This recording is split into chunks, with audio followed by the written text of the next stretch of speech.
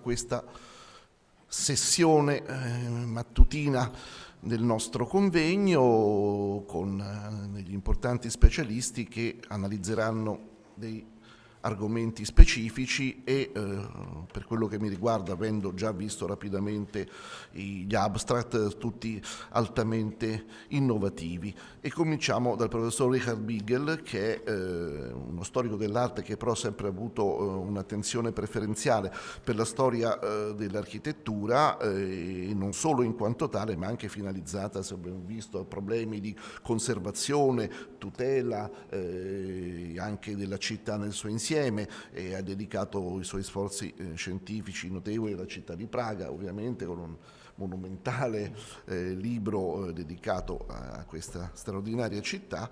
È vice direttore dell'Istituto di Storia dell'Arte presso la Facoltà di Lettere dell'Università Carolina e appunto ha studiato il barocco boemo con vari libri, di cui uno imminente, abbiamo visto in bozze, e quindi è una indiscussa autorità su questo campo e ci parlerà di un problema che ci si pone sempre quando esce fuori una personalità architettonica prepotente, quasi inclassificabile. Allora la prima domanda che ci si fa: da dove viene? Quali sono le sue radici? Quali le origini? Quali i primi, diciamo, le prime esperienze che hanno portato ad essere quello che è una domanda sempre ardua di quando abbiamo a che fare con delle prepotenti personalità, e quindi parlerà di questo problema focalizzato anche sulla figura dell'architetto Mattei, che è il primo indiscusso maestro di Santini. Quindi do a lui la parola e lo ringrazio.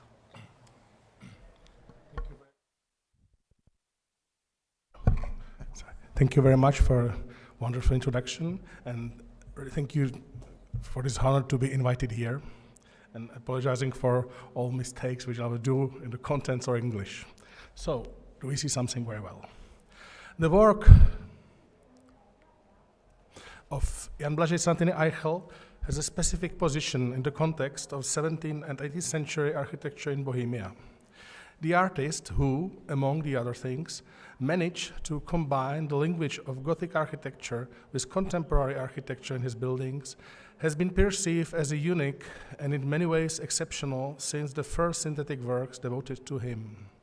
However, the emphasis of the historicizing position of his work should certainly not obscure other features of architecture, which include both the remarkable experimental nature of his work with space and structure and the extraordinary capacity for artistic synthesis that characterized his buildings from their beginnings after 1700 to the final in the early 20s. At the same time, it's difficult to distinguish early buildings from potential culminating phase or light one of this era. The sophistication and complexity of his earliest documented realization is in no way suggest a young emerging artist. Building such a monastery in Zbraslav, monastery church in Sedlec, or chapel of St. Anne in Panenské Břežany, it means work he began between age 22 and 27, are characterized not only by their high architectural level, but also by a remarkable plurality of tendencies and ideas that would be developed in his later buildings. It is as if we have stepped into the middle of the creative process of an artist who has been thinking about the themes for a long time. Santini's sovereign emergence is unprecedented in the context of architecture in the Czech lands at the turn of 17th and 18th centuries. Is it therefore appropriate to ask what roots his work grows from and where to look for his context? The place of Jan Blažej Santini's childhood and creative formation was Prague, or rather Hradčany with Prague Castle and the sub-castle on the lesser town, where the cosmopolitan Italian quarter was also located. This, by the way, distinguished him from other great figures of Prague architecture of the early 18th century, such as Christoph Dientzenhofer, born and trained in Bavaria, or Giovanni Battista Aliprandi, born on Lake Como and trained in Vienna.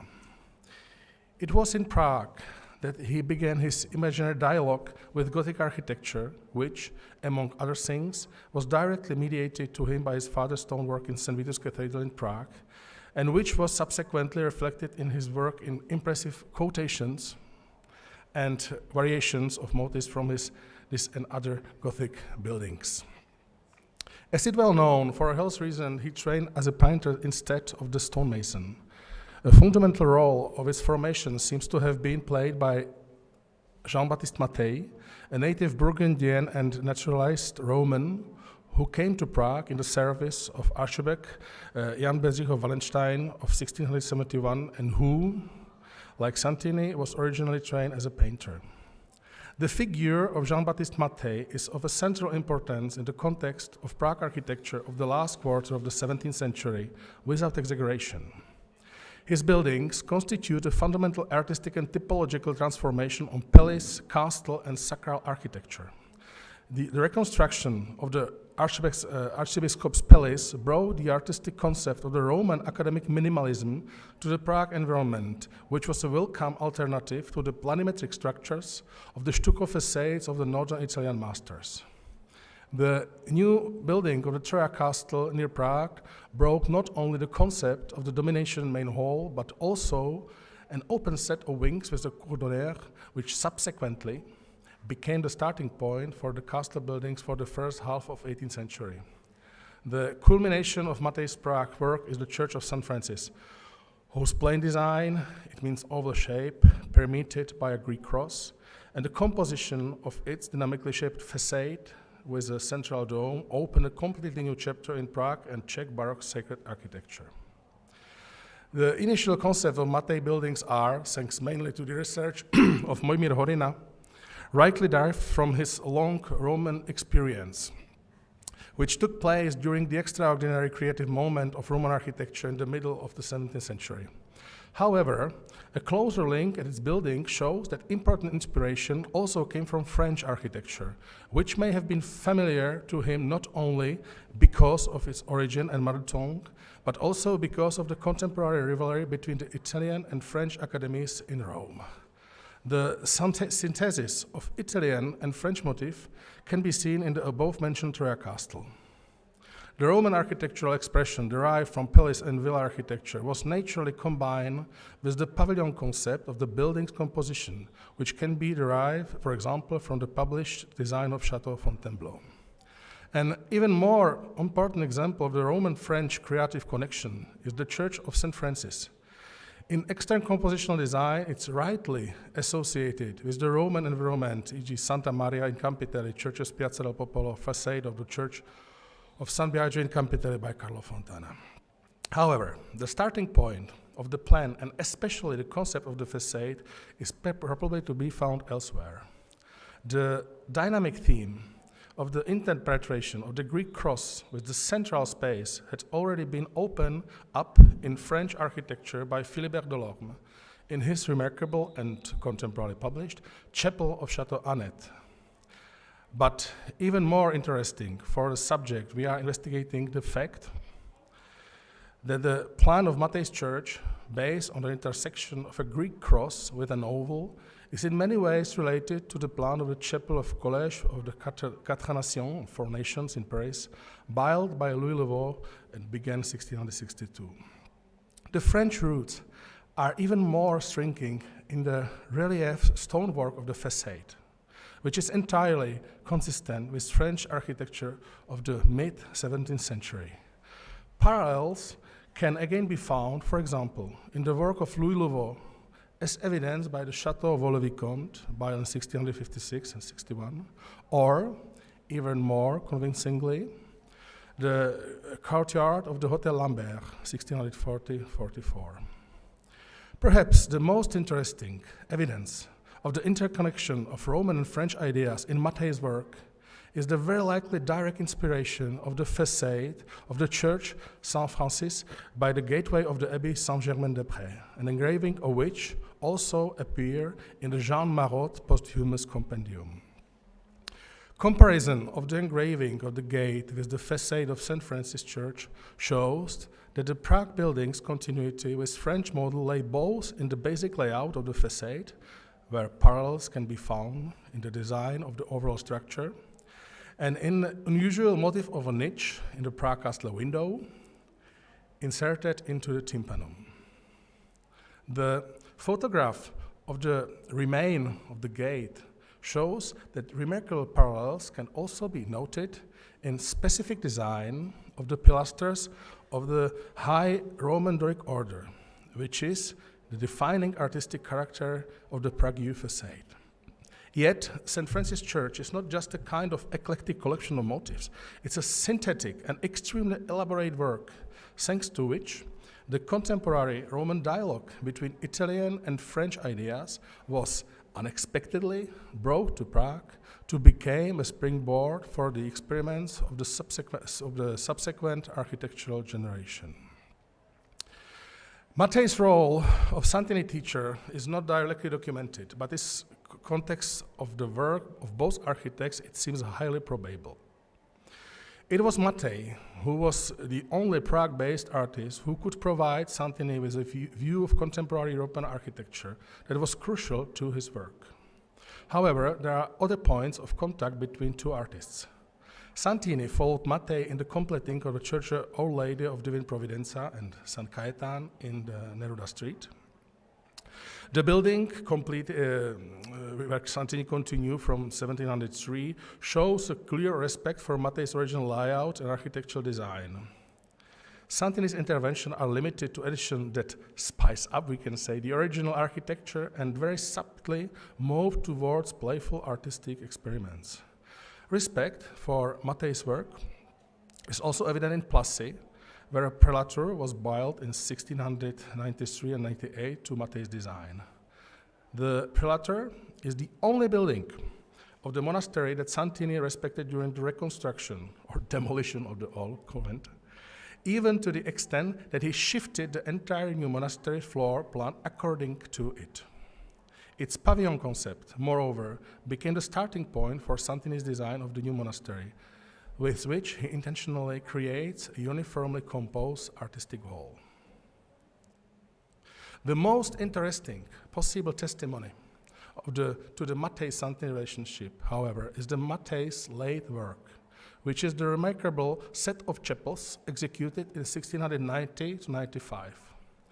Chronologically, the first is the Chapel of the Holy Trinity at Chlumec near Ústí nad Labem from 1690 to 91.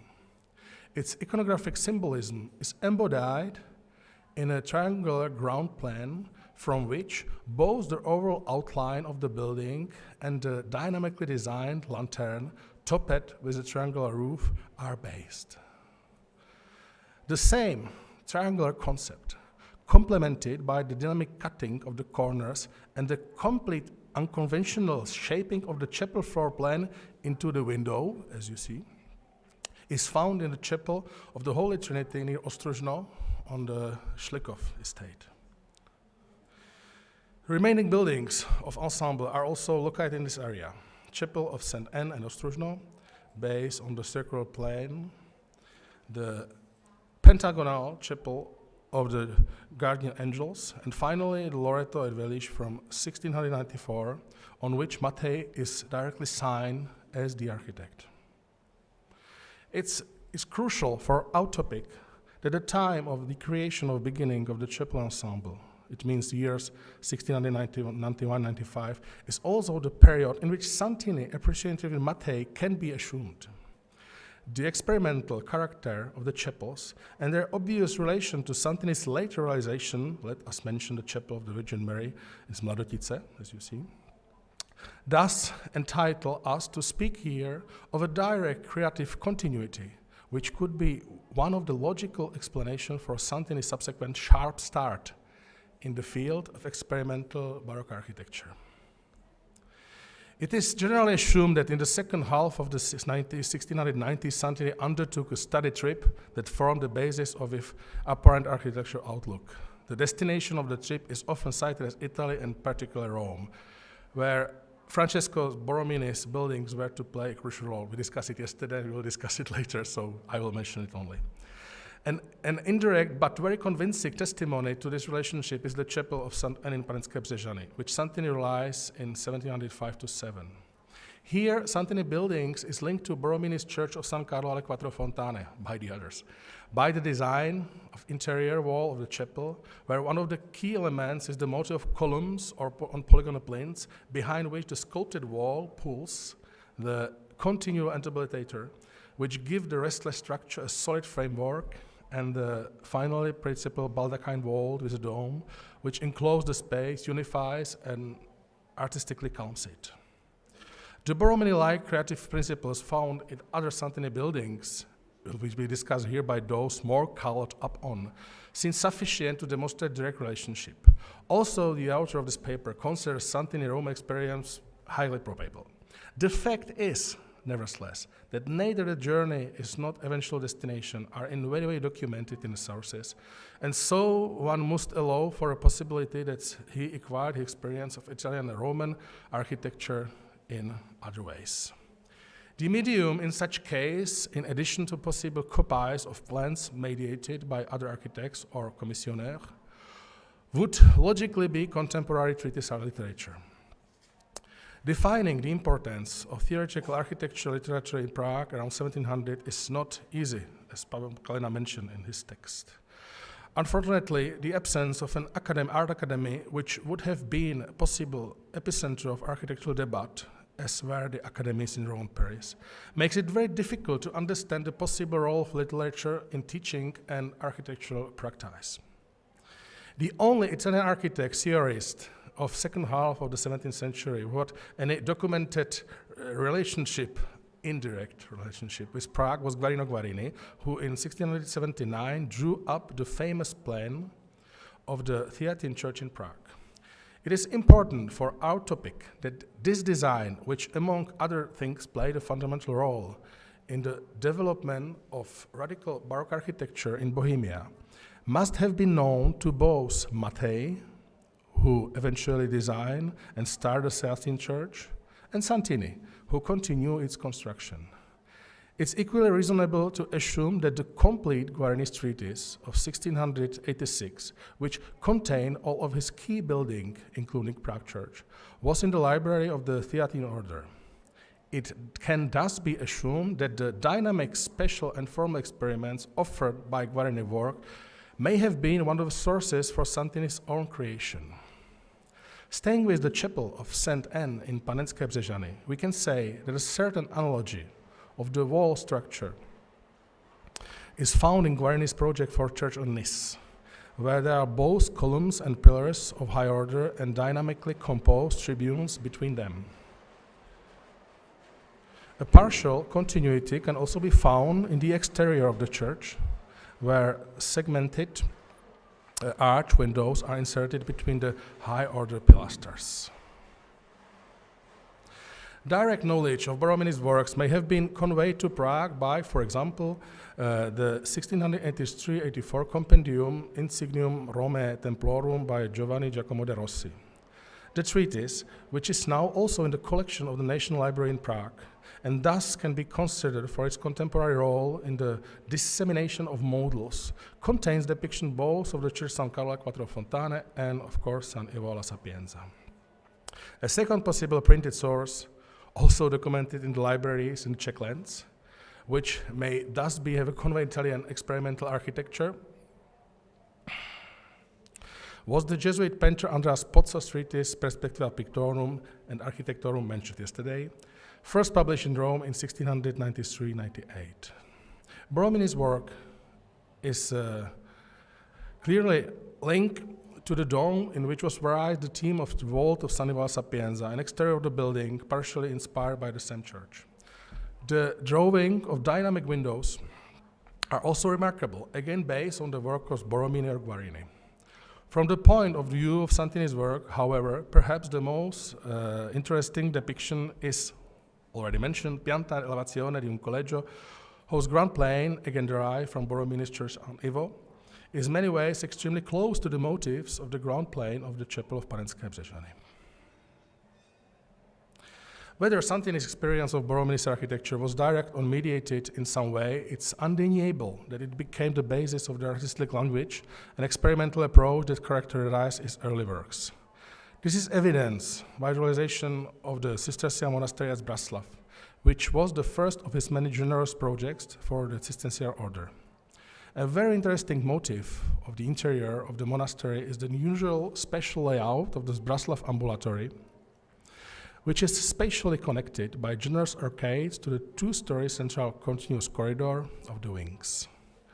The vaulting of the ambulatory should be in some way comparable to the design of the side aisles of the church San John Laterano, where we find both dome vaults and concave piercing the corners of the ambulatory base. But I think those parallels from yesterday were better than mine, so I just mentioned this possible connection.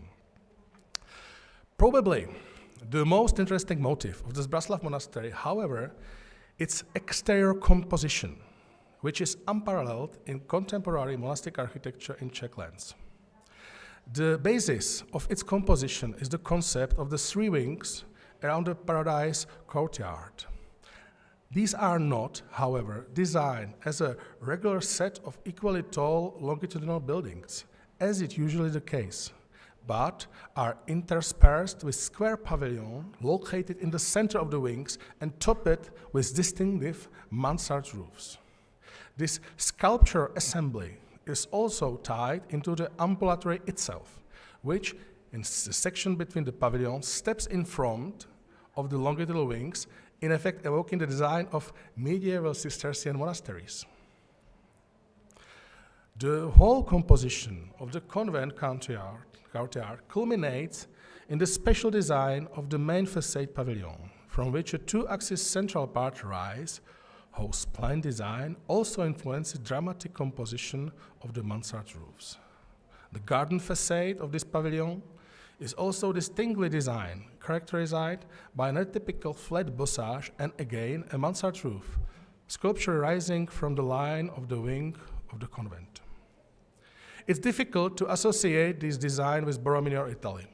However, the pavilion composition and the motif of the mansard roof, which, by the way, is used here for the first time in Czech environment, can be found in the repertoire of contemporary French architecture, which, as we have seen, also played a fundamental role in the work of Santini's presumed master, Jean-Baptiste Mattei. From the 16th century onwards, French architecture developed a remarkable artistic world that was, in a sense, parallel to Italian architecture. Also, French architects gradually adopted Renaissance morphology and many of the themes that Italian architecture offered. They treated them in a distinctive way and in many ways given by their different traditions and priorities. The tradition of the stereotomic spatial thinking led to the inclusion in the register of 16th century architecture not only remarkable vaulted structures, but also of spatial compositions based on interpenetration of volumes. The pioneer of this creative thinking was Philibert Delorme, whose buildings, both realized and designed, introduced spatial themes that would become relevant in the Italian or Central European architecture in the 17th and 18th centuries, respectively. Already mentioned was the chapel of the castle of Anne, characterized by a remarkable spatial conception in the interior and exterior. Delorme chapels at Villers-Cotterêts, dating from 1550, presents a fascinating theme of the penetration of cylindric volumes, which find a parallel in Central European radical Baroque architecture of the late 17th and early 18th centuries. Even more interesting is Delorme's chapel design housed in Kronstedt collection of Stockholm, whose plan almost seems to anticipate Borromeo's concept for the Church of San Ivo or Santini's plan for the chapel in Panenské Břežany. Indirectly, of course. The concept of a pavilion structure with high roofs topping the different parts of the building has been developed in French residential architecture since the Middle Age. Published examples of possible compositions can already be found in the books of Jacques-André de Cerceau from the second half of 16th century. In these, the plastic spatial concept of pavilion roofs is combined in various ways with an elaborate plan in a manner that many ways anticipate the Central European Baroque chateau buildings from the 17th and 18th centuries.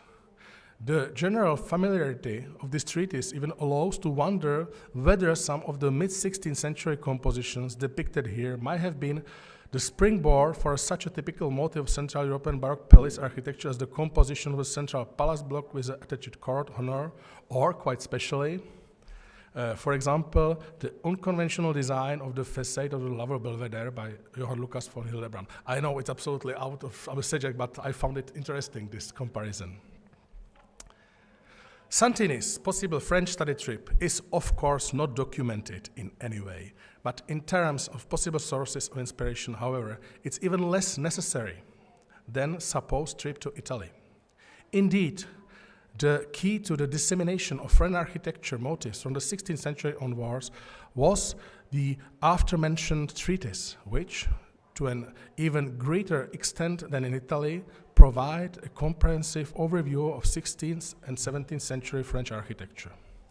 The most important and undoubtedly the most known compendium of 17th century French architecture were the works of Jean Marot, Recueil des Plans, called Petit Marot, from 1695, and L'Architecture Française, called Grand Marot, from 1686. It's essential for the topic of my presentation that this is here that quite interesting parallels can be found for the elements used in the composition of Zbraslav Monastery. The general starting point for the pavilion concept with mansard roof may have been a series of engravings of depicting castle and palace building, as we see on this comparison.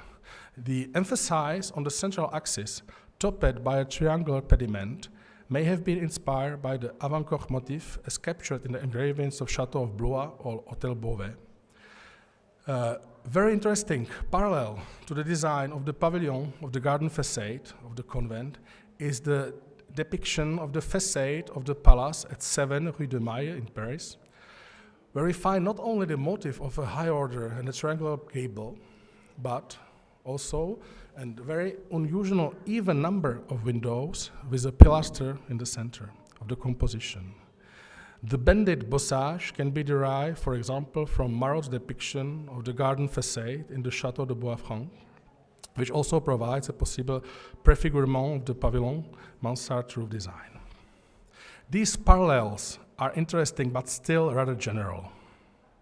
More serious, however, is the comparison of the very unusual country art actual pavilion of the monastery with the engraving of the facade of the Château at Colombier, again by Jean Marot. Inspiration from this particular depiction would explain both the quite unusual two-axis composition of the central part of the facade and the peculiar motif of the double pilasters with bosses and in particular the circle windows, which in the execution were moved from the roof area to the facade above the main hall windows.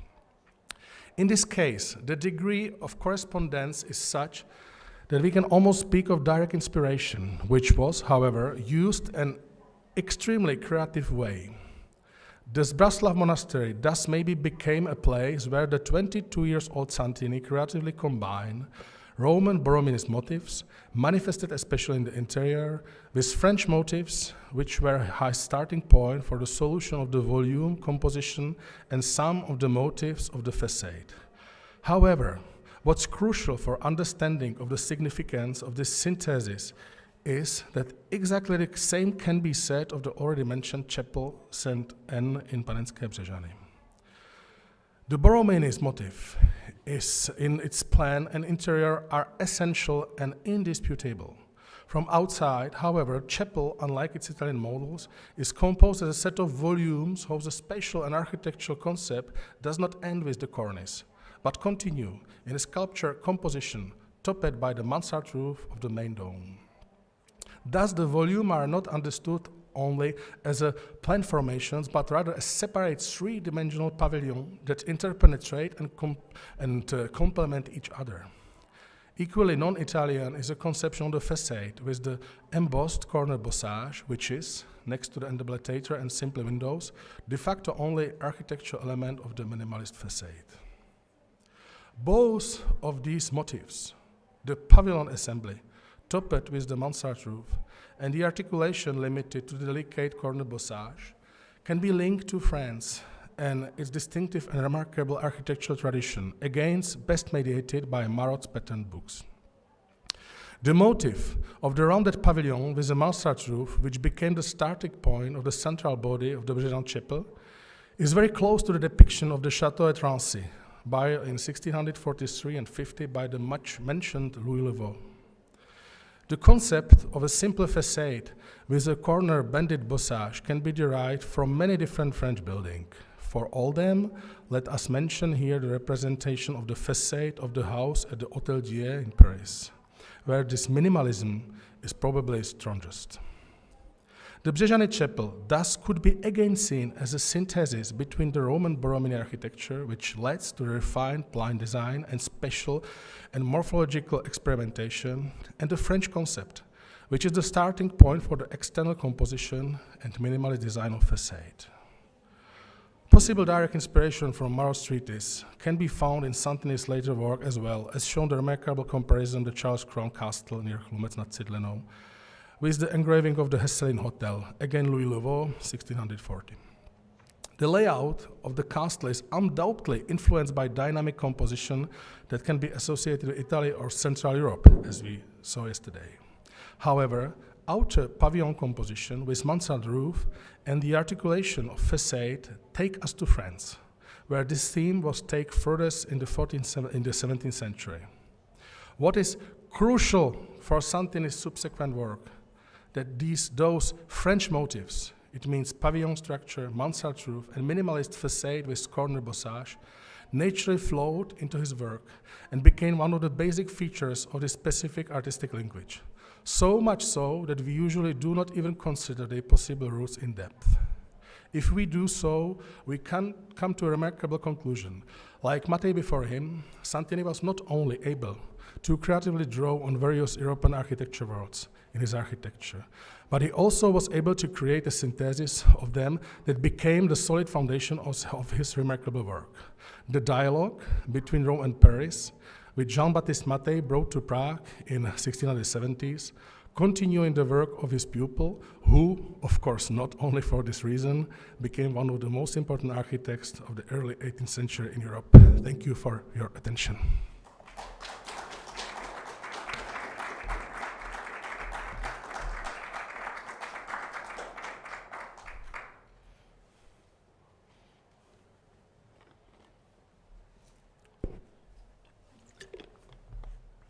Should I go? Discussion.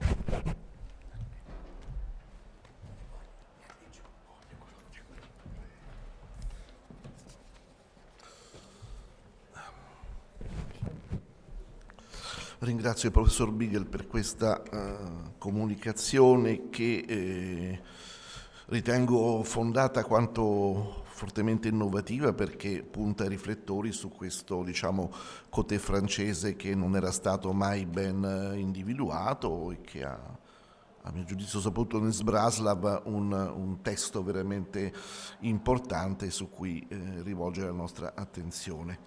E adesso passo la parola al professor Michael Young, che è storico dell'arte e dell'architettura, che ha insegnato in molte università americane come la Columbia e attualmente insegna all'Università del Connecticut.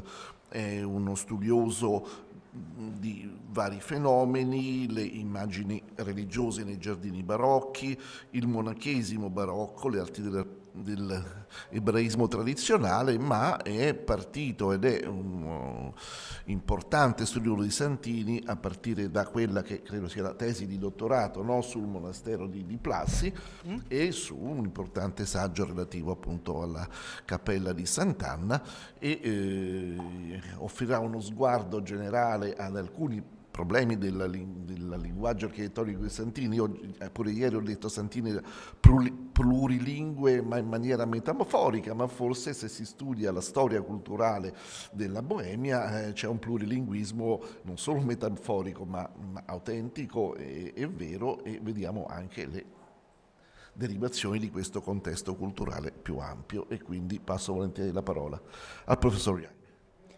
Grazie, egregio professore. I've actually changed the title of my talk because my thoughts are constantly evolving. even as we speak. So my new title is Santini, Macaronics, and the Ludic Architectural Imagination. Rosalie Coley, in her pioneering 1966 book, Paradoxia Epidemica, gave an elegant and still serviceable definition of macaronic literature. Macaronic is the name given to literary constructions, usually verse, in more than one language. Macaronic involves wit. Its violation of linguistic convention and expectation depends upon profound control of just that convention. The pleasure in macaronic, its ludic appeal, results from its sprightly combination of elements from systems conventionally regarded as totally disjunctive. In this sense, Gargantua and Pantagruel may be regarded as a macaronic, not only because of its juxtapositions of languages, but as a ludic combination of different styles, episodes, tones, and genres. I think we can accept with confidence the idea that macaronism, the combination of different architectural languages and forms, and ludic architecture, into which larger category the playfulness of macaronism falls, are a useful and accurate way of describing Santini's work. Let us examine closely, that was supposed to be up there. Let us examine closely one building in order to demonstrate this. This tiny chapel at Mladotice, on the domain of the Plassi Cistercian Monastery, is one I saw for the first time just 6 weeks ago. It was begun in 1708 and was very likely a kind of morceau de réception or Empfangsstück for Abbot Evgen Tittel, who in the following years commissioned major works from Santini and other artists. It is a scant 11.5 meters in width, and if you can overlook the unsightliness of the foreground figure in this slide, it will give you an idea of the scale. The sides of the hexagon swell concavely inward, as if generated by an act of compression from the massive projecting folded pilasters at the corners, to which the billowing out of the dome surface seems to react. The dome is a kind of souffle with a ciborium-like lantern equal in height to the dome itself, atop which it is rotated at tangent angles. Santini favored this type of dome, which resembles Roman domes hardly at all. There were more playful dimensions to the exterior. I want to go back. The outsized keystones erupt from flat lintels, atop which they should form centers for a semicircular arch. Here the rustication is stretched over the surface of the folded corner pilasters and has a thin, smooth, membrane-like quality, where we expect bugnato to be massive, plastic, and tactile. This kind of rustication is an enduring feature of Santini's work, as Professor Beagle showed us. Moving inside, the polyglot and ludic elements only increase. The convex walls swell inward and seem, with their propulsive force, to impel the ionic pilasters at the corners of the hexagon to collide.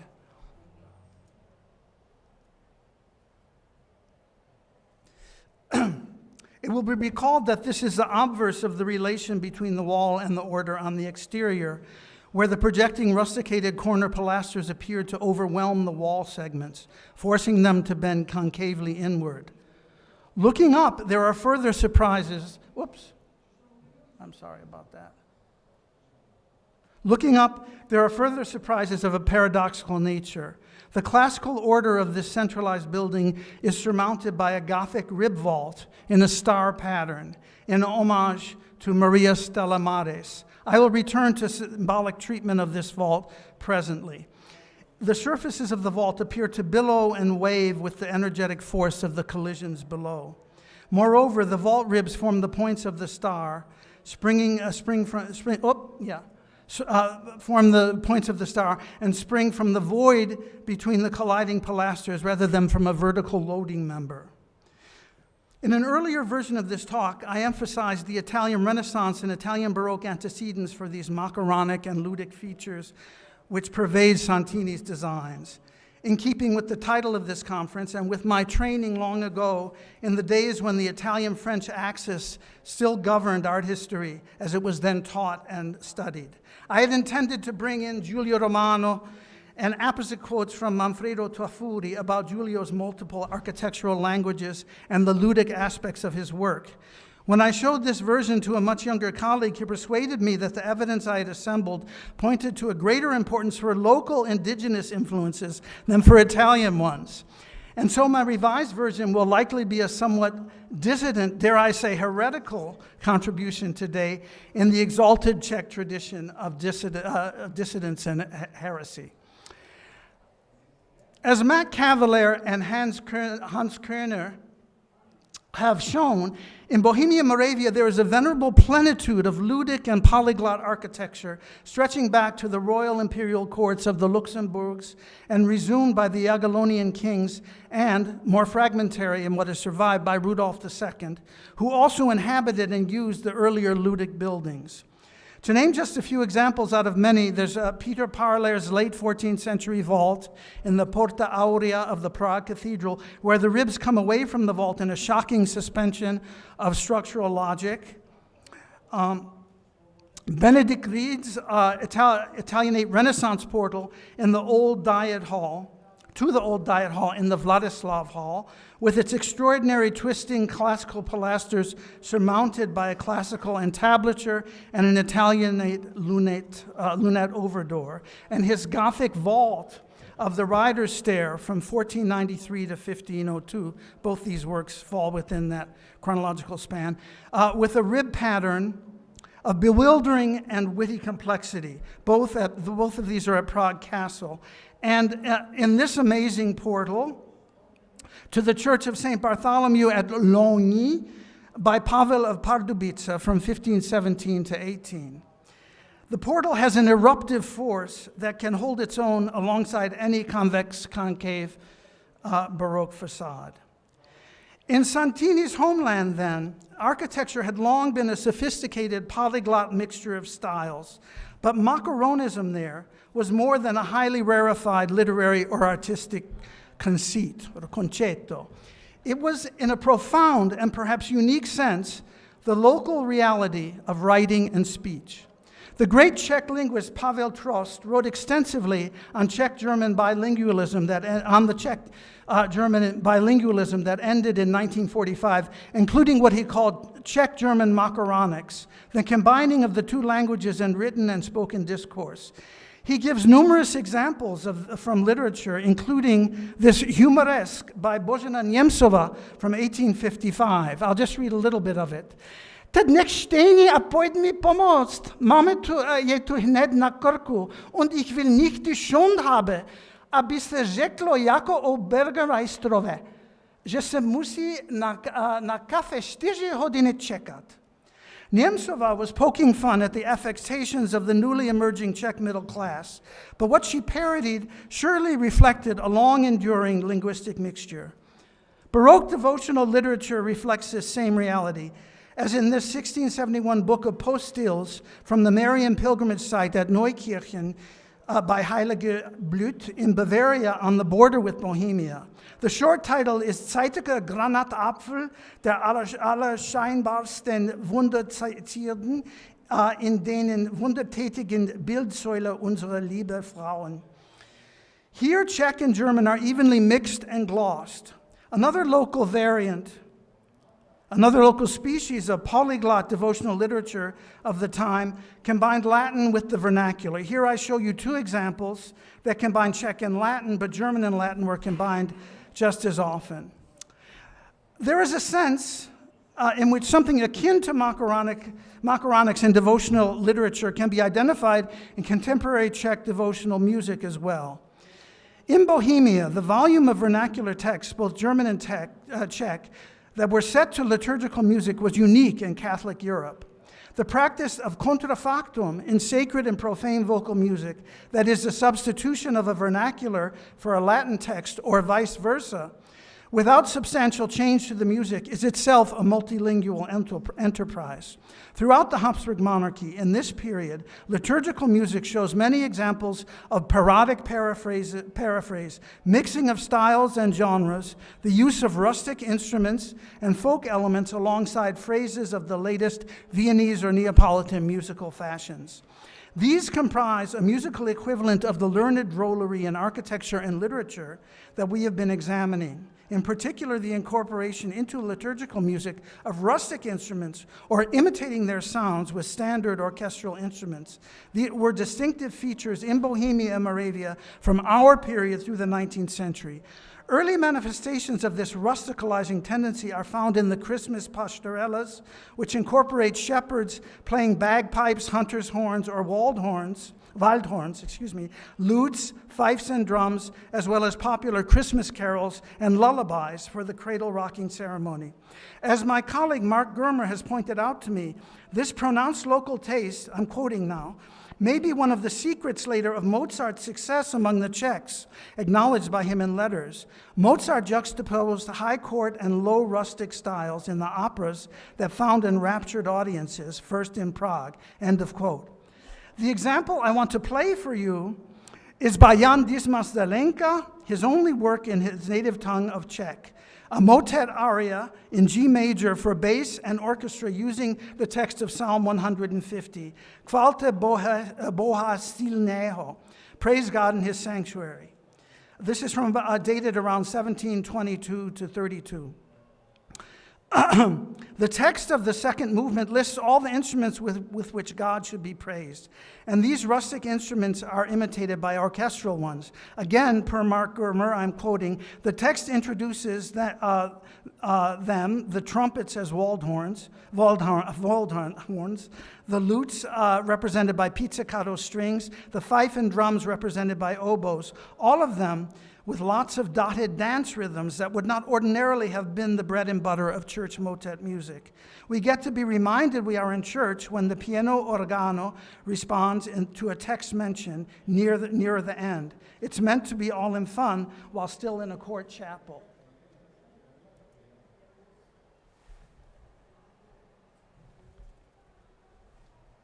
Let's see if I can get this to play.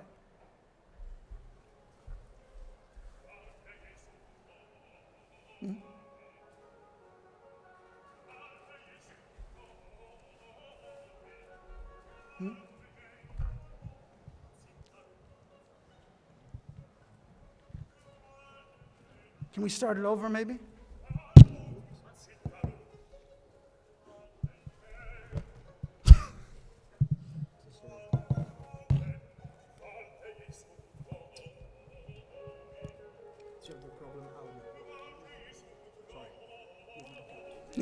It's not solvable? No. Should I play this, or can you hear it?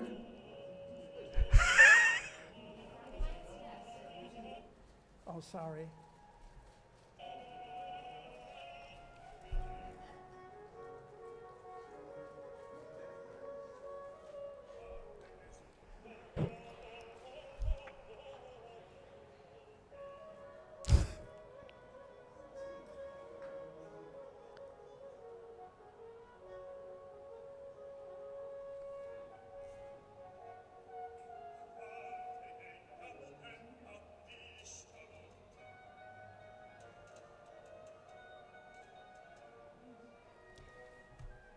I'm going to stop it because it seems impossible to hear. But you get the point, I hope.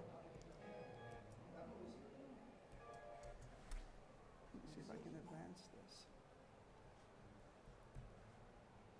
Oh, I see I guess I have to play it to the end because it won't advance until it's over.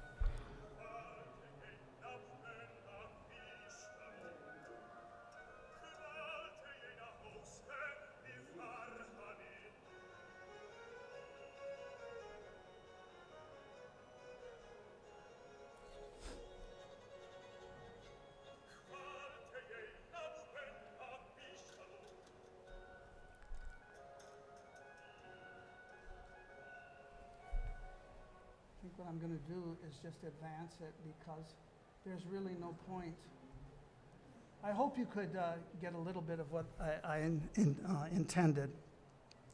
By establishing that Italian ideas of a multilingual and ludic architecture were not being imported to virgin soil, and that a sophisticated tradition thereof had long existed in the Bohemian kingdom, I have shifted the emphasis away from Italy. But it would be mistaken to maintain that Santini took no notice of Italian architecture. On the exterior of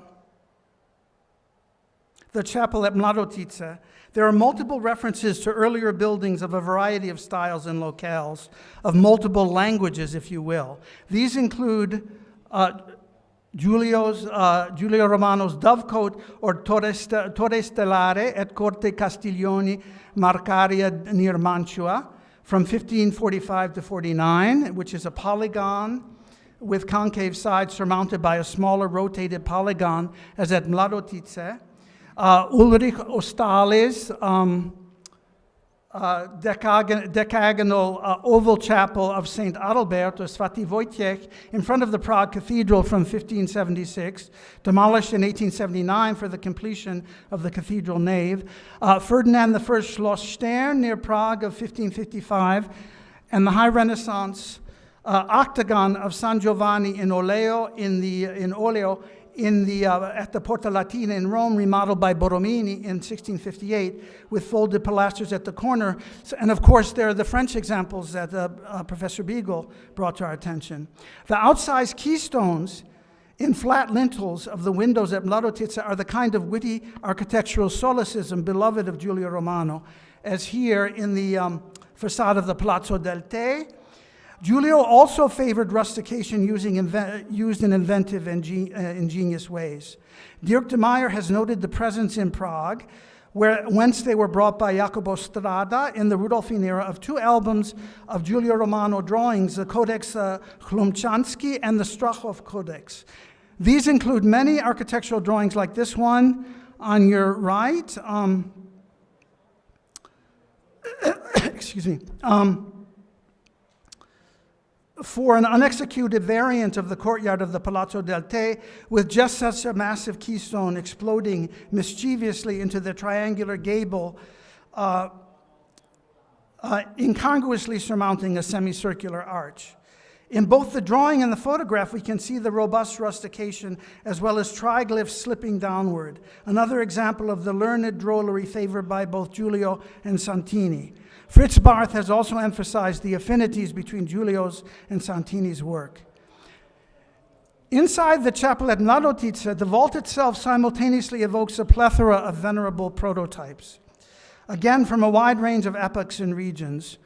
From the star vault at the Abbey Church of the Augustinian Canons at Karlshof in the Prague New Town from 1575, the vault of Peter Parler's St. Wenceslas Chapel at Prague Cathedral from 1367 is the date I have. This is a plan of the vault that reveals the star shape more than the photograph.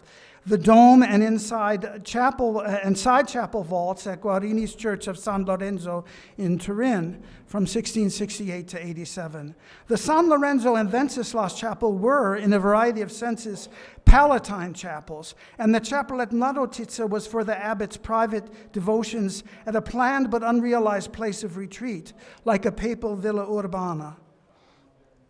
The chapel is urbane in a decidedly rural setting, a clever and playful inversion of the classical and Renaissance trope of rus in urba.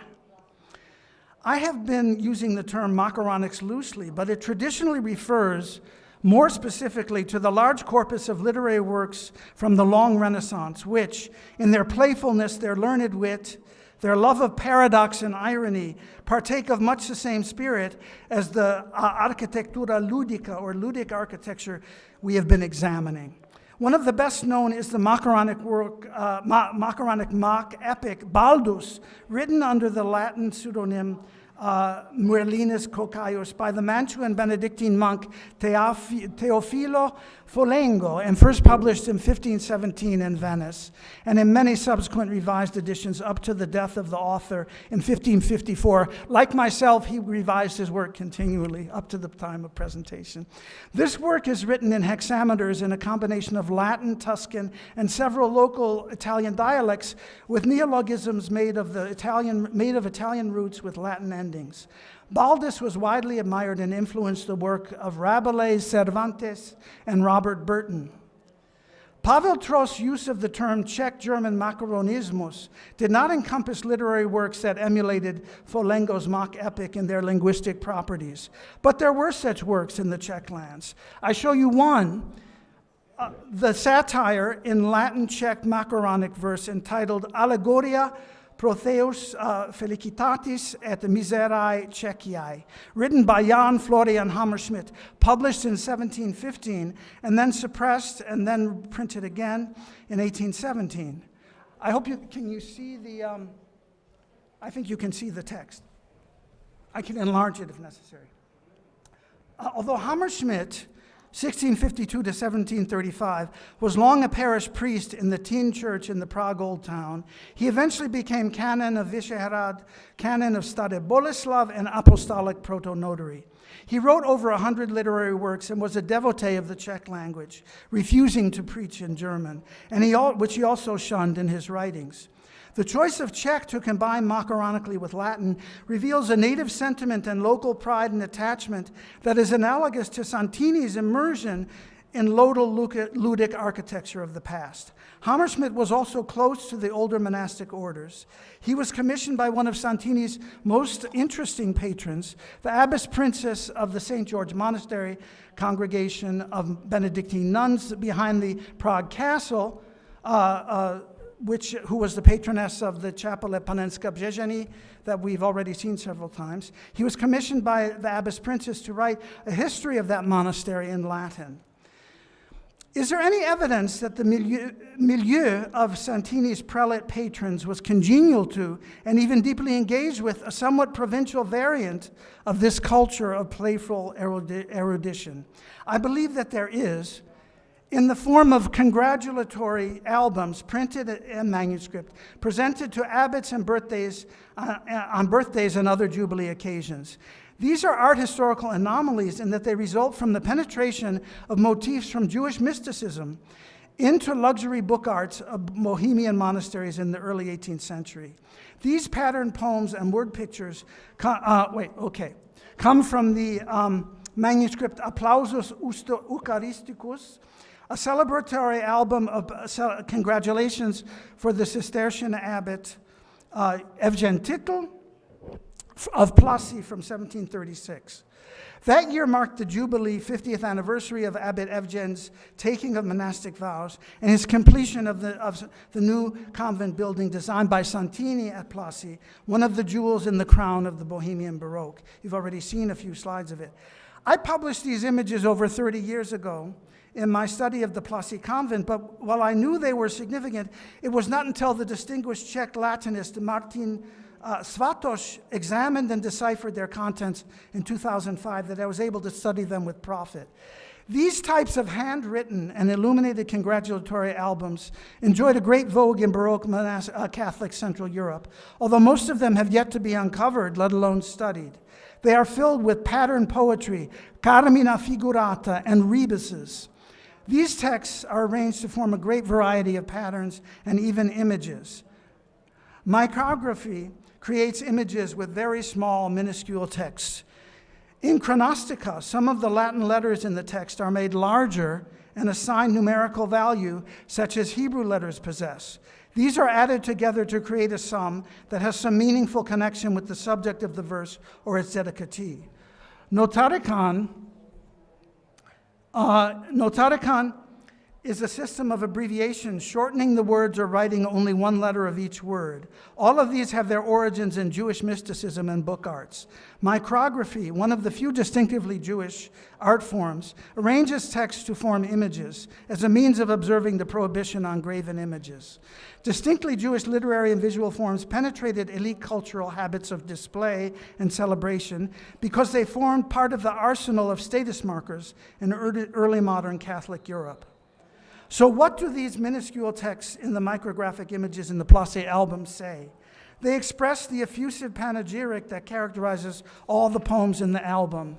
Long live happy Eugene to Nestor's great age. The muses are safe with you. Resound new joys with promised applause, allied with the jubilation of good cheer.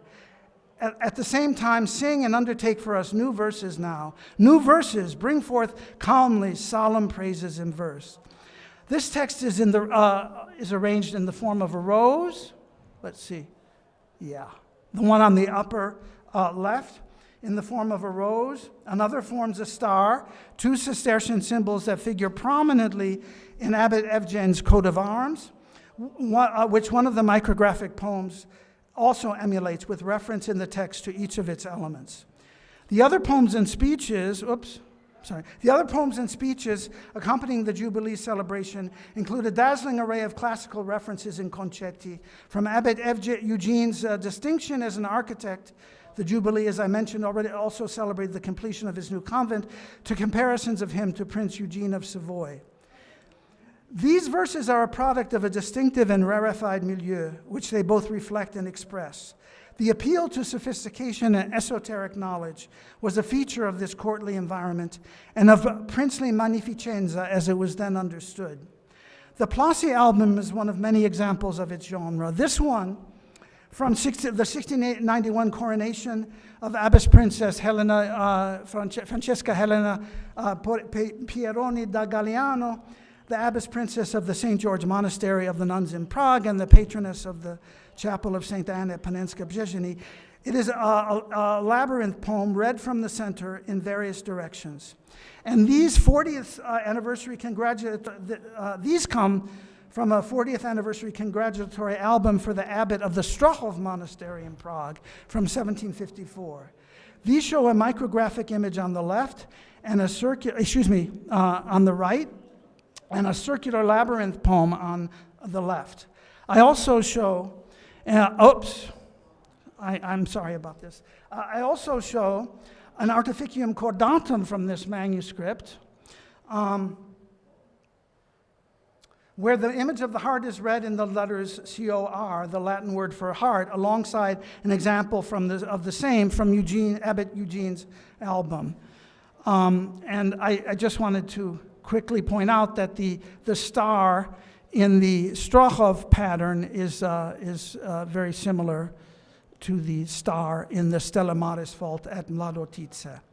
The gathering of rebuses and diverse forms of puzzles and wordplay, the combination of erudition and playful wit, reminds us of the spirit of ludic architecture.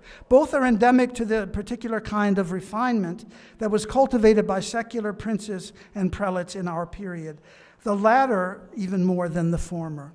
Apart from the unmistakably Jewish character of micrography, it had its links to Kabbalistic,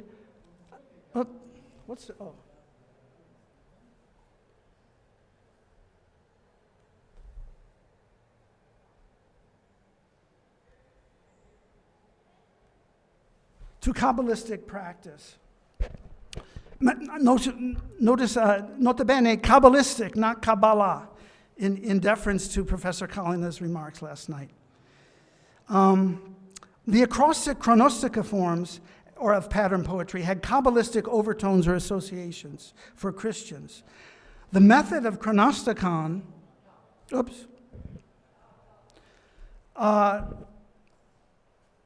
the method of chronosticon or gematria with Latin letters is spelled out in the Place album in this clavis Kabbalae on your right, or key to the Kabbalah, according to which the values assigned to the letters of the Latin alphabet yield sums from words that equal, surprise, surprise, the year 1736 or some other significant sum. Similar keys appear in numerous contemporary publications. We saw one last night from Dalmatia, I think, including this history of Cistercian monasteries in Bohemia on your left, in Bohemia, Moravia, and Silesia by Augustin Sartorius from 1700. There is a large corpus of Christian Kabbalistic literature that began with the Renaissance and massively increased in Central Europe during the 17th century. Perhaps the most important figure for our purposes is the Czech, Spanish, Prague-based polymath Jan Blažej de Lobkowicz, 1606 to 1682.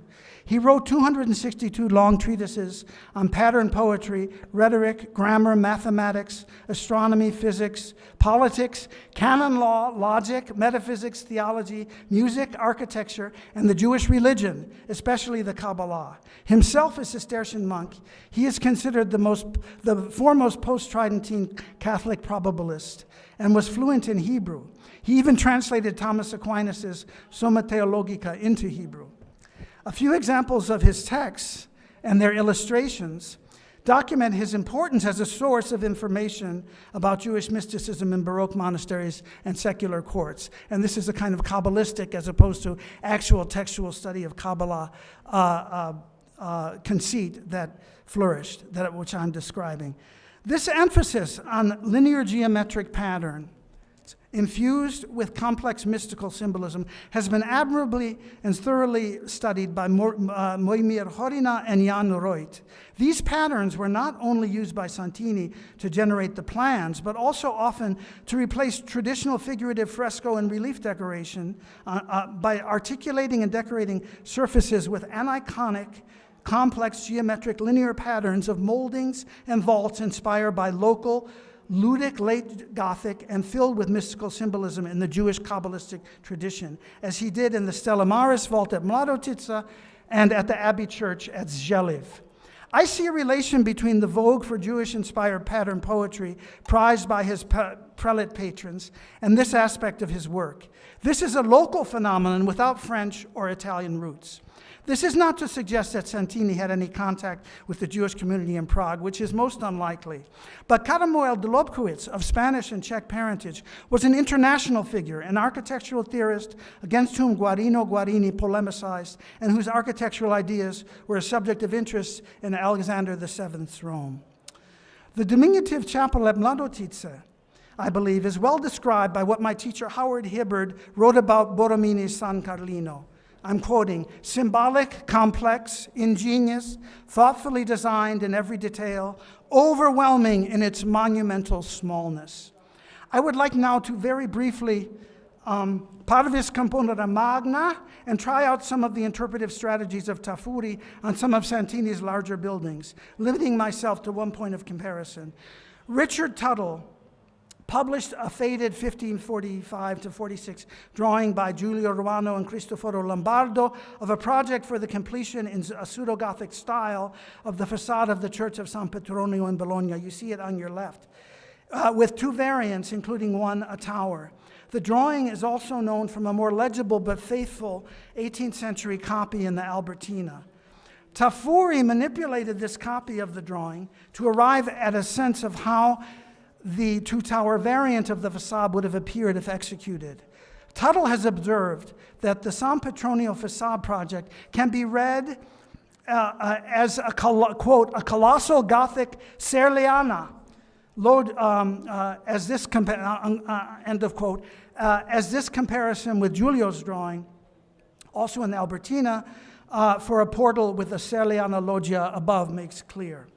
This is the kind of polyglot fusion of disparate elements that Giulio returned to again and again. And it is significant for our subject that here we see one of the titans of the Italian Renaissance paying homage to the Gothic style. It immediately brought to my mind the Baroque Gothic facades of Santini's most ambitious restorations of medieval abbey churches, especially the domination of the colossal pointed arch in the center.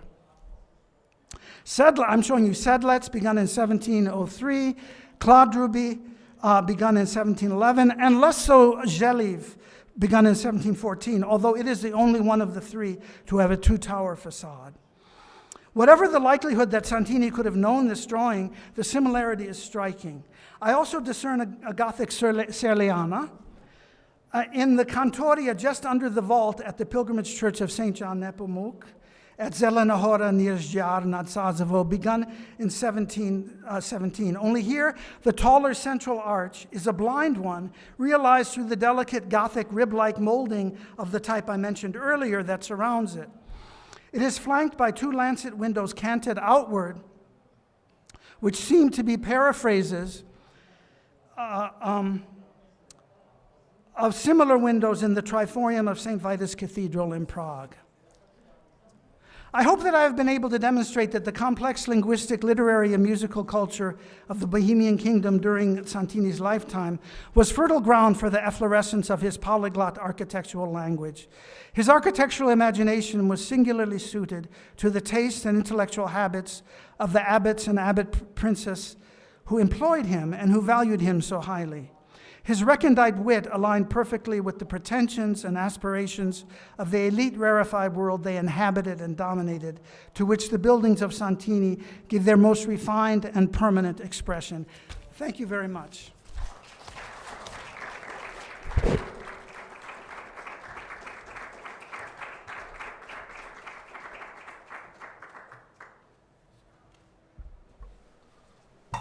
Allora, grazie molte al professor Young per un contributo che sicuramente ci farà pensare. Facciamo 5 minuti di pausa e lo ringrazio molto. Vedo che con piacere che anche lui, forse in maniera leggermente diversa da me, è bactiniano e quindi siamo un po' parenti nel nome di Bakhtin, quindi questa cosa mi fa piacere. Io come italiano uso un altro termine che non è troppo lontano da quello che tu pensi, cioè il termine latino contaminatio, che è quello proprio della letteratura latina in cui si innestano vari spunti letterari per creare qualche cosa di simile, che è una cosa che poi riguarda molto il Cinquecento, è stato studiato a lungo per il Cinquecento. Voglio anche ricordare un libro che è passato di moda, non credo che lo legga più nessuno, ma era fecondo di spunti, era l'antirinascimento di Eugenio Battisti, che in Italia è stato un po', diciamo, l'apripista di questo modo di pensare, che poi è stato applicato appunto ai maggiori contaminatori del Cinquecento italiano, che sono essenzialmente Giulio Romano e Peruzzi, e vedo che questa forma mentis si può proficuamente spostare anche nel secolo successivo. E quindi, vista anche la densità degli spunti, mi è stato suggerito di fare 5 minuti di pausa caffè e poi passiamo agli altri 2 interventi della mattina. E grazie.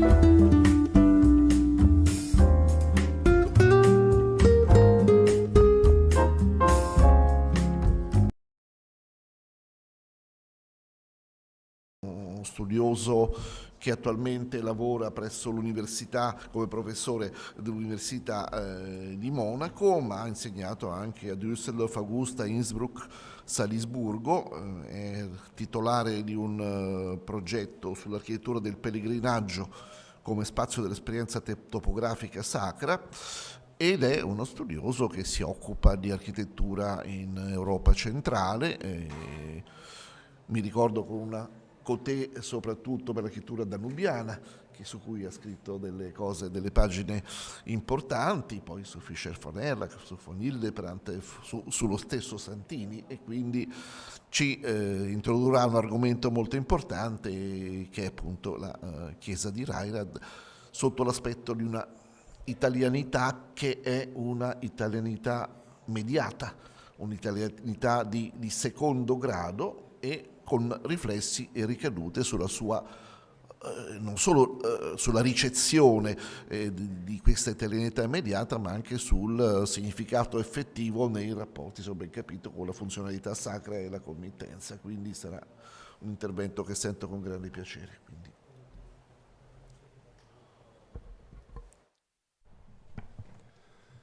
Thank you very much, dear Augusta Rocca de Amicis, for the introduction. Thank you very much to the organizing committee for the friendly invitation. It's a pleasure to continue the cooperation with the Università della Sapienza. It is a pleasure to see again some dear colleagues from Prague and Brno, and it is a pleasure to be here in these beautiful rooms of the Accademia di San Luca. Ladies and gentlemen, as you can see, I've modified the title of my presentation a little to bring it nearer to the overarching topic of our meeting.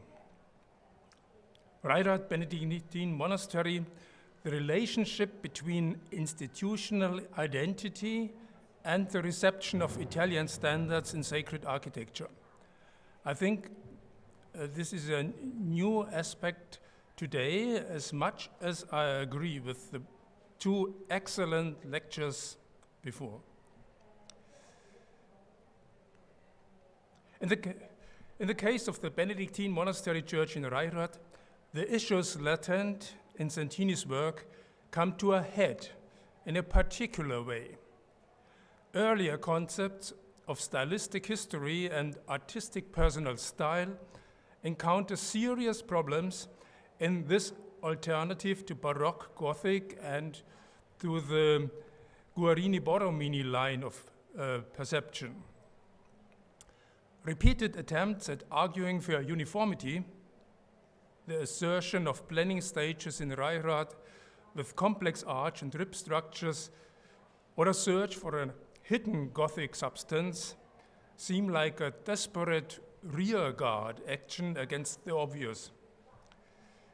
It would probably be preferable to begin with the finding hybrid architecture, as Pavel Kalina puts it, to find an explanation. Nonetheless, the Santini and Italy question is not a bad approach, as long as the assimilation, or let's better say the appropriation of overarching concepts and the motivation for this are addressed rather than the borrowing of individual elements. But first, the question of who commissioned the monastery church is essential. The person who exerted the most influence on the planning was not, as some scholars think, Ottmar Zinke, abbot of Převnov, near Prague, the parent monastery, but Anton Pirmus, provost in Reichardt. Even the Převnov historical sources leave no room for doubt about that. For example, Ziegelbauer, the historian of Převnov, separates the church in Reichardt from the undertakings of Ottmar Zinke. Here, like in Převnov, Lenitsky Pole, Bromov, etc. And here, Anton Pirmus, we read, ab ipso etiam eximie magnitudinis ecclesia condita fuit. So, everything is clear. There is no evidence in the sources that Abbot Zinke might have intervened. He was merely kept informed by Pirmus of how construction was progressing. All relevant material, drawn plans, correspondence, etc. are in the Reichardt monastery archives, not in those of Převnov. Abbot Zinke only saw the design for the first time in September 1729, that is 7 years after construction began, when he visited the building in his official capacity as canonical Visitator Generalis of the Benedictine Congregation of Bohemia and Moravia. In the visitation documents, he praised the beauty of the church as an honor to the entire congregation. By contrast, we have documents written by Provost Pirmus in his own hand that prove how intensively he was involved in the planning. For example, here you can see the distribution of the altars in the church, and you can see that clearly he had in mind the octagonal shape of the central section of the church. So he arranged the altars accordingly to this form. The archival material is fragmentary, but nonetheless conveys important insights into the planning history. One aspect of the sequence of events is particularly interesting.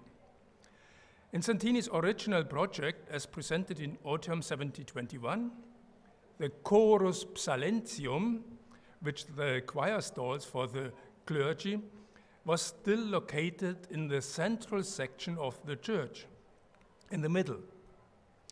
Also, the music galleries, Figuralchor, were to be housed in the octagon. Only practical problems caused the provost to shift the functions. You have an English translation here and in German. Weilen aber wegen des Riss einige Difficultät habe, und zwar weilen der Choralchor in den Mittenteil gesetzt ist, so wird die Kirche vor das Volk nicht größer, als sie jetzt ist. Ein anderes müssten die Kommunikantes allzeit durch das Choralchor gehen, absonderlich so nötig wäre sub canto kommunizieren, welches die größte turbieren täte. Meines Erachtens aber ist dieser Difficultät leichtlich abgeholfen, wann man den oberen Teil, das ist das Presbyterium, verlängert und das Choralchor mit gedoppelten Stilli hierhin bringet.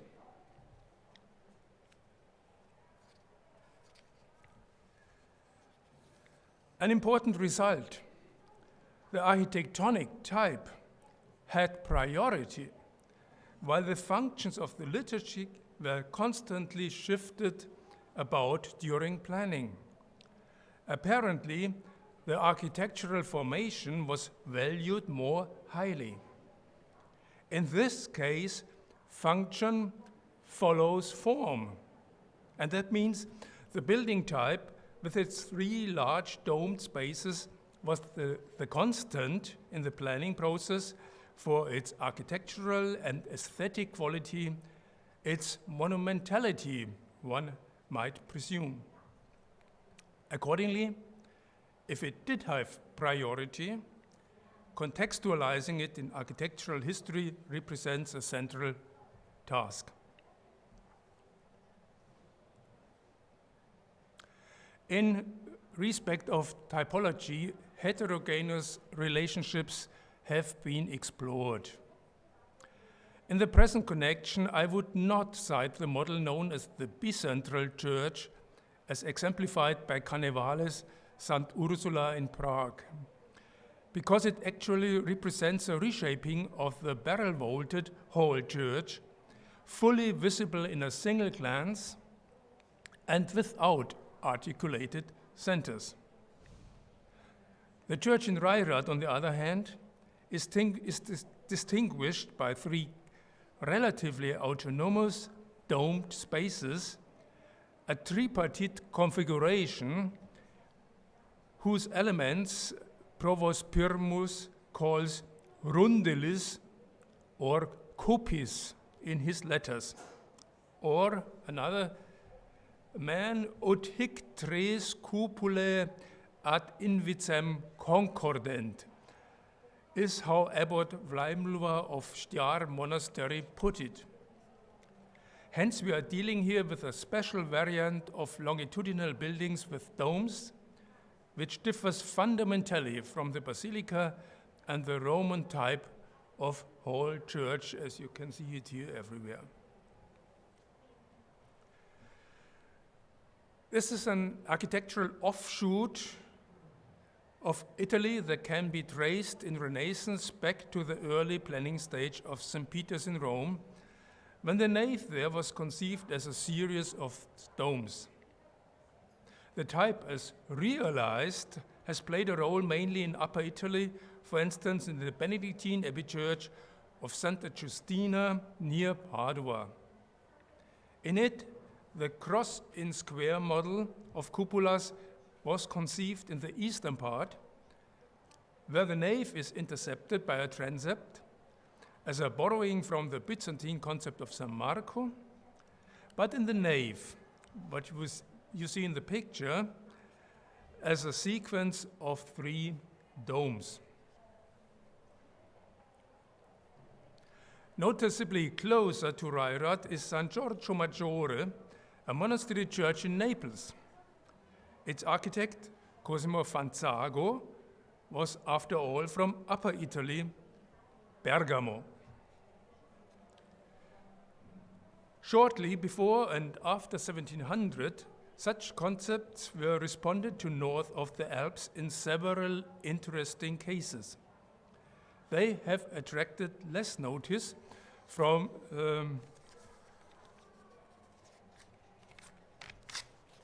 researchers, although these are major works works. A prime example is the Benedictine Abbey Church of St. Mang in Füssen, whose architect noticeably borrowed from Palladio. Santini's project for the Cistercian Abbey Church at Plassey is also Venetian in inspiration concerning the type. Here, however, the church is modeled on the cross-dome church that succeeded Santa Justina. It is far more complicated in design than Reirad.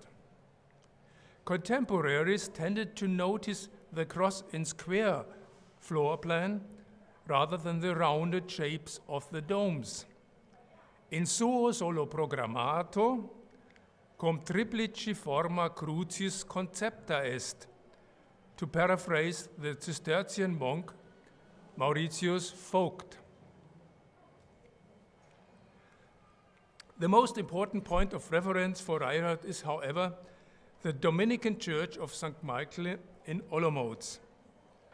The structure is stringently developed along the longitudinal axis because the domed spaces are accompanied only by narrow annex rooms. There are differences between the churches in Reirad and Olomouc, but more on this later. At the same time, the stereoscopic image is similar in the dense sequence of monumental domed spaces, in the lofty proportions of those spaces, and in the solemnity and grandeur of the solid piers.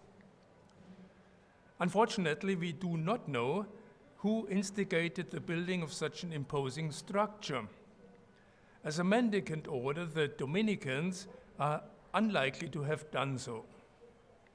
However, a more likely candidate might be Karl von Liechtenstein-Kastelkorn, the Bishop of Olomouc, but this attribution remains conjectural, I was reminded by colleagues from Prague.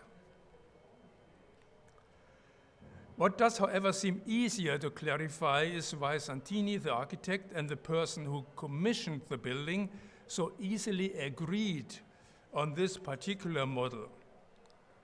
For the architect, it represented an impressive alternative to the meanwhile commonplace structures of the lines of earlier conventional hall churches designed by Carlo Lurago, for example. Further, Santini had already had some personal experience with the sequence of domes in Plassey. To a Moravian prelate around the year 1700, St. Michael's Church would have seemed a convincing and obvious model for two reasons. At that time, it was the most modern and ambitious monastery church in the Margravate, hence set a standard for commissioning a new church. And it was indeed a notable achievement of Moravia. The design did not represent architectural trends in Prague, but was the work of Giovanni Pietro Tencala, engineer to the imperial court. Borrowing from an ambitious regional tradition and links to modern architecture close to the imperial court were crucial criteria from the prelate's perspective. A relationship to Vienna, generally speaking, should be further borne in mind. But what about the design of the spatial type, the articulation of the architectural elements? The tall, erect proportions of the spaces and the formation of the space by massive, solid piers are all comparable features. But 15 years after St. Michael's had been completed, Santini also conceived differences. The angular, bulky quality of the idiom gave way to concave, rounded, solid piers, and with the broad beginnings of the dome shell, the spatial form moved closer to a rotunda as a coherent, particularly monumental form. How can this novel approach be classified?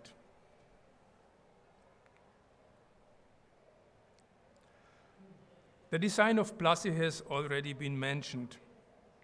Santini had also realized in a derivative structure the pilgrimage church of Plassey in Mariánske Týnice.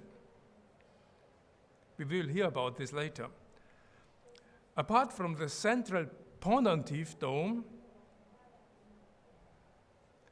in the center also sail vaults as cupola services directly above an arch framework were used, an innovative model with which other architects, including Carlo Lurago and the Dienstenhofers, had already worked. We also see that the corners have been rounded off. Nevertheless, the feel is fundamentally different.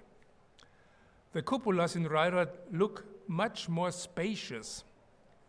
Common terms like flat dome, Flachkuppel, or Platzkammer Klenbar are not applicable in this case. It's something totally different. In Mariánske Týnice, we also see a relatively delicate structural framework consisting of buttresses and arches against an outer wall that is neutral in appearance. In Reirad, on the other hand, not only have both the volume and solidity of the supporting piers quantitatively increased. The gravely articulation of the masonry forms a compact solid that is linked with the voluminous curved surface of the dome.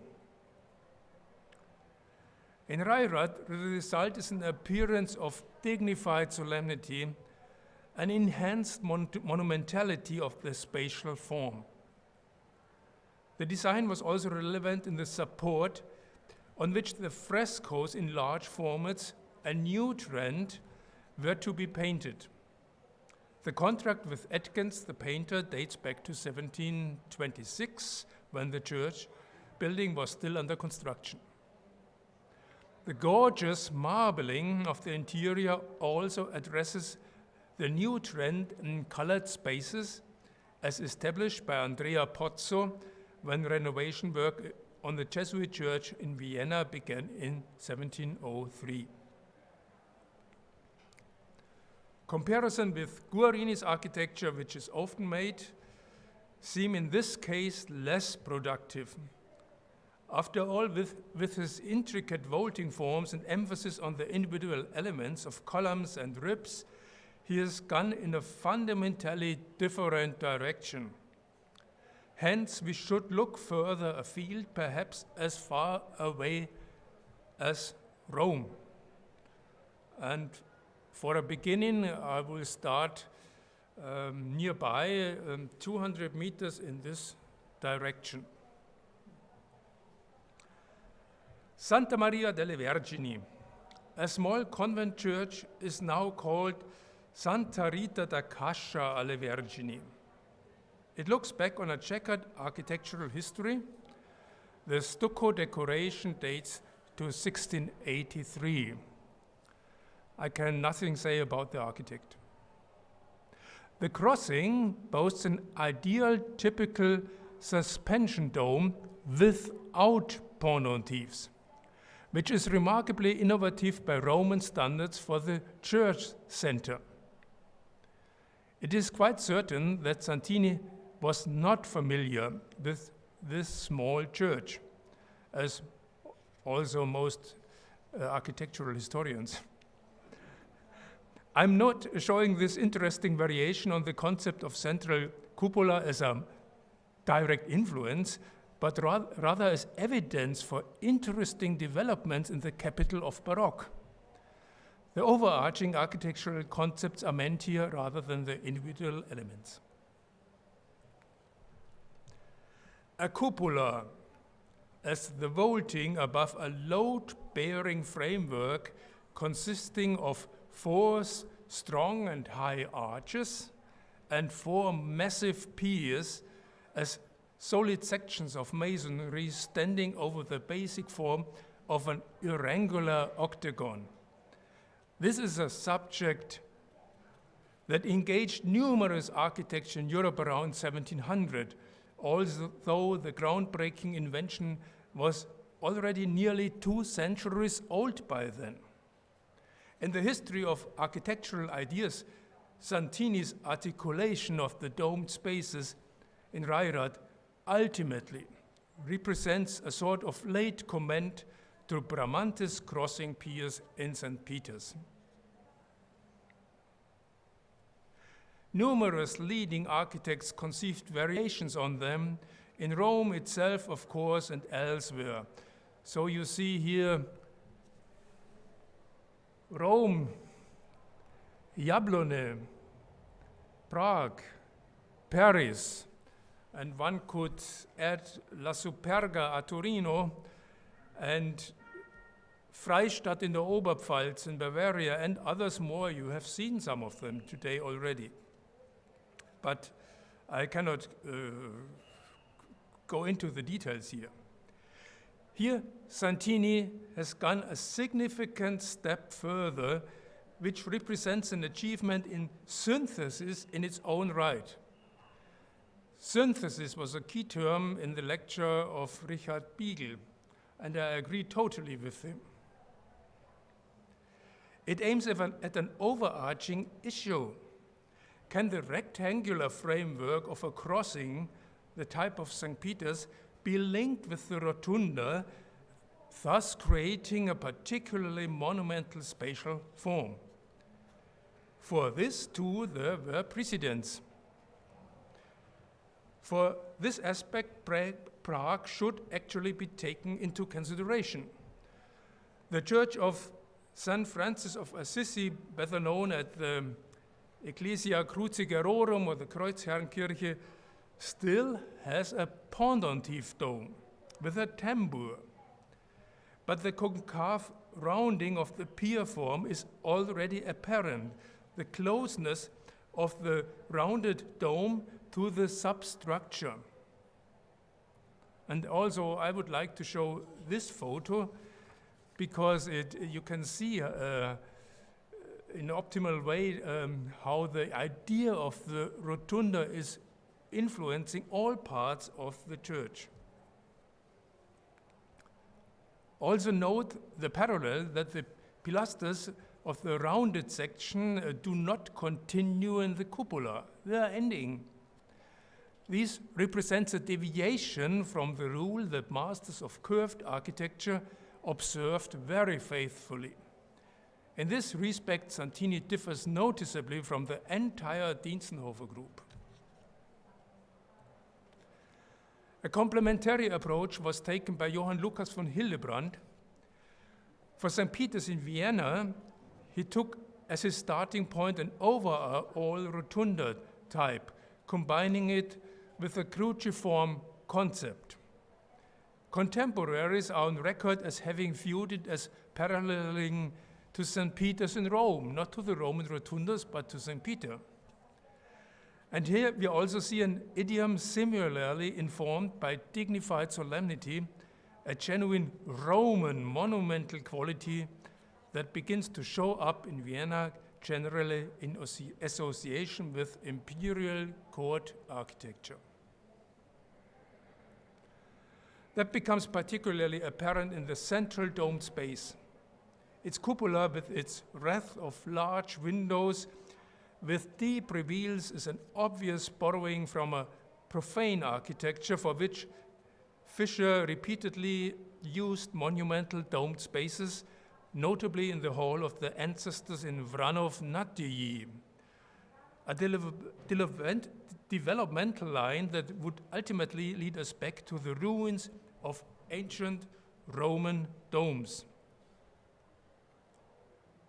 But that would go far too far today and will be more interesting in the case of Fischer von Erlach and his years in Naples and so on and so on. The comparison with Fischer could be extended to include details of forms, for instance, his fantastic curvilinear window forms with their forcefully jutting profiles. And the dome of the Piarist Church, Maria Treu in Vienna, could also be added to this scenario as an interesting parallel in the use of a dome without pendentifs as a coherent, large form. The comparison is hampered, however, by questions relating to its planning history that are still open.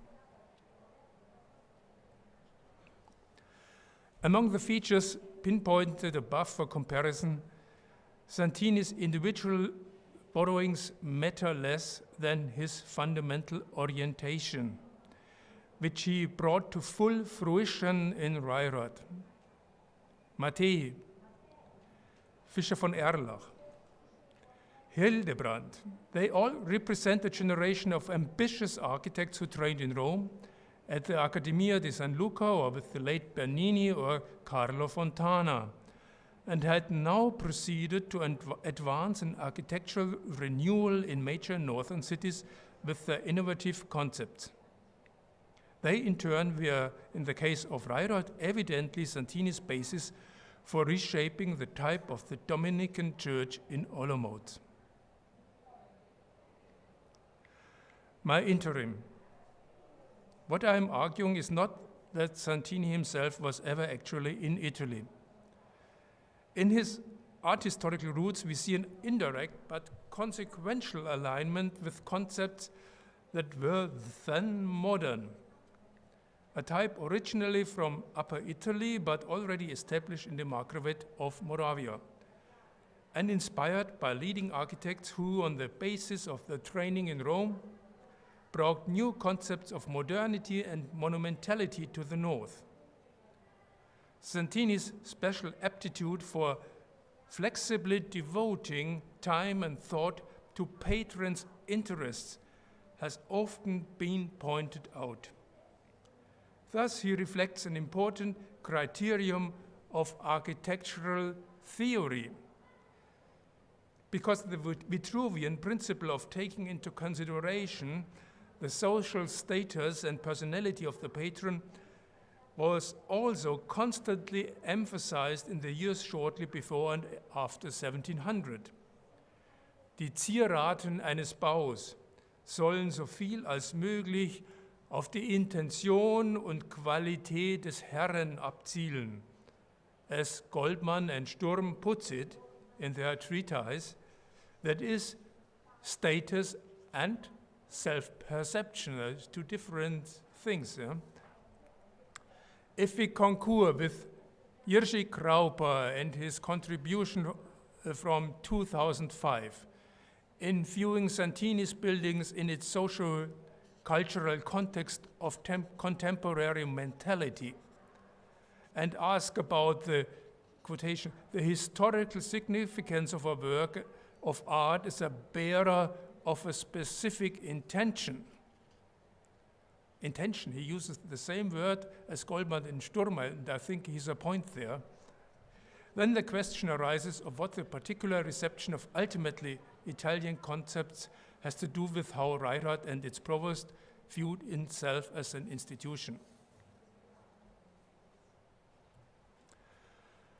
The history of Reirath and its position with regard to canonical law are very special and set it apart from monasteries such as Kladruby and Sedlitz through a glaring contradiction.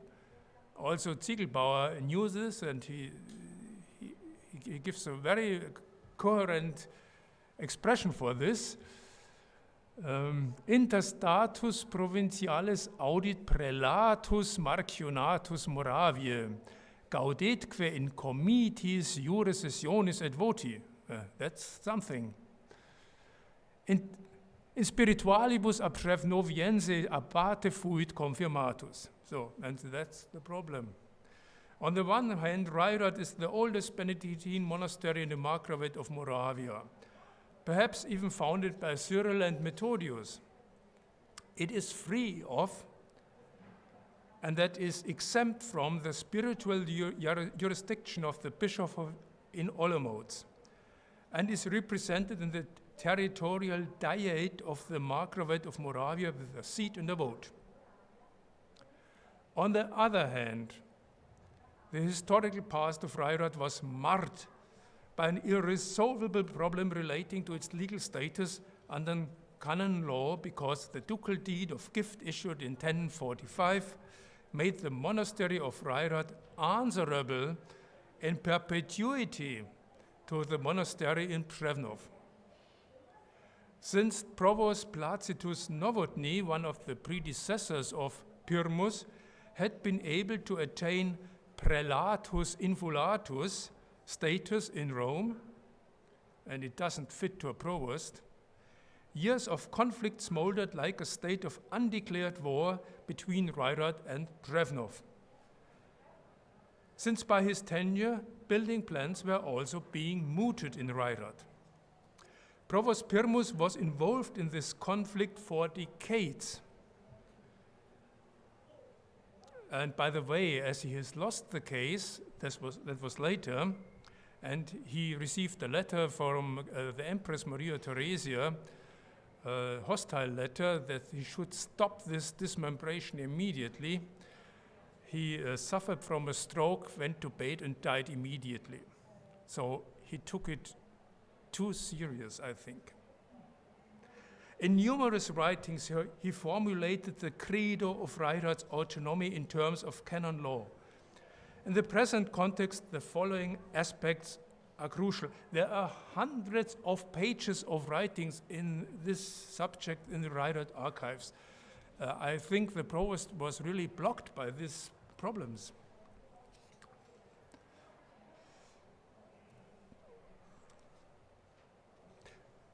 The crucial points. First, the monastery has in the meantime acquired an entirely different status. So, one quotation. Was gestalten das Klosterstift Reigern?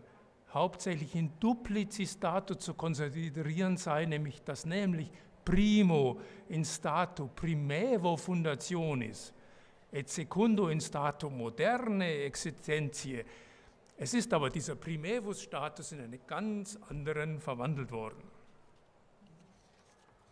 Second, the conflict can only be resolved by the patron, that is the imperial court in Vienna as the Markgraf of Moravia, which a priori means alignment with Vienna.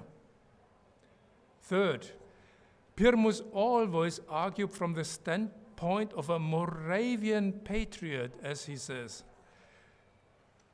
dissociating himself from Bohemia in the sense that he viewed Moravia as an independent political entity. And last but not least, finally, a separation from the Bohemian, Moravian, Benedictine congregation and admission to the Austrian association was envisaged. So it was also a problem then, and he answers, sofern sich mein Vorfahrer oder das Reigener Konvent von dero Königreich Böhmen zu separieren jemals gesinnet gewesen, sie die neue Vereinbarung mit einer benachbarten, der römischen kaiserlichen Majestät erblichen Provinz als etwa mit der österreichischen vorzunehmen gemeint hätten. It is really astonishing, as I think, how well this historical context tallies with the findings relating to the architectural reception. Rairad is not a project anchored in Baroque Gothic, not at all, but rather a consistent decision for modernity. A modernity too distinctly different from the architecture under Abbot Zinke. Monumentality as proof of asserted autonomy.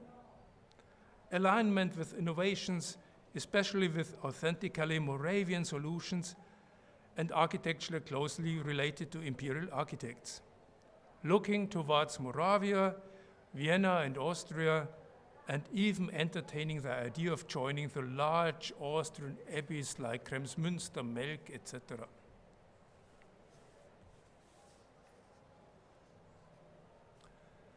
Although the Benedictine monastery church in Kladrau and Rairad are distinguished by oppositional stylistic idioms, they do therefore stand for a similar communicative concept. The relationship of the community to its historic past is expressed in their architectural forms and in the points of reference in their perception.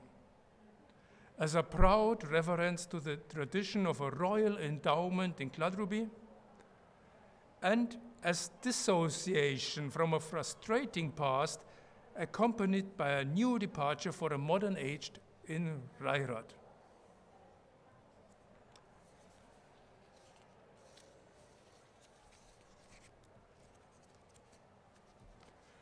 And that explains why some symbolic or quasi-heraldic signs that formulate the key positions of their respective identities feature in both objects. The royal crown at Kladruby and the mitre of the invulatus at Reirad. As far as the relationship to Italy is concerned, this means that not just modern times and attractive forms were taken over. In the course of its reception, history north of the Alps, the new repertory was taken up and, so to speak, consolidated by political actors and institutions. And the process of assimilation or appropriation, or the adopted forms became charged with additional significance, with new aspects of representative content. Distinctly Italian on the one hand, but also linked to the self-esteem of important regional actors on the other. Fischer von Erlach refers to this scenario as historische Architektur. Another on the level of the imperial thinking. Another contemporary theorist speaking of lebendige und sichtbare Historie, living and visible history in architecture, and his example for this, he's a nobleman and he's writing on architecture in general, but his example for this is not a castle, but St. Peter's in Rome, a church.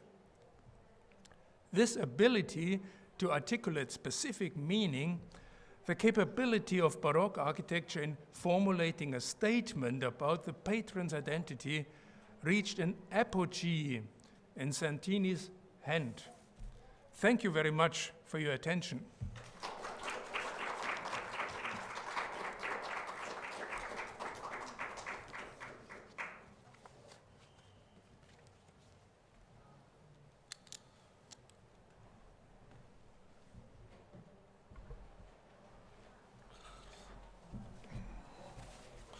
Allora, ringrazio moltissimo il professor Fust per aver apportato essenziali chiarimenti nella inesauribile ricchezza dell'ultimo grande capolavoro di Santini, l'architettura sacra, ricapitolando tante cose, mettendo anche, ancorando questo monumento a un contesto storico in maniera estremamente convincente, forse con qualche cosa di nuovo, perché mi ha molto interessato il parallelo con la Chiesa delle Vergini, perché in Reirad si assiste al superamento della dicotomia tra pennacchi e cupola come entità distinte in una fusione che genera molti interrogativi ed è però qualcosa di estremamente innovativo a livello europeo, e quindi lo ringrazio veramente di questo importantissimo contributo.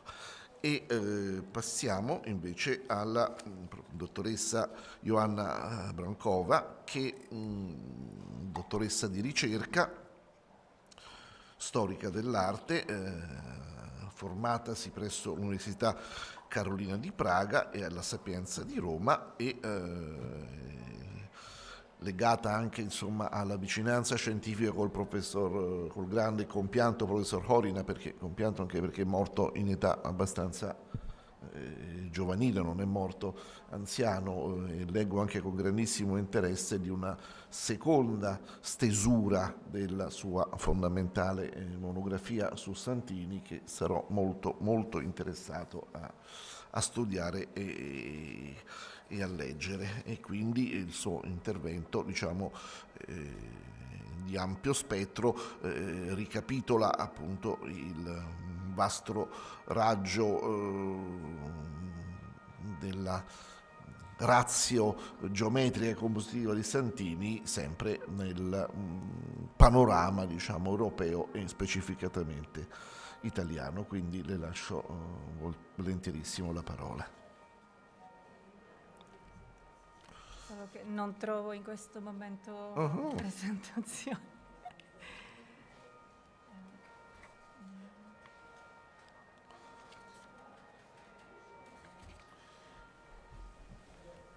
Qualcuno può darmi una mano per trovare? L'abbiamo inserita nella lista delle presentazioni, però.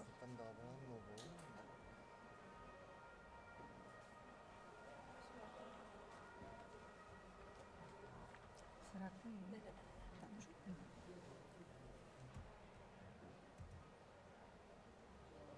Ah, ecco. Pak posunuti na zelené.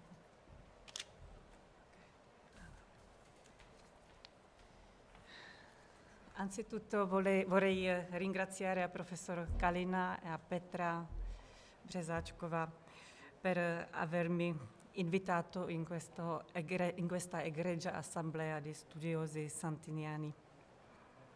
Permettetemi di iniziare con 2 citazioni.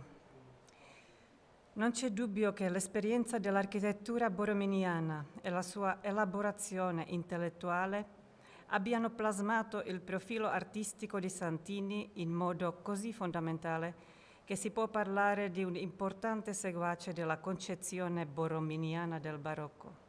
Questo rapporto non è di imitazione, ma di invenzione propria, sostenuta da una profonda comprensione dei principi e della struttura interna del linguaggio architettonico del genio romano. Così scrive Mojmír Horina nella sua monografia su Santini, consegnata all'editore all'inizio dell'anno 2011, poco prima della sua prematura scomparsa. Si tratta di una seconda monografia di 500 pagine, completata 12 anni dopo la prima, non meno importante, con un catalogo critico rivisto delle opere dell'architetto, in cui rimangono 80 dai 200 edifici variamente attribuiti a lui, come ha già menzionato professor Kalina ieri. E ora la seconda citazione. La ricerca del nuovo non implica per lui la negazione del passato e chi ha tentato di interpretare la sua opera nel senso di una violenta rottura con la tradizione si è trovato poi nella impossibilità di conciliare una tale poetica con la verità dei fatti.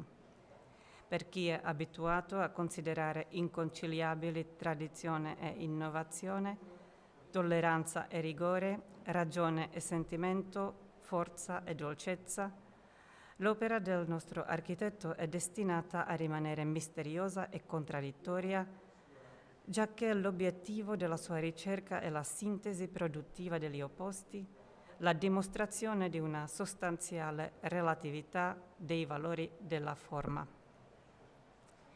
In questa seconda citazione dal capitolo iniziale della grande monografia di, purtroppo anche ormai scomparso, Paolo Portoghesi, su Francesco Borromini, ho volutamente omesso il nome dell'architetto, poiché la ritengo valida per entrambi.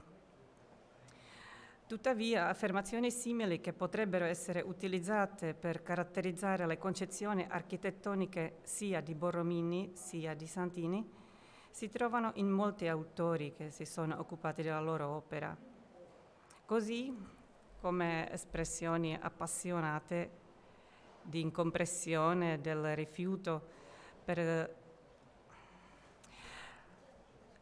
quanto incomparabile sia la storia della critica storica nei confronti dei 2 architetti, a Borromini andò decisamente peggio quando, come è noto già durante la sua vita, la sua chiesa di San Carlino fu etichettata come brutta e deforme, gotico ignorantissimo e corruttore dell'architettura, tema che ricorre in varie declinazioni tra gli aderenti ai movimenti classicizzanti. E analogamente Santini, quasi subito dopo la sua emersione dall'oblio, Viene etichettato dall'Enner nel 1903 come un buono a niente, un pasticcione e un corruttore colpevole di orrende alterazioni. Ovviamente parliamo del filo gotico barocco. Si trattava del monastero di Kladruby. Prima di toccare il nostro argomento, ossia in che senso si possa parlare di successione di Santini a Borromini, e per argomentare perché l'architetto praghese debba avere un posto di rilievo nella corrente del borrominismo europeo, secondo le parole di Manfredo Tafuri, vale forse la pena ricordare che entrambi gli architetti provenivano da famiglie di muratori dai pressi del lago di Lugano, pur essendo separati da 3 generazioni. Borromini era infatti contemporaneo al nonno di Santini, il quale fu il primo di questa famiglia a venire a Praga ed è documentato nel 1635 tra i muratori che lavoravano al castello di Praga. E quando Jan Blažej Santini-Aichel fu battezzato il 4 febbraio 1677, come si legge nel registro della cattedrale di San Vito a Praga, Francesco Borromini era morto da quasi 10 anni. Si tratta quindi di una successione che si iscrive nel rapporto tra un centro artistico come Roma e un centro regionale mitteleuropeo come le terre ceche, segnato da turbolente vicissitudini storiche e durante la vita di Borromini, dalla guerra dei 30 anni e dalle sue conseguenze. D'altra parte, però, l'inizio dell'attività autonoma di Santini nel 1700 si colloca nel periodo della rinascita e della diffusione generale del borrominismo, sia a Roma, nelle persone come Alessandro Specchi, Giuseppe Passeri, Francesco De Sanctis e un po' più tardi Filippo Raguzzini, Pietro Passalacqua, Giuseppe Sardi, sia in altri centri artistici del tempo.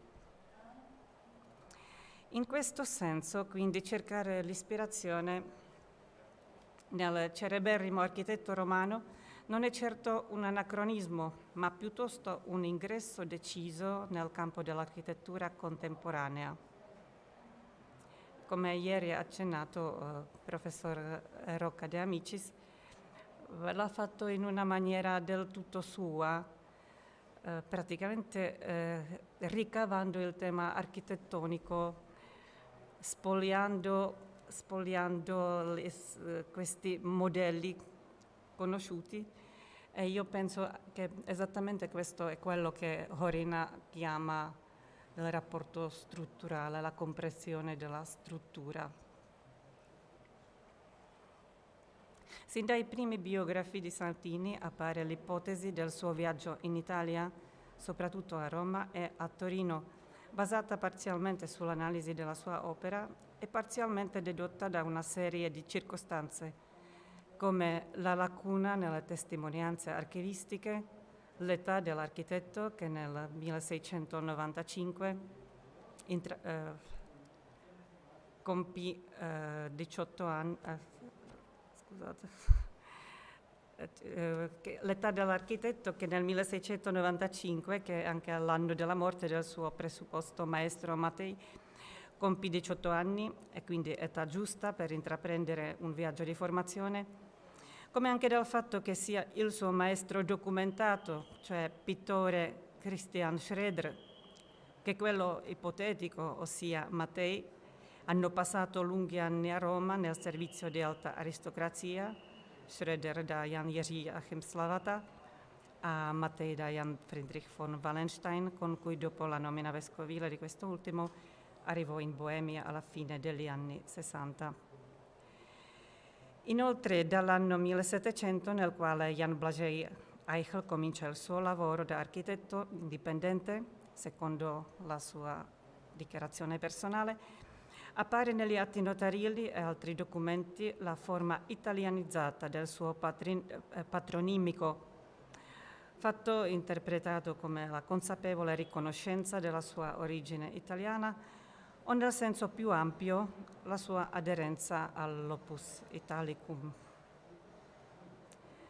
Il primo a discutere in dettaglio le ispirazioni borrominiane nell'architettura di Santini è stato già menzionato Heinrich Gerhard Franz nel suo saggio del 1950, dove parla della reazione di un artista indipendente e sovrano, libero da ogni epigonismo, ma allo stesso tempo un seguace profondamente comprensivo che lavora con alcuni dei temi e dei principi chiave dell'opera del più antico maestro romano. Una convinzione a cui aderisce anche Horina in entrambe le sue monografie santiniane, ipotizzando al contempo che Santini dovesse conoscere le opere di Borromini per autopsia.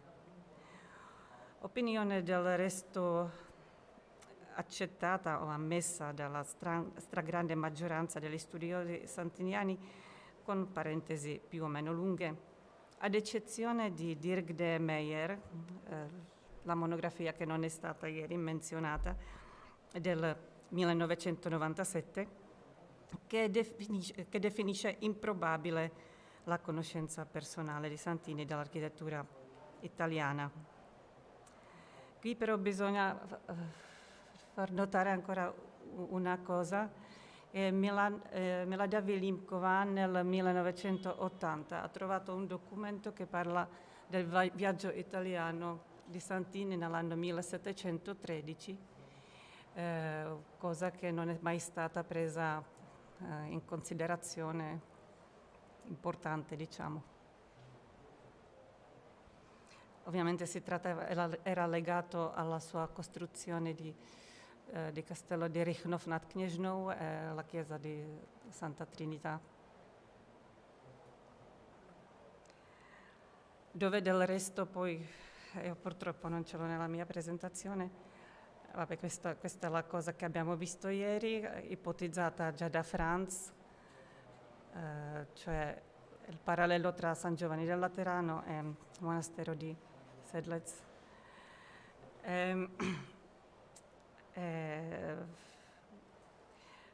Guardando bene alla facciata, al prospetto della chiesa di Santissima Trinità di Rychnov, penso che viene in mente Oratorio dei Filippini, però nella maniera che potrebbe essere dedotta appunto anche da una incisione, perché qui siamo davanti a una linea mistilinea concavo convessa che è stata sempre dedotta piuttosto dalla chiesa di San Nicola a Praga. Invece nella visione diciamo più piatta della incisione ci potrebbe essere la similitudine, perché il ritmo C, B, A, B, C praticamente corrisponde in maniera leggermente ridotta al prospetto di Oratorio dei Filippini. In questo contesto appare doveroso a chiedersi quale materiale grafico con le opere di Borromini poteva giungere tra le mani di Santini, sebbene anche queste vie rimangono al momento ipotetiche, ma non escluse vista la frequenza abituale di Santini degli alti cerchi ecclesiastici e aristocratici. Le prime opere in cui furono inseriti rami delle opere borrominiane vengono datate ancora prima della nascita di Santini. Anche questo abbiamo già visto ieri nel volume di Cesare Rasponi dedicato alla Basilica Lateranense dell'anno 1656, dove troviamo le sezioni sia longitudinale che trasversale e la pianta intorno all'abside delle navate intermedie. Siamo qui. No. È quello che ha fatto vedere ieri il professore Rocca de Amicis. Poi, andando avanti, tra l'anno 1656 e 1699 seguono le famose collezioni di rami pubblicate da Giovanni Jacopo de Rossi, il nuovo teatro delle fabbriche ed edifici in prospettiva di Roma moderna, che hanno avuto un notevole successo e costituivano ricordo per gli amatori d'arte e i viaggiatori stranieri. Nella raccolta analoga dedicata alle chiese di Roma, già minimo 2 o 3 volte menzionate in Signum Romane Templorum Prospectus, troviamo illustrazione sostanziale delle architetture di Borromini. Dalle 72 tavole, ben 15 documentano le sue principali opere: San Carlino, Sant'Agnese in Agone, Oratorio dei Filippini, Sant'Ivo alla Sapienza. Anche questo abbiamo già visto.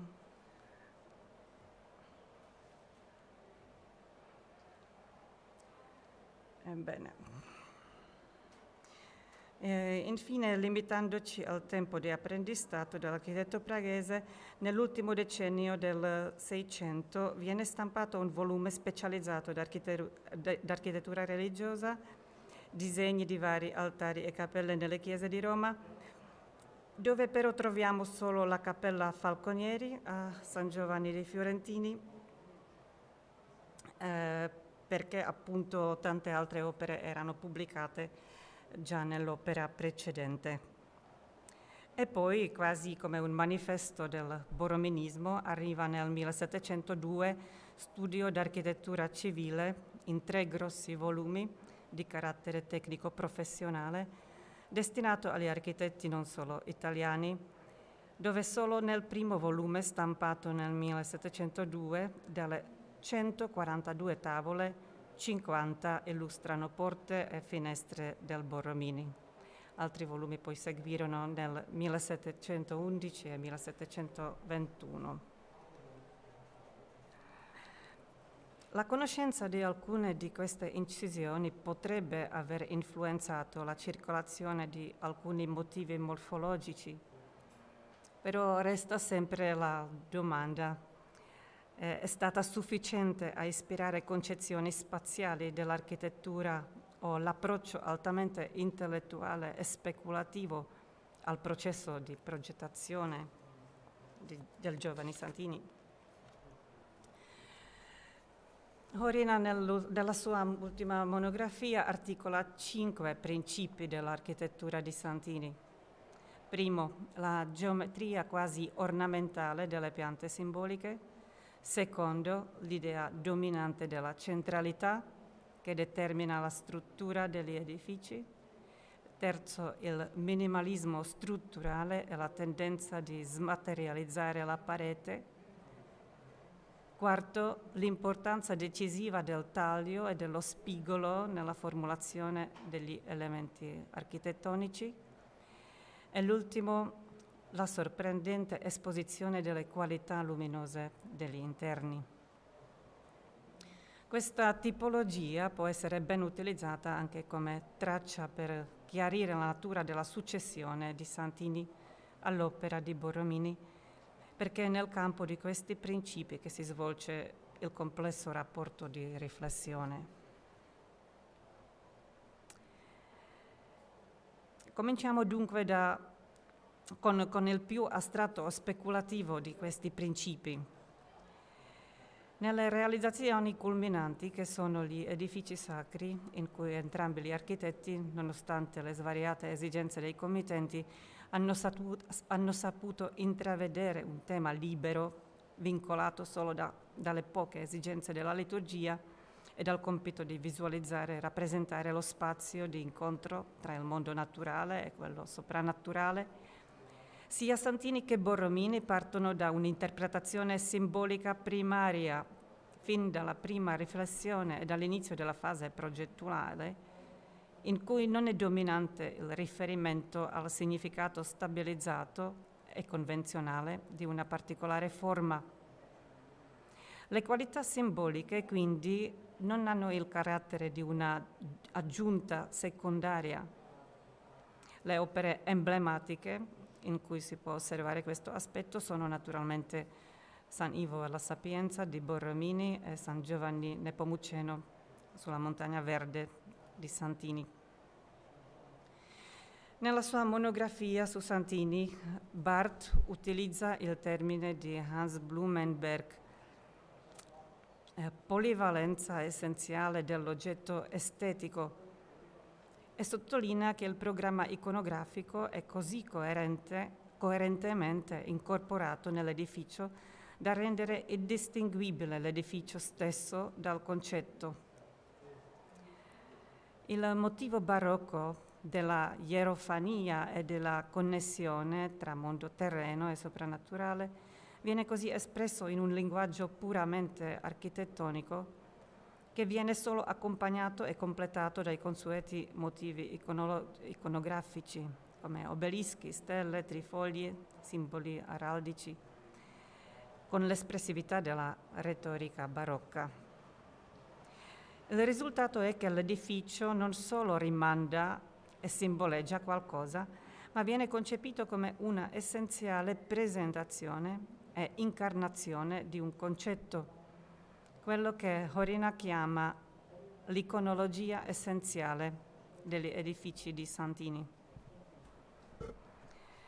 Sebbene non ci si possa soffermare in questa sede sui significati iconologici, questo principio si manifesta plasticamente anche negli elementi di finitura scultorea e architettonica, di fantasiose lanterne e cupole applicate da Santini in molte varianti, dalla sofisticata cupola barocco-gotica di Cladrubi all'architettura più rusticante della chiesa di Svole.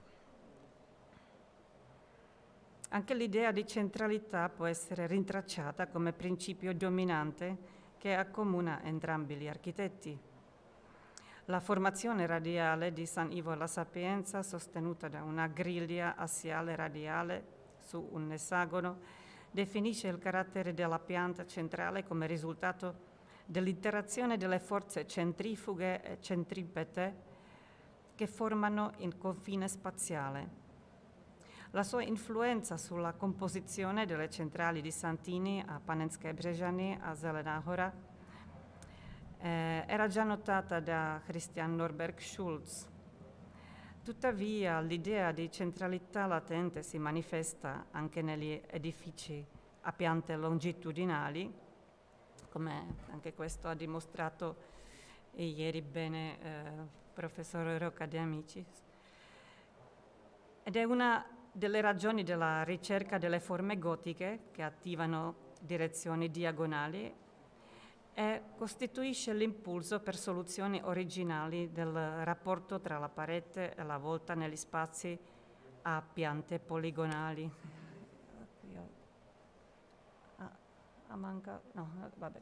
Questa forse è una fotografia interessante perché qui siamo davanti alla chiesa, alla cappella della fattoria Hubenov costruita da Santini per abate Eugen Titel ed è una pianta altamente originale, a pentagono, no? Dove vediamo la centralizzazione a una piatta cupola in mezzo. Inoltre c'è anche questo interessante riferimento a capitello ridotto di Borromini nel vestibolo di Palazzo della Propaganda.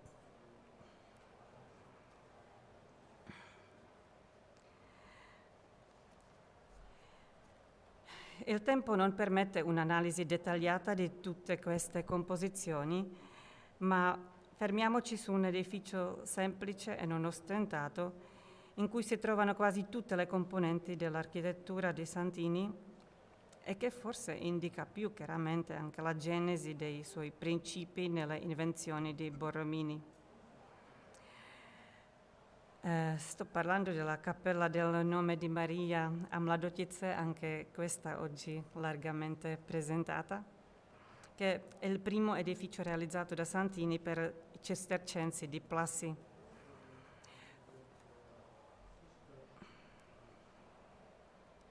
una sorta di suo modello di architettura con cui voleva convincere il suo futuro mecenate e committente, l'abate Eugen Titel, delle sue capacità.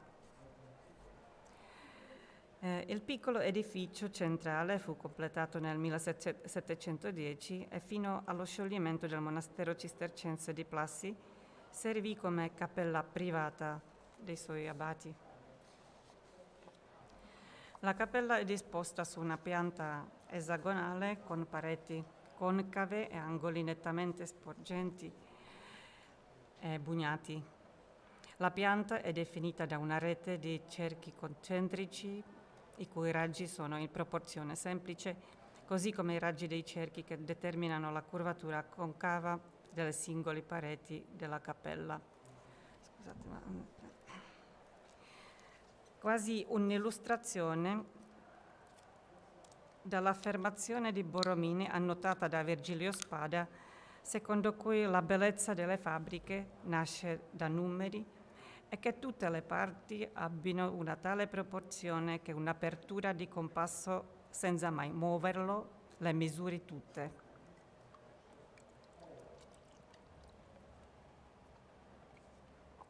Tuttavia la struttura delle facciate della cappella si discosta da questo schema e viene concepita come un contrasto tra gli angoli rinforzati, frammenti di un esagono immaginario articolati da un sottile e piatto motivo di lesena e la zona scavata all'interno del campo. L'articolazione orizzontale si riduce a uno zoccolo a doppia fascia e la trabeazione spezzata, il cui architrave segue la formazione curvilínea della superficie, mentre la cornice è spezzata in modo che solo la sua parete superiore colleghi gli angoli dell'edificio in linea retta.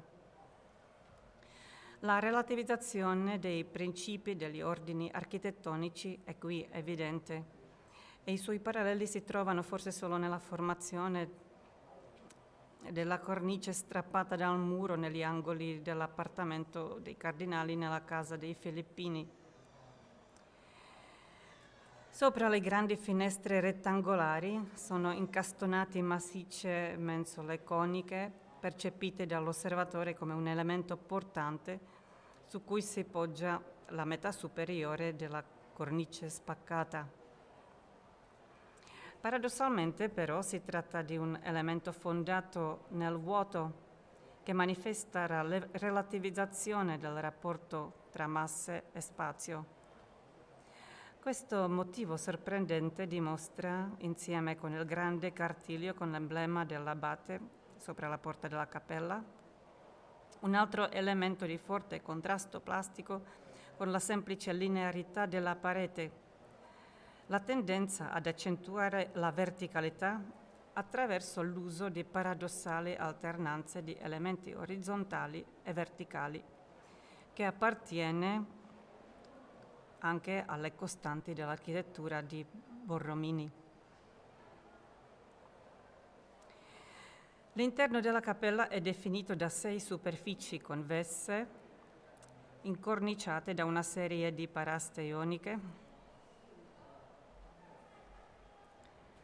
raddoppiate da mezze paraste dalla parte interna verso la finestra. Le punte della stella planimetrica così formata sfuggono nell'oscurità. Lo spazio è circondato da una trabeazione ridotta senza architrave, con un fregio piatto e una cornice dal profilo ripido e densamente profilato. La luce che entra all'interno attraverso le grandi finestre assume il ruolo di principio formativo, come espressione della forza concentrica che ha provocato la flessione elastica delle pareti. Barth nella sua monografia su Santini del 2004 parla del carattere quasi sostanziale di questa luce, la luce propria che si rende presente nel motivo onnipresente della stella. Nella volta della cappella che forma il motivo della stella troviamo l'alternanza verticale, concavo, convessa, uguale a quella della volta di San Ivo alla Sapienza, e la lanterna di San Carlino, con le sue pareti concave, le grandi finestre e la morfologia lineare ridotta al minimo, sarebbe un modello ravvicinato dello spazio interno. La lanterna invece è costituita da un corpo cilindrico inserito in una struttura a baldacchino di 6 verticali che sovrastano la cupola. La pianta della calotta della lanterna è ruotata di metà dell'intervallo angolare, cioè di 30 gradi, rispetto al piano principale esagonale.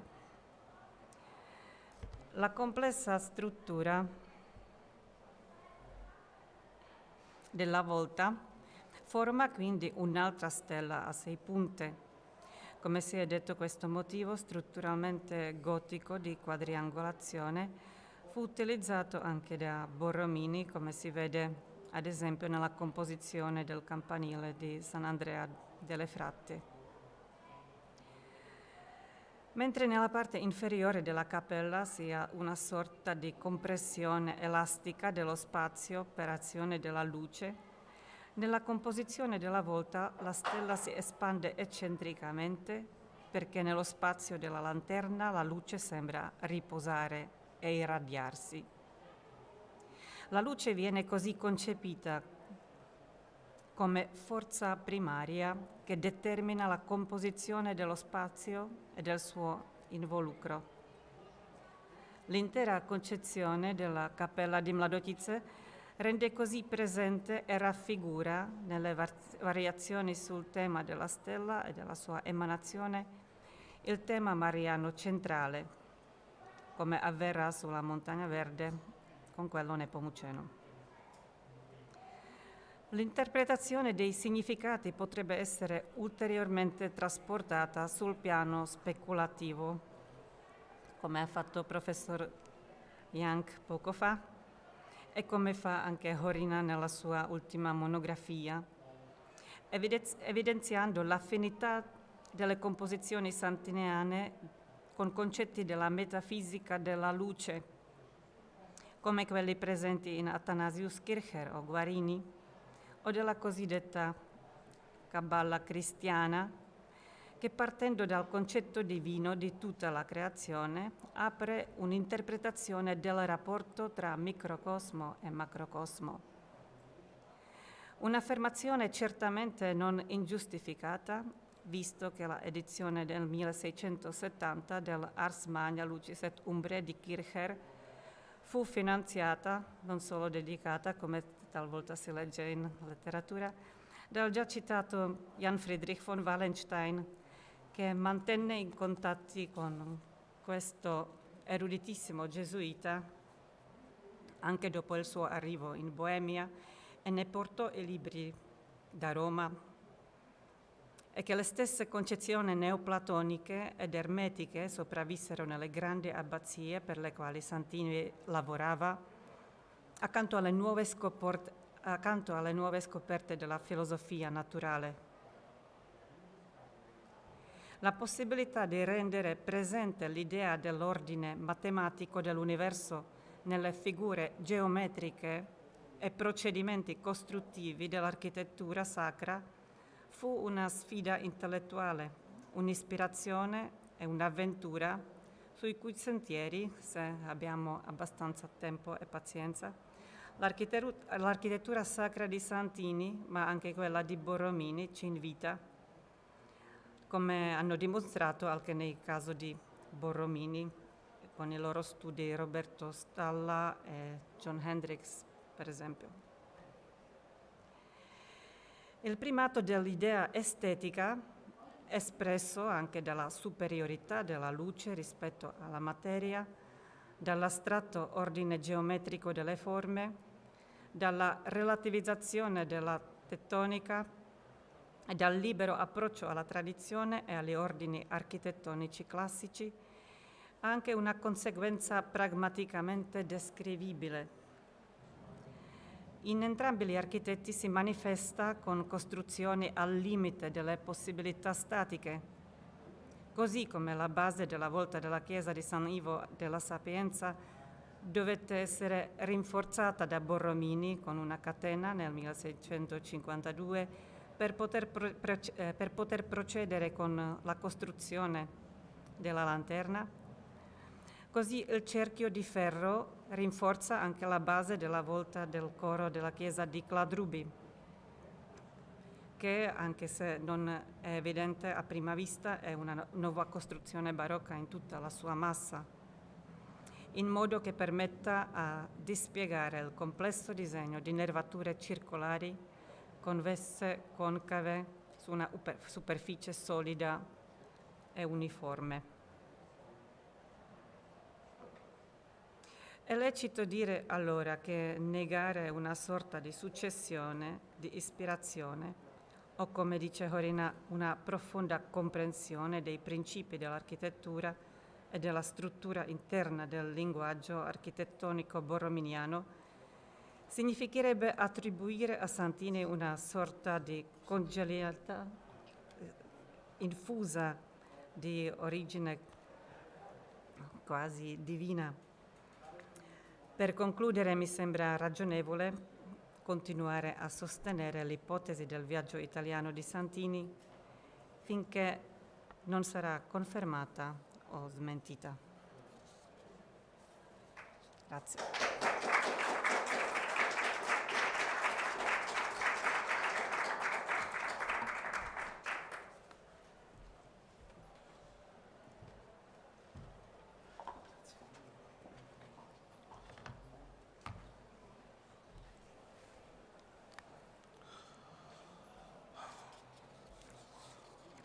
Bene, con questo ultimo contributo che ci riporta al tema centrale, Guarini e l'Italia, Guarini e Borromini, chiudiamo la prima parte di questa giornata di studi. Lascerei qualche spazio a domande di questi 4 interessantissimi contributi, poi chiamando volta per volta i nostri relatori a dare qualche chiarimento e qualche contributo.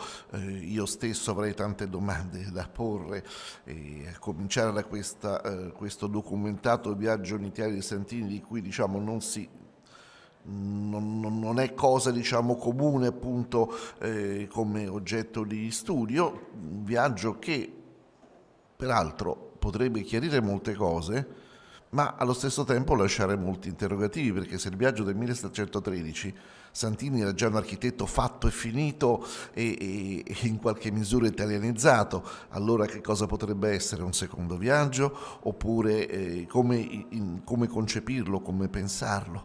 E questo è già un argomento molto interessante in cui vorrei che qualche specialista si cimentasse, e poi tante altre domande, non lo so, lascerei. Poi vorrei chiedere al professor Bigel una cosa, diciamo, relativamente secondaria rispetto a quello che lui ha così ben spiegato, perché leggo che anche si occupa di problemi di restauro e di conservazione, e io nel mio recente viaggio a Praga ho visto con grande piacere che tutto è perfettamente conservato e non ci sono segni di degrado, ma d'altra parte vorrei sapere lei, il professor Bigel, cosa pensa di questi squillanti e brillanti coloriture e il loro fondamento storico, critico e questa messa a nuovo che forse per una persona che in Italia è abituato a certi criteri del restauro è sin troppo innovativa, e quindi vorrei sapere anche da lui un parere su come sono attualmente conservate non solo l'architettura di Santini ma l'architettura del barocco boemo, con queste mani di vernice così brillantemente nuove.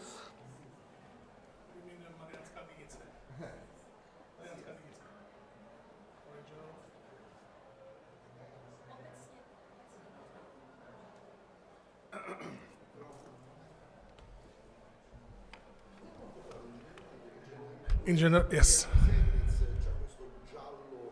Yes. Okay. We need.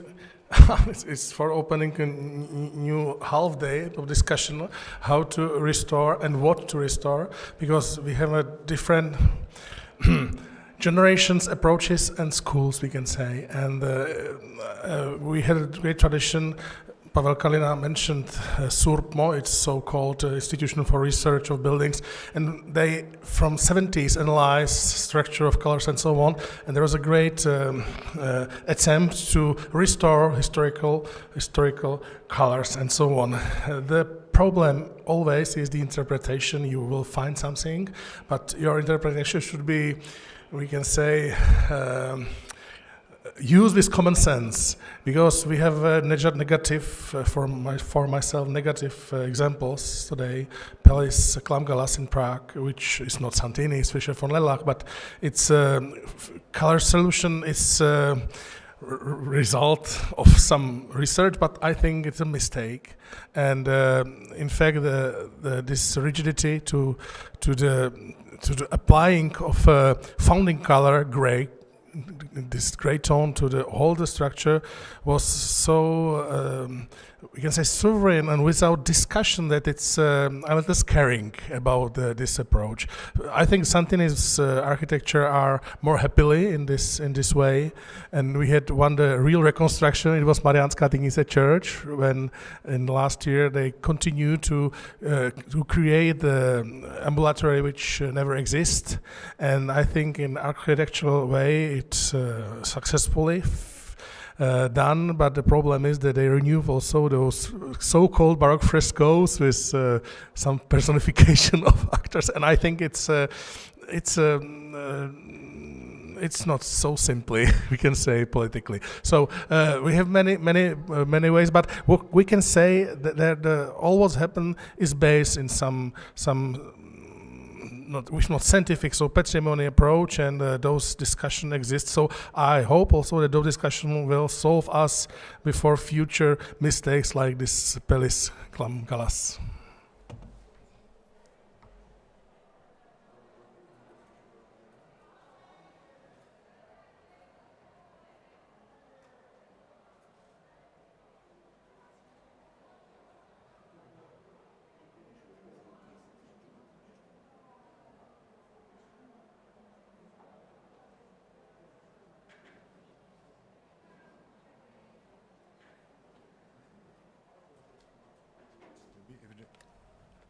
If there are no questions, I would have many questions, but I'm one of the organizers, so I don't want to insist on all those questions, or we can leave it to the very end of this colloquium. But I will have only one question to Johanka Brnkova. You mentioned a document which says clearly that Santini was in Italy. Am I right? Or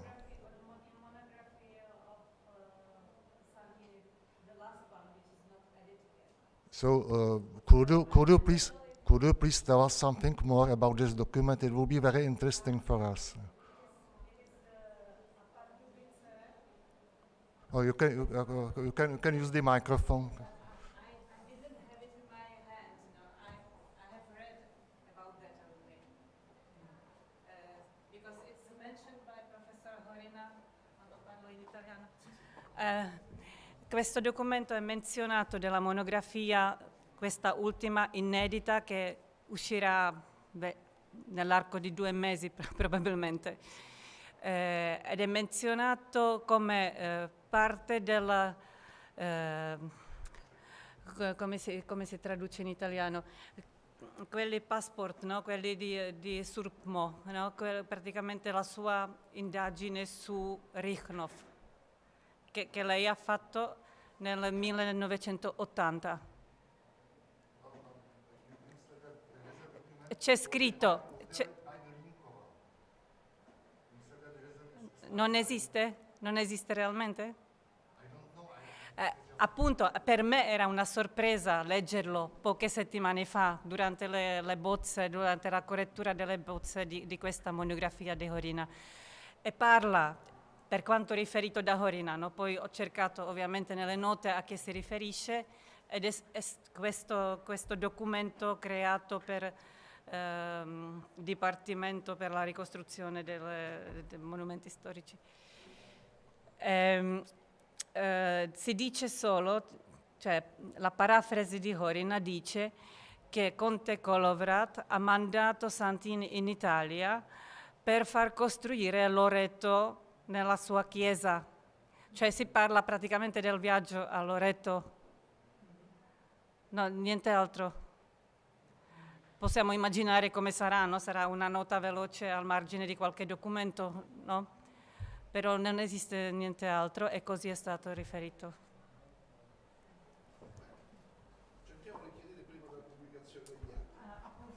Well, because when we speak about in this I think in this gathering, when we speak about the Italian way of Santini, we all naturally understand the Italian way, not just to have a look at a building of Loreto, but to have a longer stay in Italy, as it was suggested by Horina.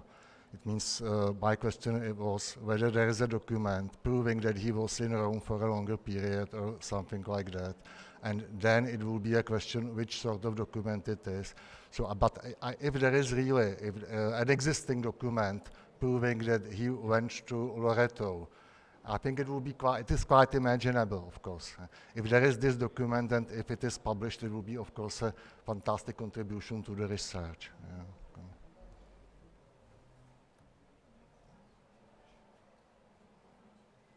Well, are there any more questions? If not, we are in a certain time shortage. So if there are no questions, we can leave the discussions to the end of the conference. And now we can invite you to a small route in the courtyard. And in the meantime, if you return to this hall, there will be a presentation showing some geometrical studies, geometrical analyses of Santinian architecture in Bohemia.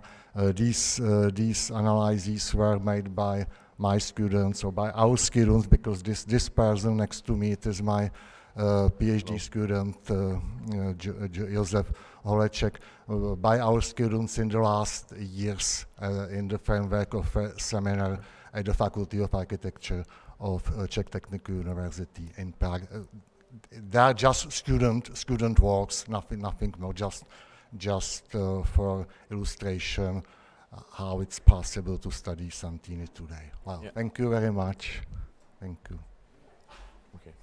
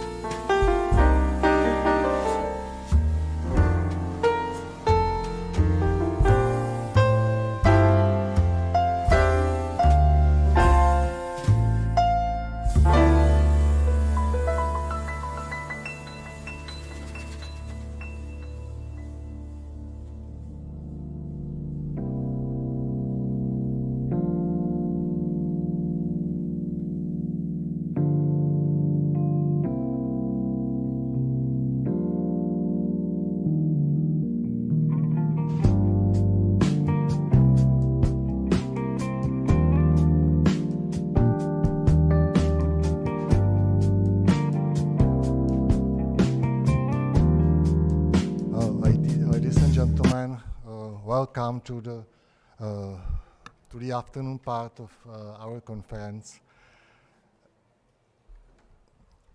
This afternoon part is a bit longer than the morning part, so I ask all the participants to fit their contributions to the limit of 30 minutes. in order to have some time to discuss the topics which are already emerging from the morning session. Now, my interventions will be short, and they will be very macaronic, according to what Michael said. So, qualcosa nell'italiano, qualcosa nella lingua inglese, forse qualche volta nella lingua ceca, ma non tanto. Allora, per la prima volta ho l'onore di invitare al palco Marisa Tabarini, l'allieva di Paolo Portoghese, storica d'architettura, che lavora come professore associato di storia dell'architettura alla Sapienza, Università di Roma. Tra le sue principali linee di ricerca sono l'architettura italiana tra il 600 e 700, la città barocca, la tipologia della scala dal Rinascimento al Barocco, l'insegnamento accademico dell'architettura. Marisa è autrice di numerosi saggi, ha pubblicato i volumi su Luca Carimini, su Borromini e l'Espada, come tutti conosciamo, con Marcello Fagiolo, su Giuseppe Piermarini, architetto tra barocco e neoclassico, un libro pro bono Urbis, un progetto di riforma urbana per la Roma di Innocenzo X, un libro su Vincenzo della Greca, la didattica dell'architettura nel primo Seicento a Roma. Nel 206 è stata segretario scientifico della mostra Roma Barocca, Bernini, Borromini, Pietro da Cortona qui a Roma nel 2010. Ha diretto con Marcello Fagiolo la mostra Giuseppe Piermarini tra barocco e neoclassico. Allora, prego. Questo contributo sarà su Jean-Baptiste Mattei tra Roma e Praga e sulla formazione di Jan Blažej Santini. Allora, un tema importantissimo per questo convegno.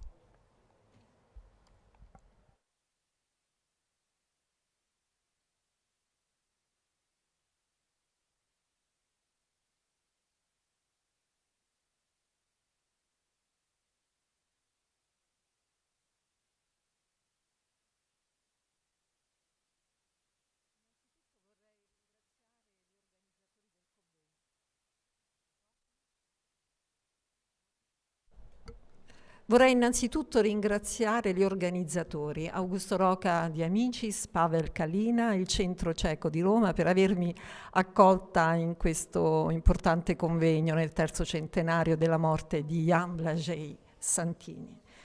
Dedico l'intervento al mio amato maestro, Paolo Portoghesi. Non parlerò, come previsto dal programma, di Jean-Baptiste Mattei tra Roma e Praga e la formazione di Santini. Solo pochi giorni fa, mentre riesaminavo il materiale archivistico e grafico rinvenuto durante la ricerca, sono emersi dalla difficoltosa trascrizione di un documento importanti nuovi elementi riguardanti una delle fabbriche più significative e problematiche del primo Settecento a Praga, il monastero dell'Ordine dei Canonici del Santo Sepolcro na Zderaz, novità che ritengo opportuno illustrare in questa straordinaria occasione di incontro, ripromettendomi di tornare sul tema del programma in altra occasione. In particolare, vorrei qui presentare l'attribuzione a Santini di 2 disegni progettuali inediti per questo monastero. Dato il brevissimo tempo dal ritrovamento, posso proporre qui solo una prima segnalazione, che avrò poi modo di sviluppare più approfonditamente per la pubblicazione degli atti. Questi documenti, come vedremo, sono legati alla Cassa del Sale. Farò un breve accenno a questa amministrazione che ebbe un importante ruolo nella storia boema. Una tappa importante della riforma cattolica in Boemia, dopo la vittoria della Montagna Bianca, fu il trattato concordatario del Sale, stipulato tra il 1630 e il 1633 tra l'imperatore Ferdinando II d'Asburgo e il pontefice Papa e il pontefice Urbano VIII, con l'importante intermediazione del conte Ernst Adalbert von Harrach e della Sacra Congregazione di Propaganda Fide, dicastero pontificio fondato nel 1622 da Papa Gregorio XV, nel quale si concentrava la direzione e il governo generale dell'attività missionaria. L'accordo prevedeva che per risarcire la Santa Sede dell'incameramento di beni ecclesiastici in Boemia, al tempo delle disastrose guerre di religione, l'imperatore mettesse a disposizione una quota della tassa sulle ricche saline della Boemia, da impiegarsi per l'utilità del clero e delle chiese povere. L'amministrazione di queste rendite, denominata Cassa Salis, venne affidata alla Congregazione di Propaganda Fide, d'intesa con l'arcivescovo di Praga.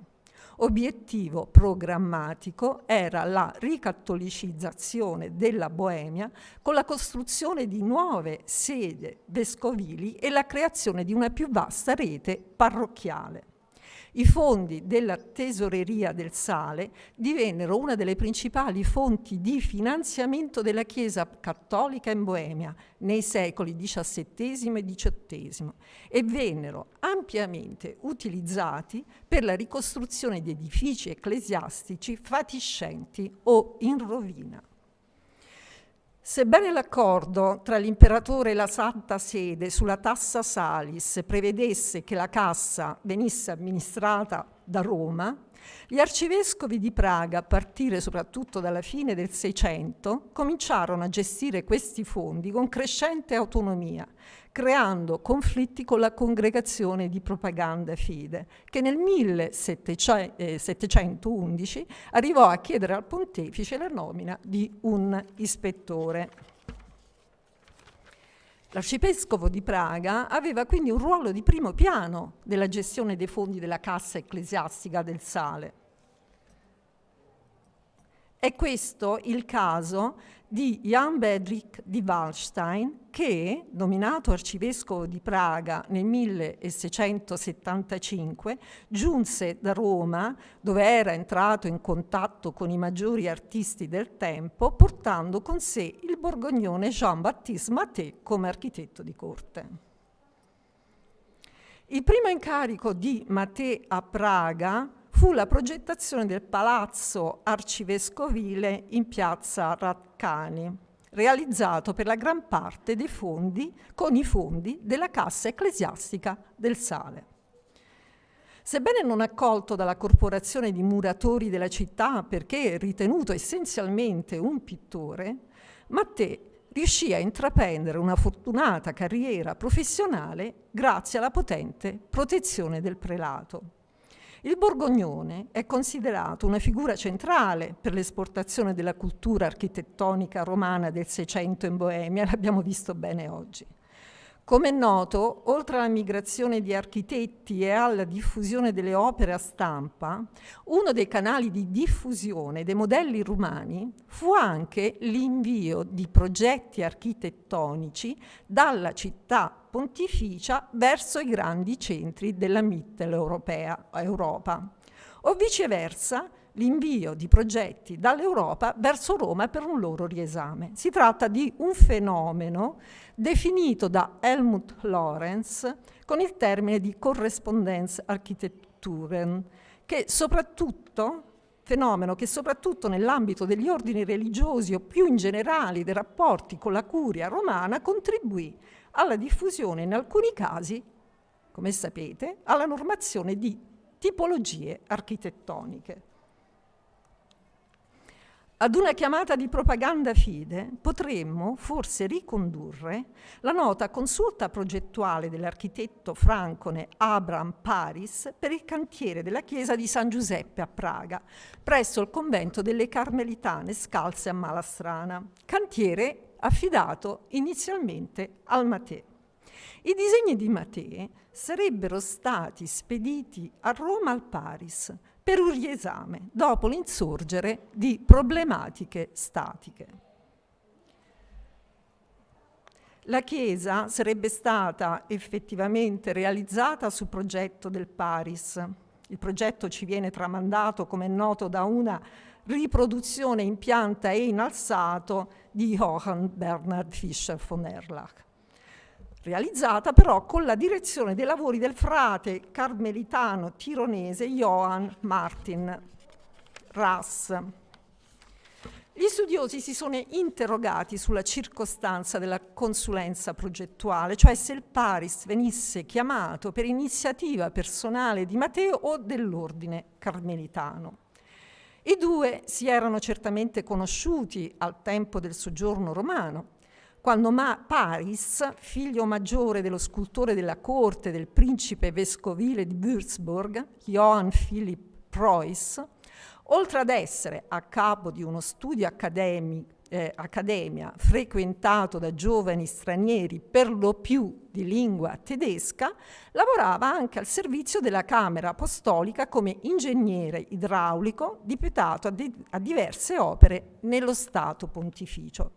Non solo, Paris operava anche quale ispettore in servizio per gli edifici degli ordini dei Carmelitani ed è probabile che per il cantiere carmelitano boemo venisse inizialmente consultato proprio come esperto in relazione ai danneggiamenti statici occorsi al vicino edificio della chiesa in costruzione. Intermediario per la consulta dovette essere proprio la congregazione di propaganda fide che, in stretto rapporto con l'ordine dei Carmelitani, come sappiamo, si serviva in quegli anni del Paris anche per altri interventi. La consulta progettuale rientrerebbe, secondo la mia ipotesi, in una prassi di controllo esercitata dalla congregazione papale, che aveva competenze vastissime e un'ingente disponibilità finanziaria, costituendo un importante antecedente per quanto emerso dalle mie ultime ricerche archivistiche. In un cartamento dell'archivio della congregazione papale di propaganda fide, riguardante l'amministrazione della Cassa Salis, ho rinvenuto una lettera firmata dal vescovo ausiliare di Praga, a quel tempo era appunto vescovo e ausiliare di Praga, Daniel Josef Mayer, consigliere anche dell'imperatore, che suffragava una richiesta di sussidio per la costruzione di un monastero con allegati 2 disegni architettonici. Il documento si è rivelato di grande interesse storico. Nonostante le difficoltà di trascrizione, sono riuscita infatti a identificare la destinazione progettuale. Si tratta di 2 disegni per il monastero dei canonici del Santo Sepolcro di Nasderaz a Praga, detto anche dei crociati con la doppia croce rossa o dei Santi Sepolcri, che, situato a Nove Mesto, occupava l'area dove alla fine dell'Ottocento fu costruito un complesso di edifici dell'Università Tecnica Ceca di Praga. Pavel Kalina ieri ha accennato a questo monastero, poi farò alcuni commenti su alcune cose che diceva. Si tratta di uno dei monasteri più antichi di Praga, del quale sopravvivono solo un edificio, una cappella e poco altro. Della fondazione originaria di età romanica e gotica, comprendente la chiesa di San Pietro, sappiamo che fu gravemente danneggiata durante le guerre ussite del XV secolo, fino a scomparire quasi dalla topografia della città. Solo verso la fine del Seicento, sotto il prevosto Johann Wilhelm e il Belius, fu avviato il restauro di quello che rimaneva del chiostro. Nel 1699 il cittadino Daniel Mazanek lasciò in eredità 10.000 zloty per la ricostruzione della chiesa. A questa somma si aggiunsero nel 1711 altri 10.000 zloty provenienti dalla cassa Salis, su richiesta del nuovo prevosto Jan Blažej Josef Steinmann. Per la ricostruzione del monastero bisognerà però aspettare il 1715, quando vennero poste finalmente le fondamenta della nuova chiesa. L'autografia della chiesa attribuita a Christoph Dientzenhofer e al figlio Kilian Ignaz è stata a lungo discussa. Solo nel 1939 Antonin Piffl vuole dimostrare che la perfezione delle proporzioni matematiche, geometriche e spaziali non potevano che essere opera di Santini. Nel 1997 Ivo Koran, in un articolo pubblicato nella rivista Umeni, Santini a Brokov na Zderaze, ha confermato il coinvolgimento progettuale di Santini tramite un documento di archivio, ovvero un'affermazione del prevosto di Zeraz, Fuchs, datata 1729 e citata ieri da Pavel Kalina. Quindi la data, chiaramente del 1729, risale a un periodo quando l'opera era appena completato, in via di completamento. Koran ricostruisce anche le vicende intercorse prima della realizzazione, segnalando innanzitutto l'esistenza di un grandioso progetto iniziale per la ricostruzione del complesso del monastero na Zderac, conservato nell'archivio dei monasteri soppressi, la cui ideazione, anche questa appunto, sarebbe attribuibile a Santini. Il progetto, presentato nel 1712 dall'avvocato, direi forse procuratore imperiale, però mi aspetto da voi commenti, Johann Stefan Lehn, procuratore di Boemia e Moravia, prevedeva la nuova costruzione di un grande complesso di edifici che avrebbe dovuto racchiudere in un quadrilatero un nuovo monastero, una prelatura e la riproduzione di più luoghi santi, circondati da chiostri. Stefan allegò un programma finanziario al progetto, sostenendo che all'epoca non esisteva un edificio simile in tutto il regno. Egli stesso desiderava fornire la garanzia iniziale e, grazie ai suoi alti contatti, presumeva che la costruzione sarebbe stata facilmente finanziata dalla nobiltà ceca. Come è noto, la diffusione in tutta Europa di riproduzioni di monumenti devozionali o di luoghi santi destinati alla preghiera liturgica, come la Santa Casa di Loreto, il Calvario, l'Edicola del Santo Sepolcro o la Scala Santa, svolse un ruolo importante durante la Controriforma nel rafforzamento della fede, ed è ciò che avvenne anche durante la ricattolicizzazione della Boemia. Il progetto illustrato da Stefan non venne realizzato perché evidentemente troppo dispendioso.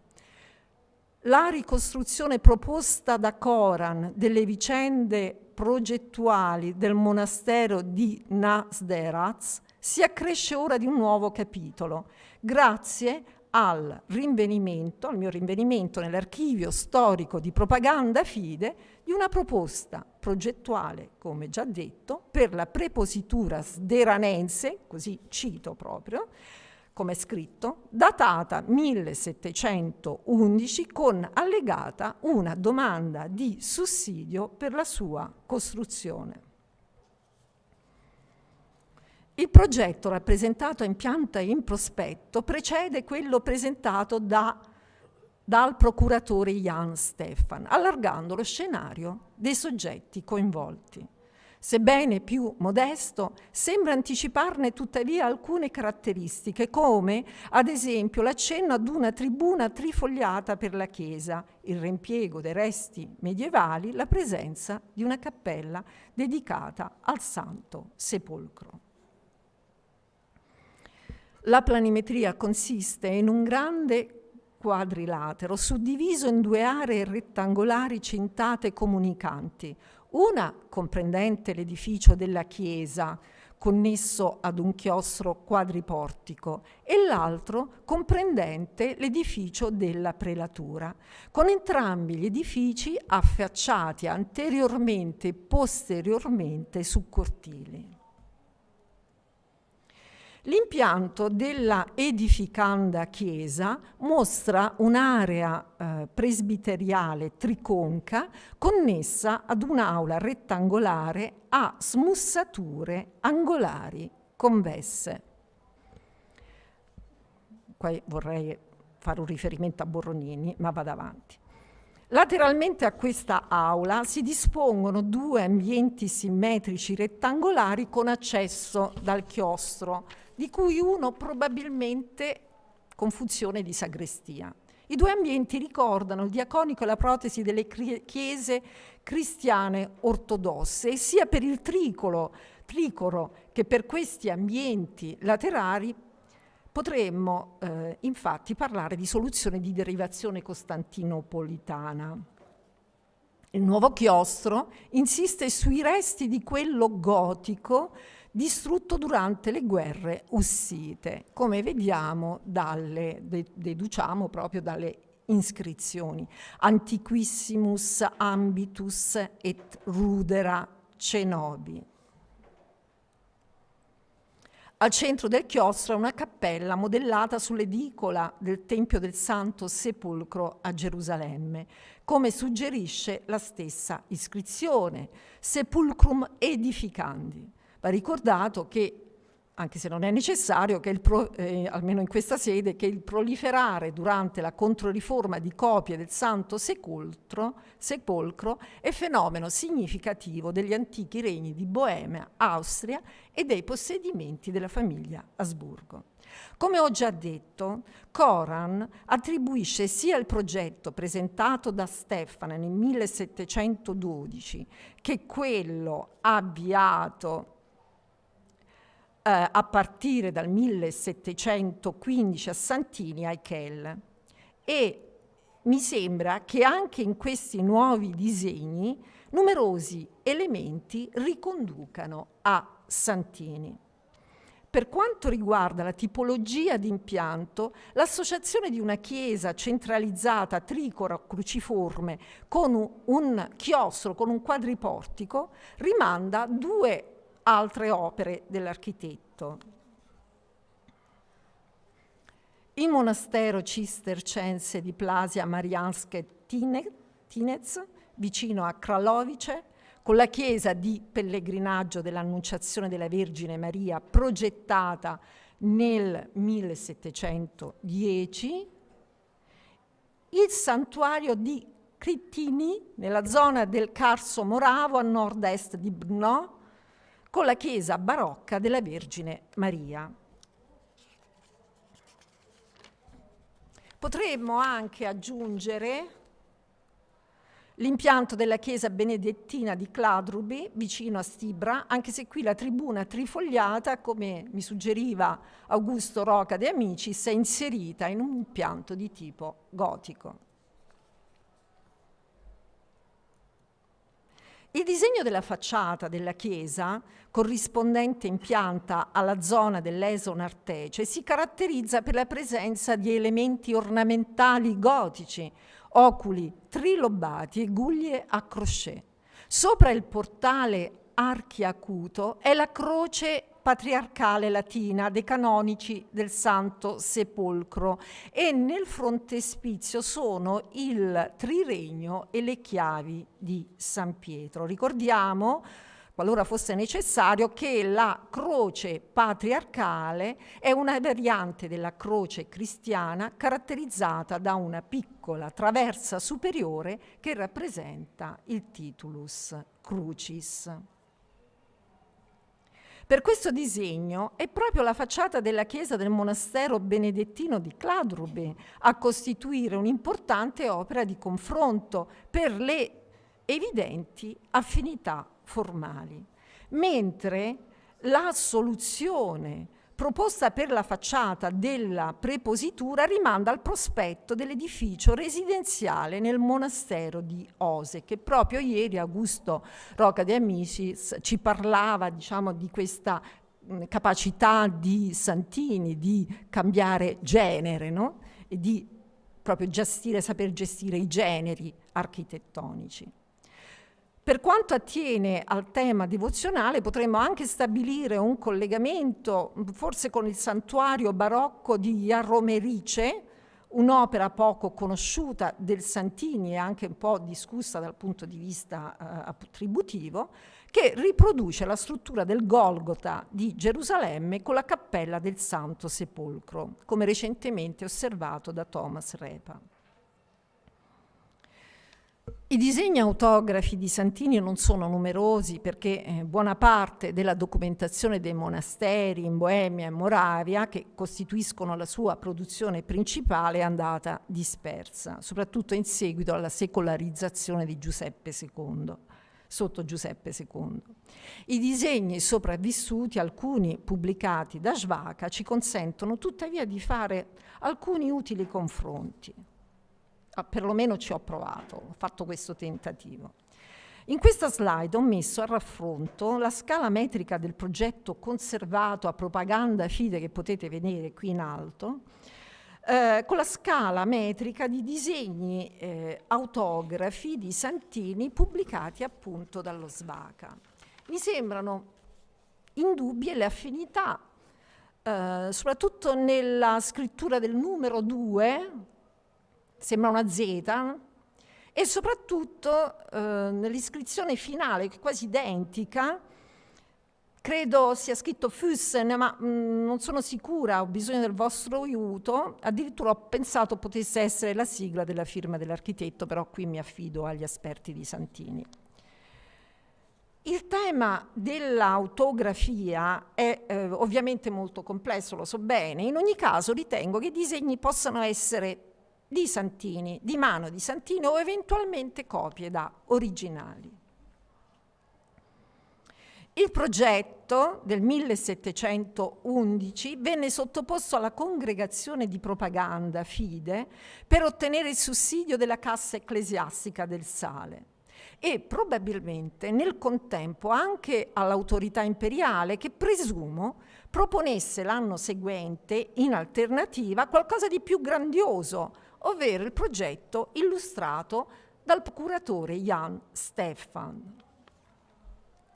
L'opera realizzata, consacrata nel 1721, qui la vediamo individuata in una veduta della città di Praga del 1769, ha ben poco in comune sia con il progetto del 1712 che con quello del 1711. Gli studiosi che se ne sono occupati ritengono giustamente che si tratti di un'opera parzialmente compiuta. Infatti, in un altro documento, datato 1717, anche questo rinvenuto nell'archivio di Propaganda Fide, trovo scritto: il preposito dei canonici del Santo Sepolcro in Praga espone che l'assegnamento fattogli da questa sacra congregazione nell'ultima ripartizione del denaro della cassa ecclesiastica del Sale non è sufficiente per proseguire la fabbrica della chiesa e monastero, senza la quale i canonici non vi possono dimorare. Il monastero di Nazerad fu soppresso nel 1784 e la chiesa venne demolita nel 1904. Sopravvivono del monastero l'edificio barocco dell'ex prepositura, ovvero l'edificio dell'ex preposto dell'ordine appunto dei canonici del Santo Sepolcro, oggi edificio oggi utilizzato dall'Università Tecnica Ceca. Sopravvive anche la cappellina del Santo Sepolcro, che nel progetto realizzato non era isolata ed era accessibile originariamente dalla chiesa attraverso un vestibolo. Piccole temporanee, diciamo, conclusioni. I nuovi elementi qui esposti mostrano ampiamente come nel primo Settecento tra Roma e Praga fosse attivo un canale di trasmissione e circolazione di modelli architettonici ancora non sufficientemente indagato, che avrebbe dovuto garantire il controllo pontificio dei cantieri ecclesiastici boemi, come abbiamo accennato, come ho accennato prima, questo non c'era continuità, no, in questa, come dire, corrispondenza tra le due città. Queste sono le prime riflessioni che in pochi giorni sono riuscita a raccogliere su questa stimolante scoperta, ma il tema merita certamente ulteriori approfondimenti che mi riservo di sviluppare in previsione della pubblicazione degli atti del convegno.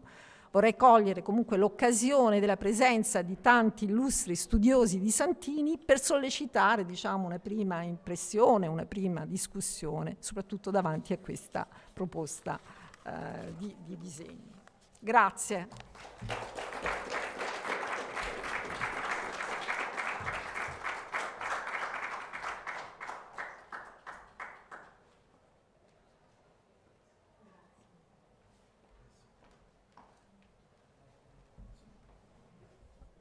Well, ladies and gentlemen, I'm in a bit complicated situation as I promised to open the discussion after the end of this section. I should keep the word, so I think we will discuss this contribution at the end of this session. But I would like to express my thanks to Marisa. And I would like to express my happiness that this happened at this conference.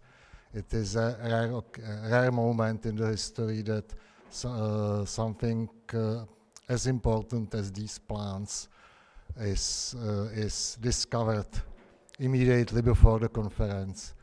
And if there is a providence, this is a providential moment. This is fantastic. It's really great.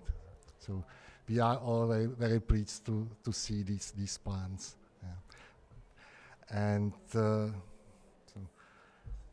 now I introduce the next speaker, who is this time from Prague. His name is Jakub Řehák, and he's a student of PhD program at the Technical University of Prague, which is the same university which is in possession of what remains of the Zderas monastery.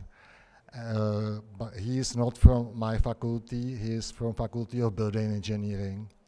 And he is not specialized just in the history of architecture, as we call it, but he is specialized in the history of constructions. And his contribution is based on his diploma project and on his published thesis, which was focused on the hydraulic system in Plasy Monastery, which is attributed to Santini. And we all know that hydraulic systems are also a part of building, and are also a part of, or their history is a part of history of architecture, of course. So let's see which are the new researches in this area. I can only say that Jakub not only wrote this thesis, but he personally scrutinized the preserved system, including surveying the actual situation under the monastery. So it is a big contribution to our knowledge of the building. Well, microphone is yours. And so thank you. My name is Jakub Řehák, as was told, and At first, I want to thank the organizer. Is it better? Yeah. At first, I want to thank the organizers of this conference to giving me the privilege to represent you water and ventilation system of the Plassi Monastery according to Santini's original design. My point of view will be different, but I still hope it will be the useful one. I'll start with a location, mainly geological conditions. I will concentrate on drainage and ventilation systems, which I considered to be the most interesting and sophisticated part. At the same time, I would point out some inappropriate interventions that have been made to the structures in the past. And at the end, I will present results of the pilot project to rehabilitate the overpressure water system.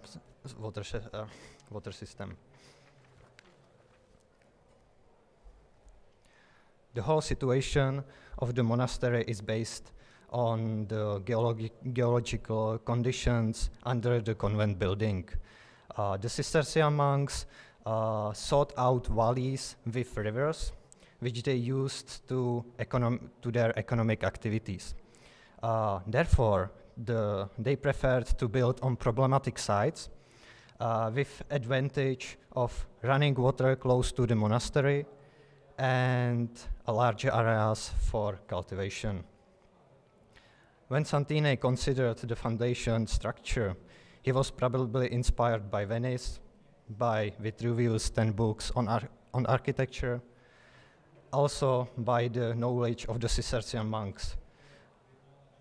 With his experience, originate a system of foundation structure composed of oak, grit, and piles, and unique water system to preserve these wooden foundations, which is partially located above the groundwater level. The photos on the right shows a detail of oak foundation grid with pile, and the bottom middle picture shows a diagram of the foundation grid under the supporting masonry. The walls between the inner and outer perimeter walls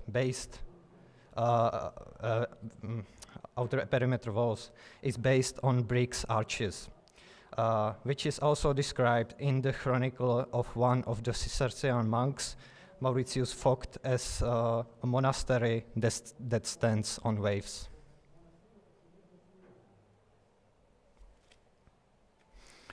For the wooden foundation structure, it was necessary to provide sufficient water for its preservation.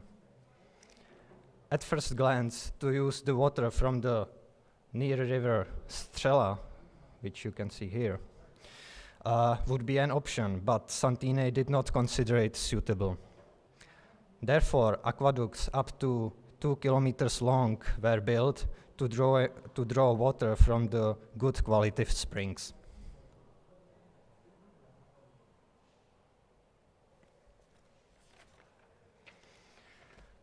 Only one shaft drawing spring water has been preserved to this day, and it's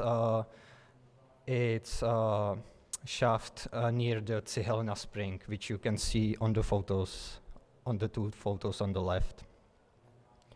Santini also thought about the dry season, so he built a filtering and filling room, which you can see at these two photos. So monks could bring water to these rooms. To these rooms are also connected some gutters of the convent building. To successfully preserve the wooden structure, the foundations had to be permanently submerged under the water, which was ensured by the north,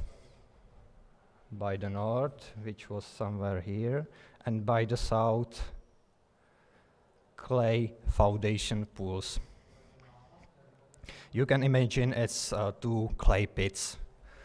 At the same time, the water level in the system had to be monitored constantly.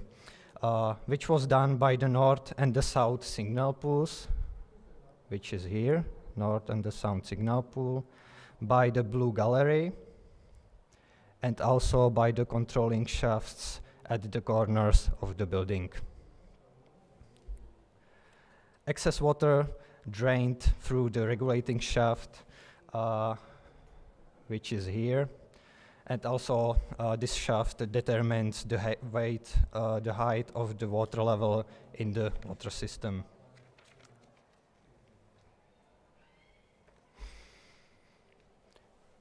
Here you can see the cross-section of the regulating shaft with the overflow.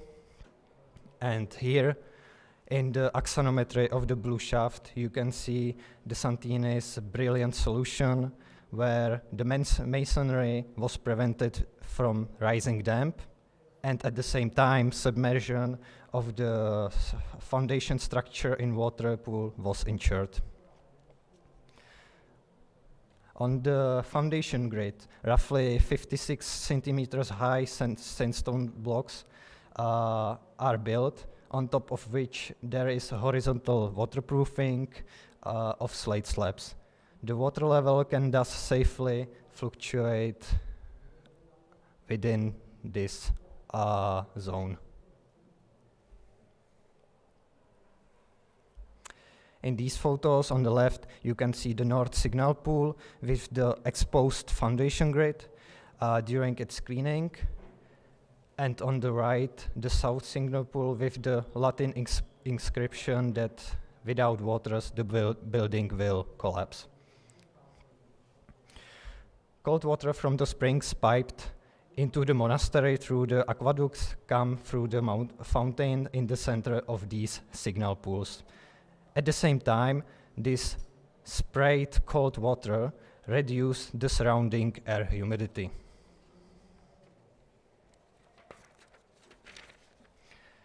With water constantly flowing into the system, it was also necessary to ensure its discharge. This function was fulfilled by the main drainage tunnel called the Royal Gallery, which you can see here under the number 9. To this gallery are connected tunnels that are draining surface and rainwaters, which you can see here under A, B, C, and D, and also overflow from the water system. The Royal Gallery is connected to River Strela at both ends.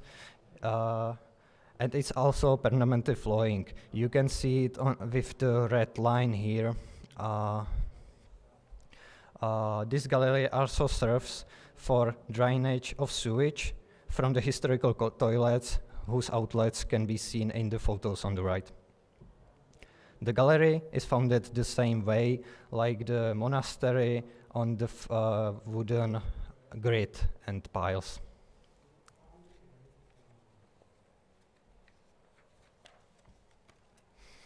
The drainage galleries or tunnels were constructed in gravel dimensions to allow important regular maintenance, which was, like I said, really, really important. The Cistercian monks decided a person for maintenance of these underground systems who regularly removed sediment and also made minor repairs to the system.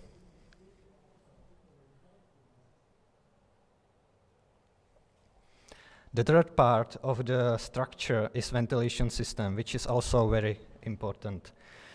In the center of the monastery, there is Paradise courtyard, which terrain is about 3 meters higher than the surrounding terrain. In order to prevent penetration of moisture into masonry, a ventilation tunnel was built around the whole perimeter of the Paradise courtyard. Here you can see it with the yellow line.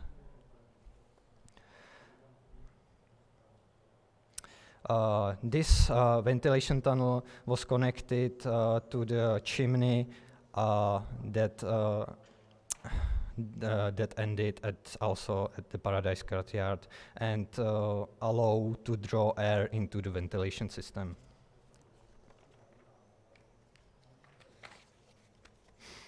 The elevation of the Paradise Courtyard was probably made to cover the ruins of the original convent and also to accumulate heat from the summer. Accumulated heat is then discharged through the openings in the window sills, which you can see here, in the winter, which prevents the windows from surface condensations and at the same time heats up the ambu corridor. Ventilation system also plays a key role in the spring for suitable microclimate inside the building. In spring, the walls adjacent to the Paradise Courtyard terrain are still cooled from the winter, and the warm, moist spring air drawn into the ventilation system then condensates on these cool walls. The result is the dry air that then enters the building, and also the condensated water that then infiltrate the foundation pools and preserve the foundation.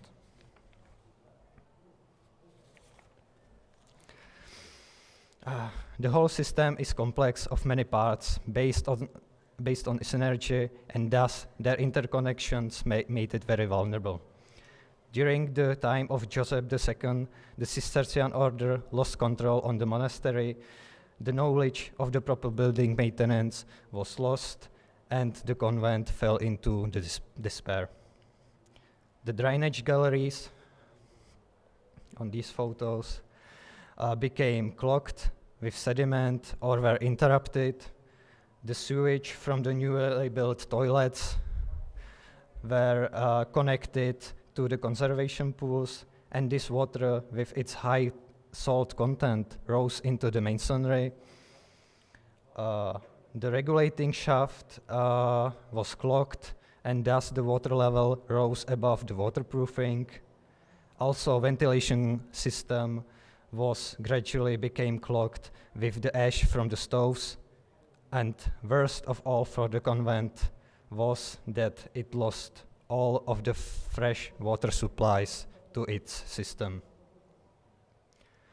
Despite this, the convent has survived to the present day, thanks to Santini's genius, remembering at the emergency that could arise if the convent lost all of its fresh water supply. In such case, water from heavy rains, which although of poor quality, is better than none at all.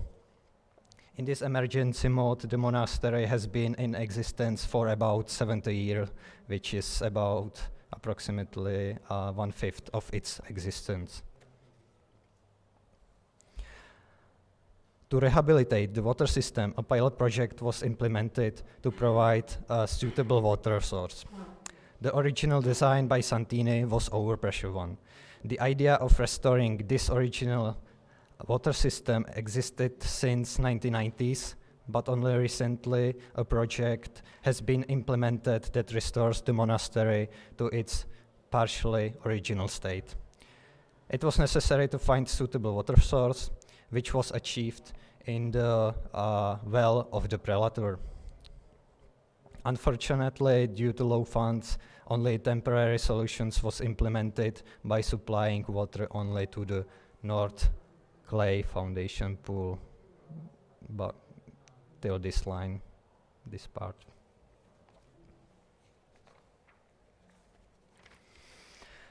Before the actual water supply, it was necessary to verify quality of the water source before its and its suitability for the conservation of the foundation structure.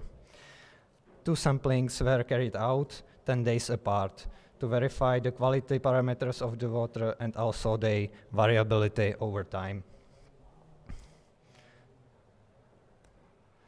It was followed by the implementation process. And after 70 years, the emergency mode has finally ended.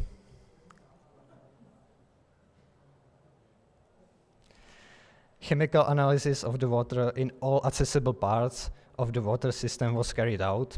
And here you can see the results we used to evaluate the suitability of the water for contact with the foundation, grid, and masonry. Especially Langelier index, which you can see here, the blue one, showed us the behavior of water towards the masonry. In case of negative sign, it determines the degradation of limestone from the masonry, and with the positive sign, the limestone will settle in water. The measurements showed us that the incoming water will not degrade the water in the foundation pools.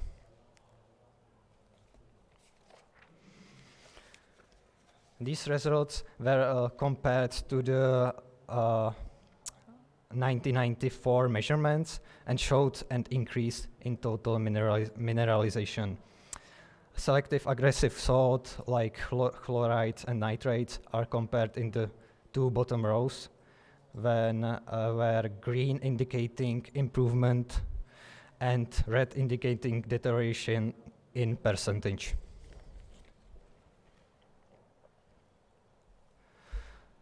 Due to the introduction of new water supply to the system and also spraying water inside building, total of 18 sensors were installed in the south and also in the north signal pool areas to determine the change in microclimate. 2 sensors were also installed in the ventilation system, where one sensor was placed in the chimney leading to Paradise Courtyard to measure the intake parameter of air. The subsequent comparison of the microclimate in period before, which is the upper part, and after the restoration of the water overpressured system shows reduction in average relative humidity of 6%. At the end of the pilot experiment, the interconnections of signal pools, I mean this north and this south signal pool, was verified by the tracking test. We applied tracer in the north signal pool, and then in the regular intervals we were taken samples from regulating shaft, from south signal pool, and also from separatory shaft. The tracer test only confirmed connectivity of the north signal pool to the north signal pool to the regulating shaft. And thus, it confirmed the split at least into 2 big clay foundation pools.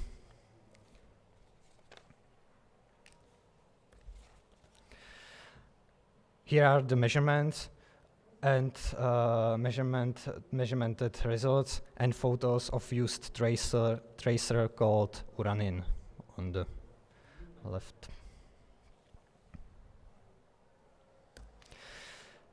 Here are the benefits of the project resulting from observations and measurements. I would like to highlight especially the restoration of the supply of quality water to the wooden foundation structure of the convent and the end of long-standing emergency. In the future, we plan to continue measuring the indoor microclimate and also conduct further experiments to better understand water and ventilation system. I would like to thank all parties involved, namely administration of the Plasy Monastery and company Rehaxpelo, which allowed to use their archive photos. And I also want to thank you for your attention.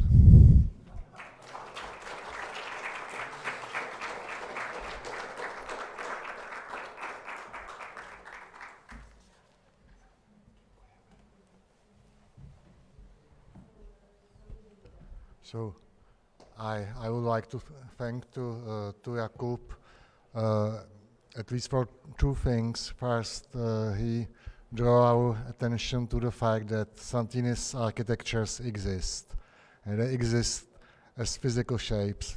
They exist in reality. They are not just plans, so not just subject of our researches, but they are here with us, and we must care for them. And this is important. All around the globe, of course. And second thing, I think it is very good to remember that Santini was not just an artist. He could not just provide designs. Even if he was paid just for designs, sometimes it's possible that he was paid mostly for the designs, and that he collaborated with other persons. But even in this case, he was responsible, like as all architects, even today, he was responsible for the realization of the building. So it is of course fascinating topic that the convent of Plasy was not only a fantastic piece of architecture, as we call it, but it is also a fantastic piece of building engineering of the time when it was created, and its maintenance is a big job even today. And now I skip into Italiano un'altra volta e vorrei invitare Madeleine Riedenklau, che è una storica svizzera che ha conseguito il dottorato di ricerca all'Università di Zurigo. Ha scritto diverse opere su Santini, in particolare la sua tesi di laurea intitolata L'emergere di un luogo di memoria boemo, il quadro simbolico di riferimento nella ristrutturazione della chiesa del monastero di Sedlec di Jan Blažej Santini-Aichel. Anche oggi il titolo del suo contributo è Commemorant plurima manuscripta et monumenta, talking about the glory of God and Sedlec, or genesis of a lieu de mémoire by means of rhetoric in architecture and panegyric. Well, welcome Madeleine, and it's yours. Organizzatorům děkuji za pozvání, mille grazie all'organizzazione per l'invito e l'accoglienza in questi spazi, e ovviamente all'ambasciata svizzera grazie per la possibilità di venire qua. I'll be talking more about texts than the architecture itself, just coming from the historic background and trying to show you the vast sources we have to talk about architecture, also from the point of perception in the time. So in this paper, I'll be talking about the Baroque Bohemian culture of commemoration or remembrance, and then especially the 600 years jubilee of the Sedlec monastery.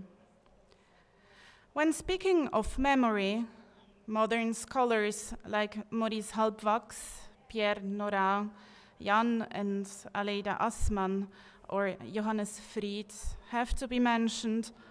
Obviously, an interdisciplinary approach is fundamental. The culture, which arose not only in Bohemia during the Baroque period, manifested itself in numerous places of pilgrimage, in historical researches, but also in writing of the first encyclopedias or in graphic sheets, which were produced for richly decorated festivities with ephemeral architecture.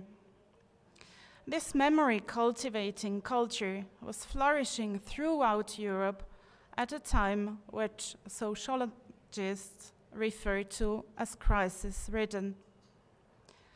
I do not want to address the limited possibility to capture the history of impact, but rather take up a thesis by Sebastian Schütze, who remarked on the reconstruction of any historical perception that our view is structured by words, more concretely even, that we perceive all the works of art through a filter of texts.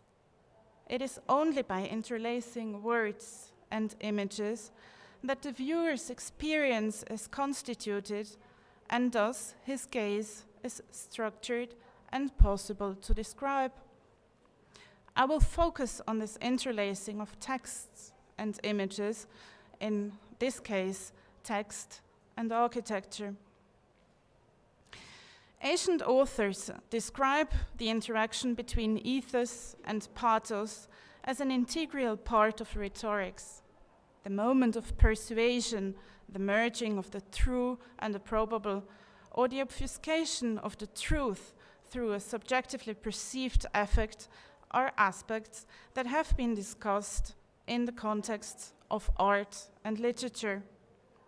As the title of my contribution announces, I will take rhetorical approaches to explore how a text of a festive sermon interacts with the architectonical space, and that obviously in Sedlec.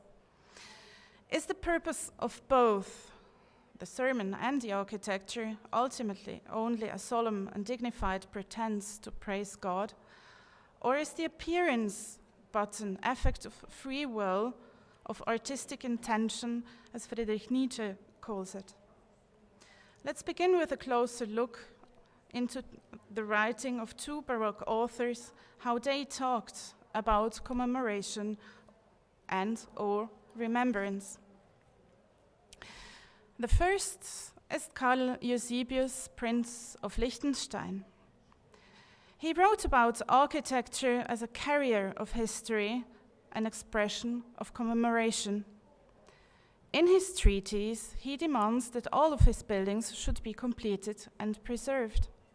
The writer emphasizes the unending remembrance, ewige Gedächtnis, that the architecture is able to maintain. Furthermore, with the growing age of a building, its glory and admiration grow as well, both then radiating back on its builder. Liechtenstein calls history invisible actions, whereas architecture, memorabilis structurae, leave a visible living sign and memory of the past. He stresses the strong bond between remembrance of a local history and the architectonical site. The other author is the Jesuit Bohuslav Balbin. In his Bohemian history, he too uses terms like memorabilia, memoria, and inflection terms of the verb memorare in reference to personalities and architecture.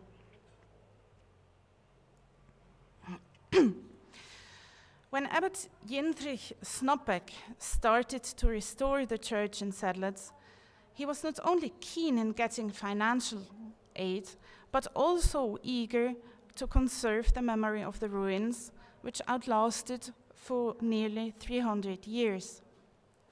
Therefore, he started writing a Liber Restaurationis, where the letters asking for support and some contracts are preserved. He even ordered a painting by Michael Willmann depicting the Hussite destruction and incorporated a veduta of the monastery into the Graduale of 1690, showing the site before restoration. Why he decided to regain the ruins for his fellow monks, we may never really understand, as written sources oscar. Theoretically, the church could have been reconstructed in the current Baroque taste, as the Conversi chapel in the Graduale shows. Italian forms were used for the roofing. Yet he chose a history-evoking style. Why he did so? This was the question the late Professor Moimir Horina gave me to solve in the dissertation.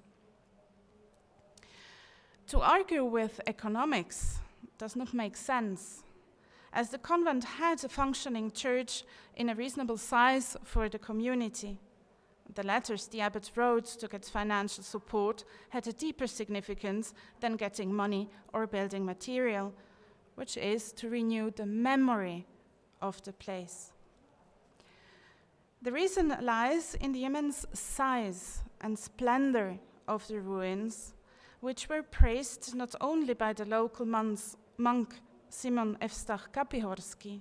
Even Balbin held the ruin in high esteem, using superlatives as splendissima for the basilica. There is one handwritten text which gave me the golden key to Snobek's reason to reconstruct the ruin with Santini's help in the Baroque More Gotico, used for the first time in Sedlec. In the manuscript called Notitiae, there is a section entitled Pro Memoria Aeterna. The indescribable fame of the convent, commemorant plurima manuscripta et monumenta monasterii Sedlecensis. It's the red part here.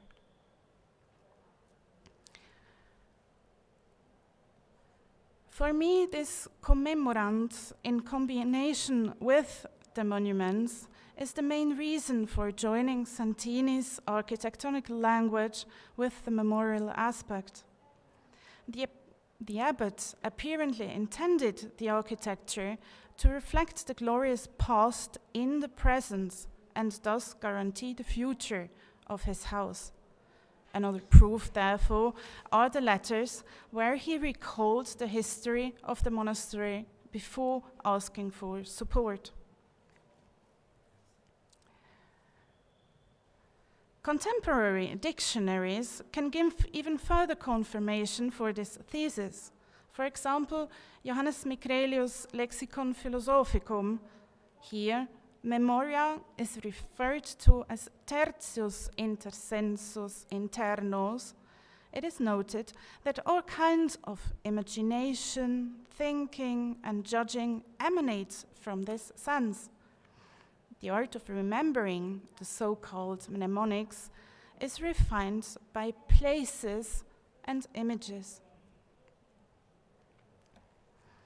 Johann Jablonski's lexicon speaks of two types of memory. The author of the lemma distinguishes between memoria and reminiscentia. Memoria works solely through the present repetition of mind, and further, it is a mere sensual impulse that shapes both animals and humans. Reminiscentia, on the other hand, depends on the command and the will and is able to recall absent things. The author thus distinguishes between instinctive memoria and conscious reminiscentia. The distinction, as it was made in Jablonski's dictionary, was not consistently used by the contemporary writers. This particularly evident in the fact that written sources were referred to as memoriae. Liechtenstein's treatise, Balbin's history, and the encyclopedia entry, however, all provide evidence that people of the early 18th century knew about the possibility to make memory visible and evidently reflected on it. This ars memoriae was already described by Augustine based on Plotinus, Aristotle, and other ancient authors. The Christian writers were even able to derive confirmation directly from the Bible, where architecture and memory of one's own past are put in mutual dependence. When in trouble, the prophet Isaiah gives the people of Israel confidence about the future. I quote, "They shall build up ancient ruins, they shall raise up the former devastation, they shall repair the ruined cities, the devastation of many generations." End of quote. The prophecy delivers one of the most fundamental necessities of memory, namely its vitality and anchoring in society. So let's go back to Sedlec. I leave out the history of the monastery, recalling only its foundation in 1142-43. Its glorious bloom and silver mines were found on the grounds in the 13th century, coming directly to the destruction early in the Hussite Wars in 1420-21. The monks returned 1454 to their monastery, but were not able to restore the huge old buildings. Thus, they lived and rebuilt some smaller buildings around the converse chapel. Only when Abbot Snopek came to Sedlec, things changed. Together with Santini, they restored the massive medieval ruins. In order to emerge as a lieu de mémoire, the culture of commemoration needs to be alive in two senses, which is the subject, the who is remembering, must be as active as the object, which is what is being remembered. In order to keep the past in the present, we use every possible means, especially a certain place, so that no veil of oblivion clouds the memory. The past cannot return, but an idea can be formed of what it has been, and the more favorable points of reference are present, the easier it is to do so, says Maurice Halbwachs. That does not mean that only positive recollections form a society. Even negative events may be used as a legitimation of resistance towards the outside world if it is understood as martyrdom and based on the consciousness of the victim. Until the monastery was dissolved in 1783, the remembrance was spirited in Sedlec. The sermons that have been preserved from the monastery illustrate this. For example, Evgenius Radl, presented on Easter Monday 1735, uses the destruction and reconstruction of the monastery as an image of the resurrection. The formulation of dust and ashes, spracho a popele, is repeated throughout his sermon. He calls the church an ornament of the Czech kingdom. I quote, "You, Sedlec, may praise yourself beyond other places in Bohemia. From the beginning, this ancient monastery was the glory of the Bohemian lands." End of quote. In this sermon, we touch a topos eagerly absorbed in other sermons as well, the rise of the phoenix. The idea of describing the architecture as a phoenix was already considered by older Cistercian writers as Sartorius and others, and was reused in 3 of the 5 Sedlec sermons. In the sources, we find again and again the comparison with historical buildings and often even the exaggeration of the Sedlec Basilica. Then, until the completion of the cathedral in Prague in the 19th century, Sedlec was actually the largest sacred building in the kingdom. Santini has successfully created an extraordinary orchestration of flowing and intertwining of old and new, which aroused admiration as soon as it was completed. Hence, the architect got more assignments in this sense by the abbots of Kladruby, Žďár, or Želiv. Also from the beginning, the restored Sedlec Basilica is described as at the same time old and new. In the early 18th century, the contrast between the monumental old ruins and the restored, light, renewed building must have been felt as overwhelming as the colorfulness of the frescoes in the Sixtina after the cleaning on us. In the description of Bohemia in 1712, the Cistercian Mauritius Vogt judged the construction in Sedlitz as follows after condemning the Hussites for its destruction. I quote, you have the English translation under the image. Obschon dieser Kirche das Dach, Fenster und Gewölbe ruiniert worden und fast 300 Jahre öd gestanden, so ist dann noch diese vor etlichen Jahren nicht allein im vorigen, sondern vielleicht in einem gar schöneren und höheren Flor kommen. Again, we have the admiration and an early form stating the contemporaneity of old and new. Vogt applied a rhetorical form used since the Renaissance, restoring something in a better way than it has been before.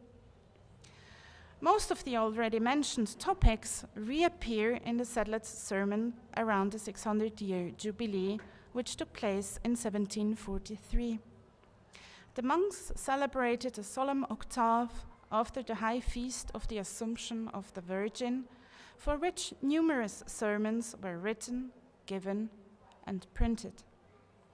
We can assume that a large crowd of Bohemian noblemen and ordinary people were present. In the early 18th century, such sermons were not only part of feasts, but were also held in public events in addition to the usual services. The theological meaning and content of these speeches is the transportation of the abstract word of God, its revelation and interpretation into the spiritual and ecclesiastical life via a pictorial language. Important hereby is the staging of the presence of God, the preacher, and the assembled congregation. Special are those sermons that were held in connection with the renovated or newly built monastery or parish churches. Peter Havel stated that very few of these homiletic writing interpret the church building, let alone describe it.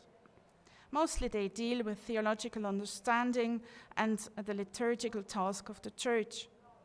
The common thread is the history of salvation, its fulfillment to be proven at the relevant place in the relevant building. For short, to create an image of heaven on earth. The connection or mediation between the two is established in small indications such as frescoes or pictures, relics, or the use of lights.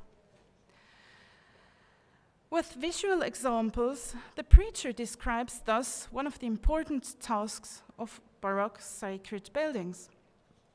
The Sedlitz sermons are not different, yet some of them are nonetheless. The Gothenburg Jesuit Jan Svoboda gives the final sermon on August 25. The aim is once again the glorification of the monastery, the Cistercian, and Abbot Reichknecht at the time. In the sermon title, two wordings are striking. The emphasis of the solemn existence and flourishing despite happy and unfortunate changes with which the eventful history of the monastery is addressed. Second, the apparent contradiction in the second line, the čím starožitnější, tím novější, the more ancient, the newer. What does Svoboda intend with that? Remembering Vogt, Kapihorsky, or Balbin's words, this formulation is immediately connected with the architecture. Since besides Svoboda, all other preachers use praising terms for the architecture in Sedlitz, we can indeed assert that that was the author's intention. continuously and repetitively used expressions are antiqueness, grandeur, victory, fame, glory, honor, treasure, ornament, adornment, or significance. The Sedlec Basilica is thus described as unique, which no other architecture in the world can match. For Svoboda, the legendary foundation of the monastery, its rise and prosperity, have carried the great fame over 600 years. He calls these topics known, thus old. The unusual new aspect that hasn't been mentioned so far was the constancy of the monastery with which Sedlec has defended its principles or integrity throughout eventful times. Complebunt dies suos in bono et annos suos in gloria. With this quotation taken from Hiob, Svoboda starts his sermon, explaining in the first paragraphs why Hiob's phrase was realized in the monastery and reasons what in bono means. Coming to the monastery's involvement in banishing the heretical Hussite misbelief. The extremely negative connotation of the Hussite era, the seven-headed apocalyptical beast, is omnipresent in the Baroque commemoration in Bohemia. I will come back to that shortly. Svoboda's sermon is different from others as he actually describes the church in which the sermon was given. The Sedlec Cistercian achieved the greatest fame and honor because they spread no effort to ennoble and decorate their church with the greatest care for the glory of God. Normally, the eyes cannot see what the ears hear during a sermon. For once, Svoboda's audience could perceive the content of the sermon with 2 or even more senses. With the preacher's narration, they heard the history of the monastery, and at the same time they could see it with their own eyes in Santini's perfectly formed building, embodied in the stone of the restored church. I quote in English, "If these stones from which this none less famous than glorious church was designed and erected could speak, they would certainly confirm the same. They would tell how this temple of God only in our time arose from its ruins, as from a tomb, to the glory and style in which we can now see and behold it, and how it was brought back with great effort and evident wonderful help of God." End of quotation. The beauty of the architecture would even move Žižka, the Hussite commander, that he ordered the arsonist to be executed as brutally for the brutality committed to the basilica. So tells the often repeated legend. In this context, Svoboda stresses once more the size, the magnificence, and beauty of the basilica, which was so grand that even her enemies wanted to preserve her, hence the descendants would have something to admire. I cannot emphasize enough how important this medieval caesura was for the Baroque identity of the kingdom. In fact, until the 19th century, every author writing about Bohemia uses more or less the same words for the 15th century. From the famous Historia Bohemica by Pope Pius II Piccolomini to Bohuslav Balbín and the other Baroque authors, they all do the same. They lament the decline of the kingdom due to Žižka and the Hussites drawing a gloomy veil over the period, recalling but the pernicious and bad, yet at the same time admiring the architecture and bolstering thus the national pride. The attempted damnatio memoriae of the Hussite past could not succeed by this concurrence. There is yet another simultaneity in history. The belligerent Hussites rose at the same time the Ottoman began to conquer the Balkans and became thus a powerful and long-lasting threat to the Christian Europe. The Bohemian Kingdom, the national pride, established by the Hussites, continued to thrive even after the change of power. In the eulogy of the Prague Cathedral, written by Tomáš Jan Pešina z Čechorodu, there is an oracle included in the dedication to the king.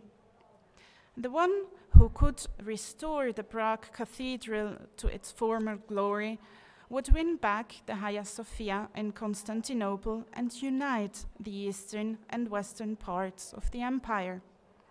Pešina is not the only author connecting architecture with politics to consolidate the Bohemian identity. Thanks to the services and festivities, the Sedlec monastery stayed present in the collective memory, especially also because the sermons were not only given once at sight, but also printed out. In general, these publications became very popular in the early 18th century in the common people. The high literacy in the rural Czech population, which had established itself during the long period of the Reformation, was not lost in the recatholicization. The bipolarity of the Czech identity was therefore formed through these texts, which shift at a certain point from theology to politics.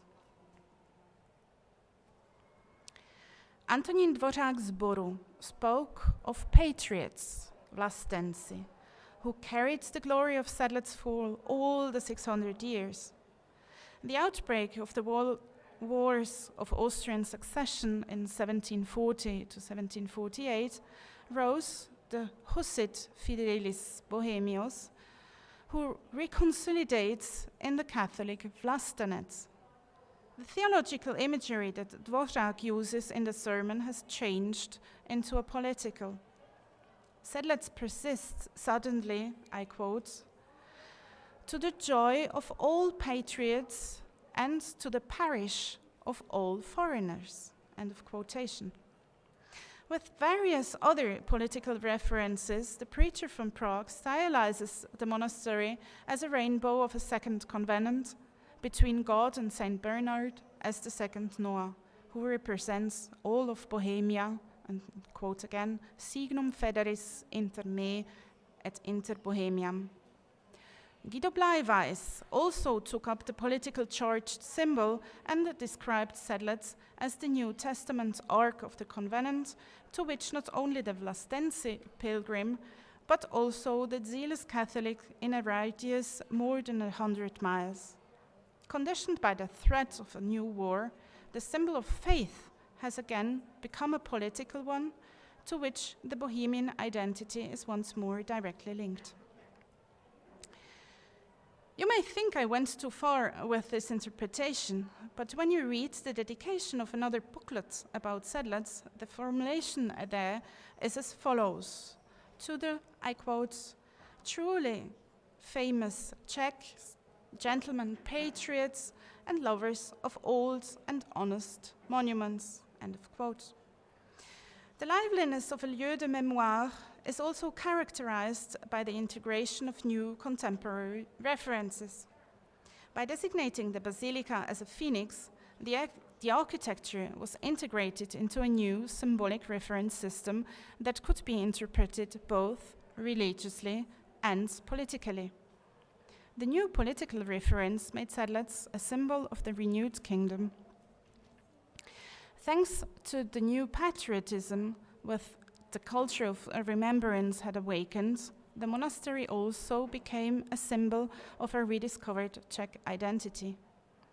Svoboda's sermon ends with the wish, "Benedic hereditati tuae," the lively memory may secure the future of the monastery, its fame and glory.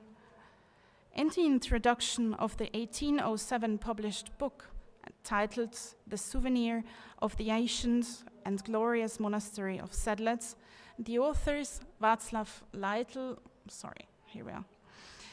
Václav Leitl and Jan Rullik repeat once more all the above-mentioned praises, and they stress the identity-forming power of the commemoration of the past bound to the architecture. The preserved sermons and other publications strikingly demonstrate that the memorial cults introduced and established by Abbot Snopek took root in Santini's architecture, embodied references to the old Přemyslid dynasty, King and Emperor Charles IV, thus the whole Czech kingdom. The architectural language of Sedlec made a significant contribution to repairing the break of continuity after the Hussite Wars, giving the identity of the building its characteristic, unique shape. The genius loci is still vivid in Sedlec, who was and is the Phoenix Bohemiae, where nowadays lovers of architecture pilgrim. Thank you.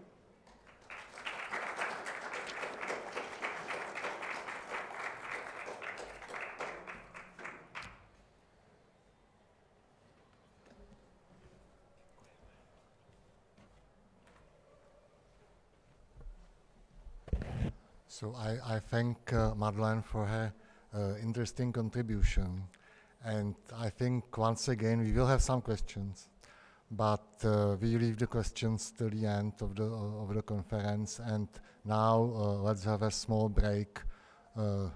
It will be really a coffee break because there is coffee, but please do not prolongate this break because we have still some two important contributions waiting for us. Thank you. Thank you.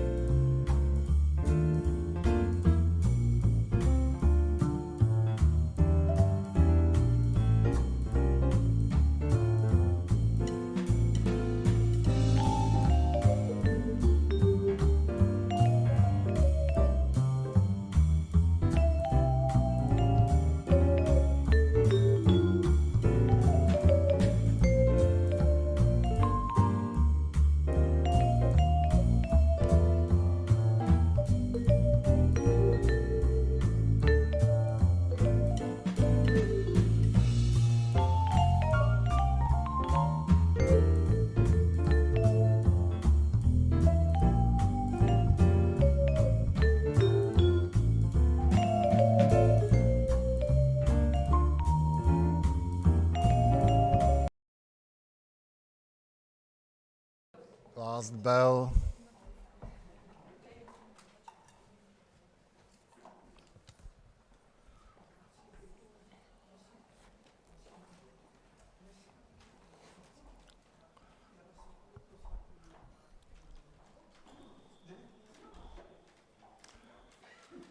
È stavolta un onore vero di presentare qui professor Jiří Kroupa, che è un storico dell'arte ceco moravo, specializzato nella storia della prima architettura moderna, che lavora presso il seminario di storia dell'arte della Facoltà di Lettere dell'Università Masaryk di Brno.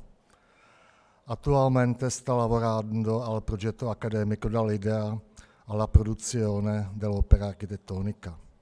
Ha scritto diversi libri sull'opera di Santini, come l'opera di Jan Santini a Zelená hora, Montagna Verde, e nella regione di Žďár, che ha compilato insieme allo storico dell'arte ceco Jan Sedlák. Non c'è scritto, ma io conosco che il professor Kroupa sta anche preparando con professore Bigu una mostra su Santini che comincerà questo anno nel dicembre presso il Museo Nazionale della Tecnica a Praga. Allora tutti siete inviati, se andate a Praga sarà possibile vedere questa mostra abbastanza grande, abbastanza importante nel dicembre. Allora, Professor Kroupa. So, many thanks for introduction. Ladies and gentlemen, dear colleague, my thinking will mainly concern a partial analysis of the architectural form on the example of several Santini's realizations. I will deal with only one project, and then I will try to clarify the two complementary creative approaches that can be found in Jan Santini-Aichel work. Above all, it will be the principle of stereotomy, which contributes to the illusion of dematerialization of the architectural form. And next to this, the uses of the effects of light, which in Santini's work plays the role of an illuminated, or conversely, shadowed atmosphere filling the totality of the architectural interior. The first moment certainly came from Santini's heritage in his father's stonemasonry and his familiarity with the basics of geometry of stonemasons.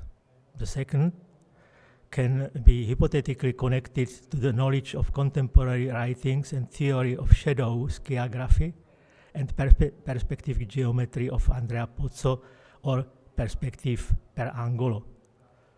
If my examples are mainly from Moravia, then we can draw attention to a certain unity of Santini's realizations here, and to the fact that some Moravian buildings have recently been excellently analyzed by Ulrich Fürst. After all, Jan Santini was linked to Moravia by a double bond. On the one hand, by his late work from 1718, which of course remained unfinished, but above all by his long-term friendship with the client, the Žďár abbot Václav Vejmluva.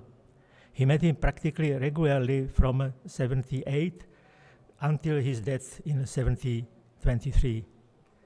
Their mutual relationship, but also the mutual exchange of ideas, can also be shown through a small incident after Santini's death.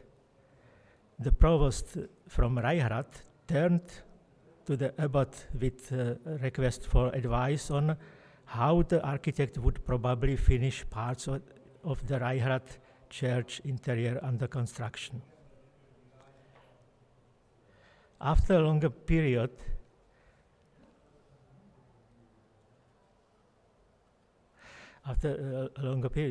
the activity of the Žďár monastery was reviewed in the Baroque style during the 30 Years' War But at the end of the 17th century, it was again stopped by a big fire. The buildings were restored only very slowly. The situation changed after the arrival of Abbot Weimluva in 75. It was Weimluva who established contact with the then little-known Prague architect Santini and began to gradually implement partial modifications in the monastery grounds with him. In urbanistic sense, we can still follow them today from the so-called lower cemetery above to the church of St. John of Nepomuk and Zelená Hora below. In the axis of the whole layout stood the villa referred in the sources, that is the farmyard, and the original medieval monastery church. One of the first and most important tasks for the operation of the monastic community was the new arrangements of the chorus choir of the Cistercian fathers behind the lectorium around the crossing of the original medieval church.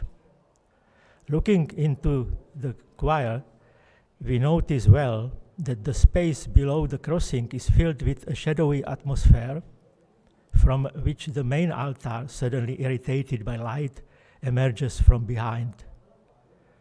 Santini originally found himself in Žďár in front of an already renovated building, so his interventions in the Gothic interior were rather modern, unifying. The architect used fine stucco to cover the architectural elements in the color unification of the interior. At the same time, he inserted flat, finely graphically shaped stucco fields between the ribs, which created a certain illusion of applied layers on the surface of the vault. The most important change was the modification of the choir of the Cistercian fathers in the separate central layout. At this same time, Santini used a ribbed vault on the square floor plan so that the remaining part in front of the transept was vaulted with the same vault outside of the original tectonics. Thus, a relatively independent unit was created inside the church, set aside for the choral liturgy of the Cistercian fathers. As mentioned, the central space under the crossing is slightly darker than the surrounding parts, of thus separates the lighted part with the choir views from the equally lit presbytery. Two tribunes on compressed arches penetrate the central crossing from both sides, and the spatial unit between them can thus give the impression from a distance of a kind of immaterial partitions between the choir of the fathers on one side and the presbytery with the main altar on the other. Santini achieved this effect by placing two organ cabinets opposite each other on the stands. The post-1710 organ is actually only located in the north arm of the transept, as the opposite south organ case was left empty. However, it symmetrically delimits the central space and in particular prevents the penetration of light in the same way as its organ counterpart does. A certain theatrical drama of this shaded central space is underlined by the wooden cabinets, as Professor Rocca de Amicis has shown yesterday. The shape of which combines two types of altars by Andrea Pozzo, one emphasizing the Baroque monumentality on the solution, and the other which Andrea Pozzo himself described with the words capriccioso. Behind the tribunes, vestibule ediculae are built to the inner walls of the ends of both side naves, while the floor plan of this edicule responds to the floor plan of the tribunes. Above them are oratories, which are connected to the tribunes by curiously floating side staircases. The original solution of architectural detail certainly had its liturgical significance in these parts. When we look from below through the vault of the tribune on the sides upwards, or when we are inside the spaces between the side aisles and the choir chapels, we see a wonderful graduation of lighting in this space from the dark ground floor to the lighted vault. At the same time, the stucco layers on the walls give the impression of carved slabs of stone. Here, Jan Santini-Aichel clearly reacts to what Werner Müller called the stereotomical illusion in his essays. That is, he transfers the geometry of the worked stone to the different material. Anyway, Werner Müller, in evaluating Santini's ideas, spoke of his Sonderweg in the use of stone geometry. He compared Sjaar's stonework geometry to the works of Johann Bernhard Fischer von Erlach above. In these cases, in his opinion, it was a different concept from the original French stereotomy below, which uses trumps on the sides as a supporting structural element. However, it must be said that in his later realizations, Santini used the very solution that was close to the French stereotomy. This was also the case in Sjaar, when a new emporium was later created at the entrance to the church.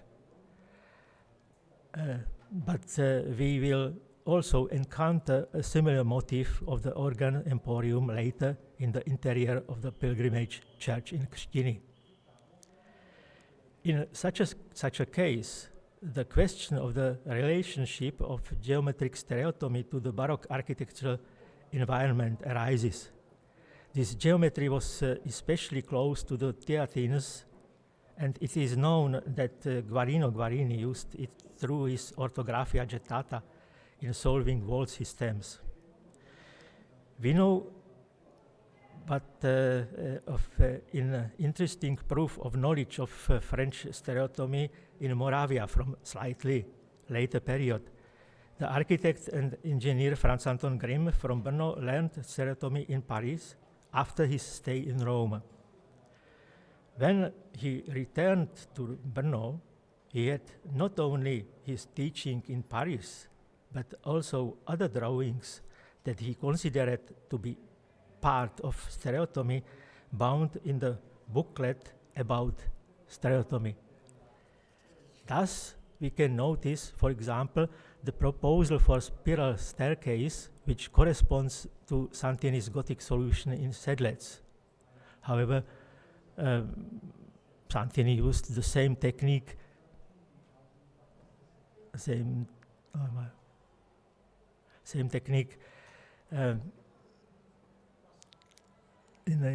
Plassy, in the Baroque, and in Sjaar. Another time, this time Grimm's own attempt has its parallel in Santini's vaulting of the chapel in Panenské Břežany. This means that Franz Anton Grimm, educated in Rome by Niccolo Salvi in classic Baroque, considered these works to be others, to be stereotomical. Santini's own interest in the theory of stereotomy may explain the frequent use of trapezoid pendantives. The French engineer and theoretician of stereotomy, Fraisier, actually preferred this trapezoidal solution as more perfect in terms of statics. And finally, we can point to the to the relationship of the stone stereotomy when Santini is working on the staircase in Plasy in West Bohemia. But, however, we find an essential distinctive difference against French stereotomy. Jan Santini-Aichel does not use stone. His work rather creates the illusion of stone, and at the same time, the essential element of this illusion is light, which rises to the material substance as its immaterial part. Santini's work with light is by no means a new revelatory topic. After all, it is a matter commonly mentioned in all important publications about the architect. What can be interesting, however, is its proximity to Vincenzo Scamozzi's geography of light and shadows. Scamozzi distinguished 6 kinds of light, and we also meet them all in Santini's work. First, il lume amplissimo celeste. Perhaps one of the most engaging elements of Santini's creative work are his sketches, cartoon models. Not too many of them have been preserved, but if they are, we will encounter minute lighting effects on them, which are caused by the very fine, almost graphic processing of details. While Roman Baroque architecture in the period works with shadows caused by the plasticity of architectural elements, Santini almost carves his shadows into depth in the facade.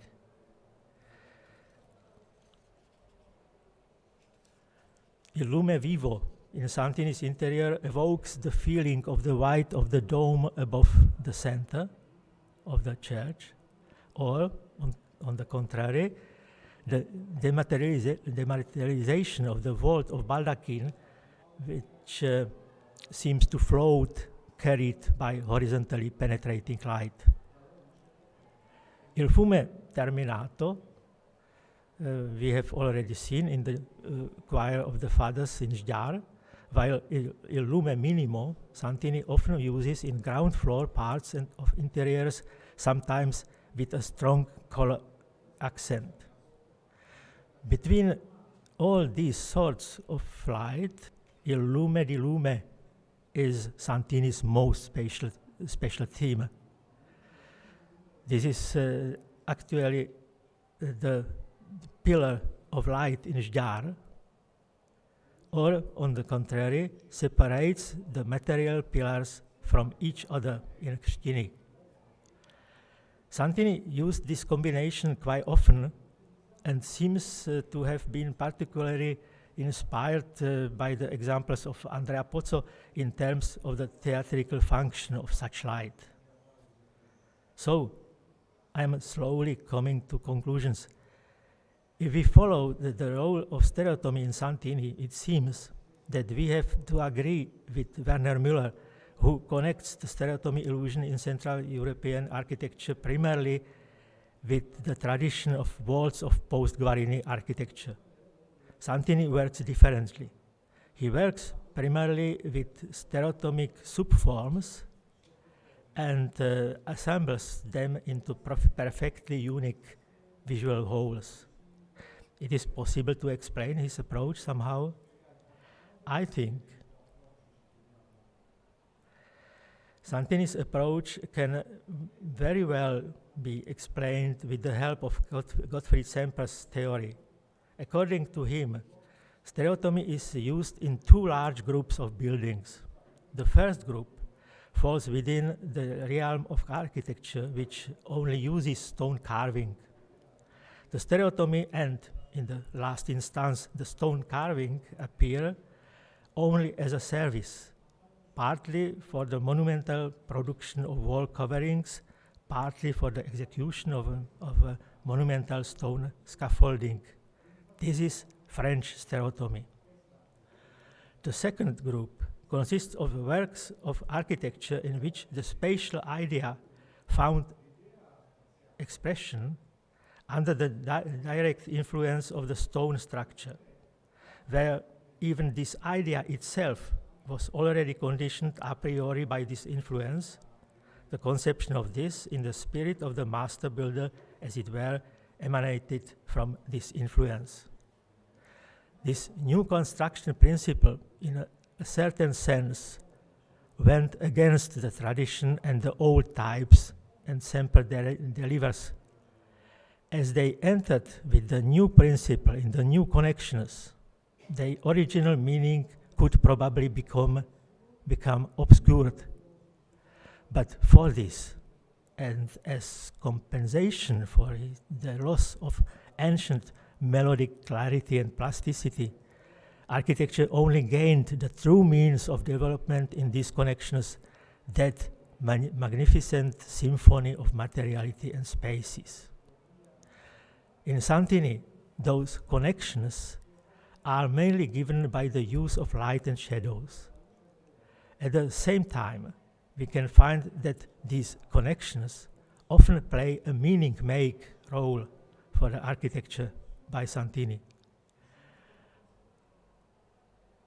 In the interior of the church of San John of Nepomuk on Zelená Hora, we see the architect's idea which Václav Richter, founder of Brno School of Art History, described with the words, there is a bloated space, something like dissolving of luminous foam.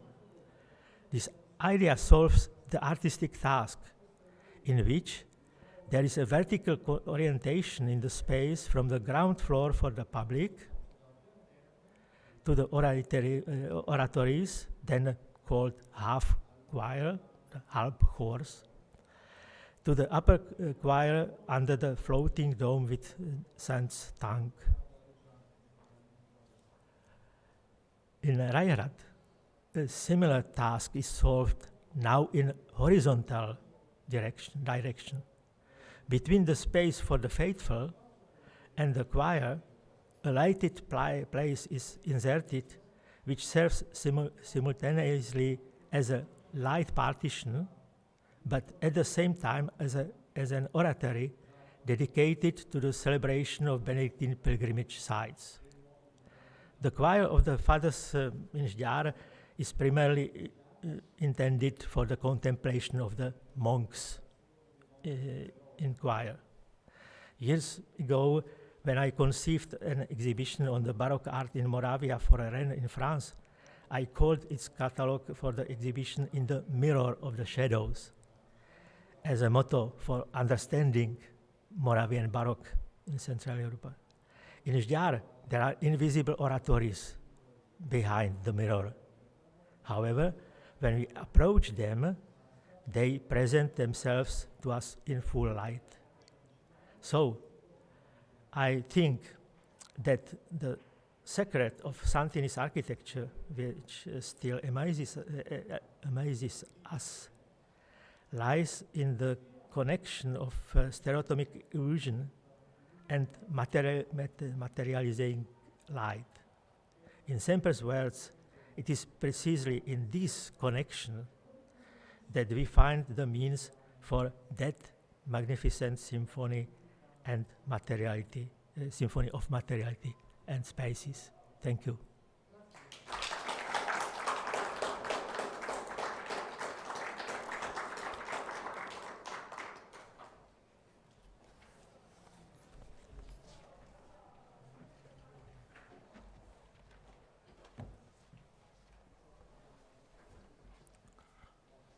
Well, I thank Professor Kroupa for his paper, which was very interesting, I think, for all of us.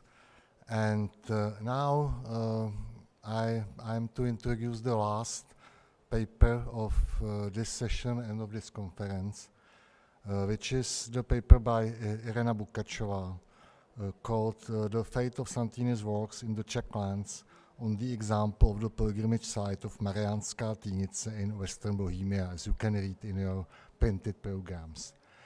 Unfortunately, Dr. Bukačová cannot participate in our conference for some personal reasons. And we decided that it will be a lost, it will be a pity not to have her presentation here. So Dr. Johanka Bronková, who already presented her paper, was so kind that she agreed to present the text by Irena Bukachova.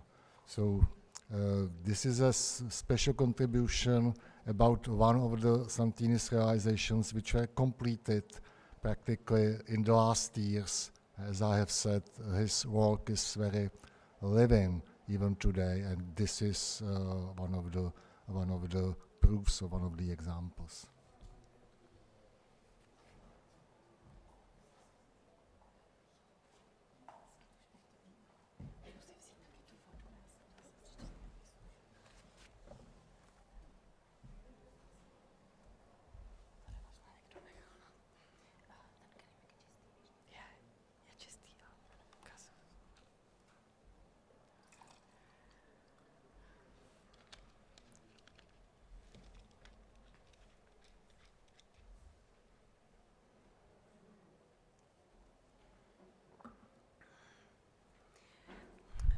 Permettetemi quindi di presentare ancora questo contributo di Irena Bukachova, che può essere chiamata, penso, a pieno titolo la seconda fondatrice di Mariánska Tynice, però che desiderava dedicare questo contributo alla memoria di professor Horina.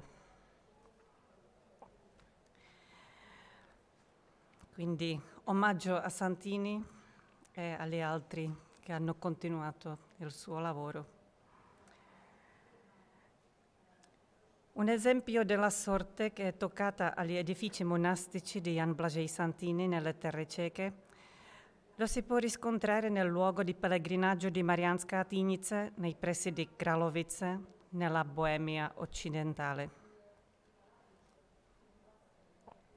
I grandi progetti dei monasteri però generalmente non venivano portati a termine. Perciò spesso, anche nel caso di Santini, è possibile farsi un'idea completa dei suoi obiettivi e del suo caratteristico stile architettonico solo attraverso le loro vedute. I grandi complessi subirono la secolarizzazione giuseppina e successivamente la privatizzazione aristocratica, che nello spirito della razionalità post-illuminista riconosceva solo il valore materiale.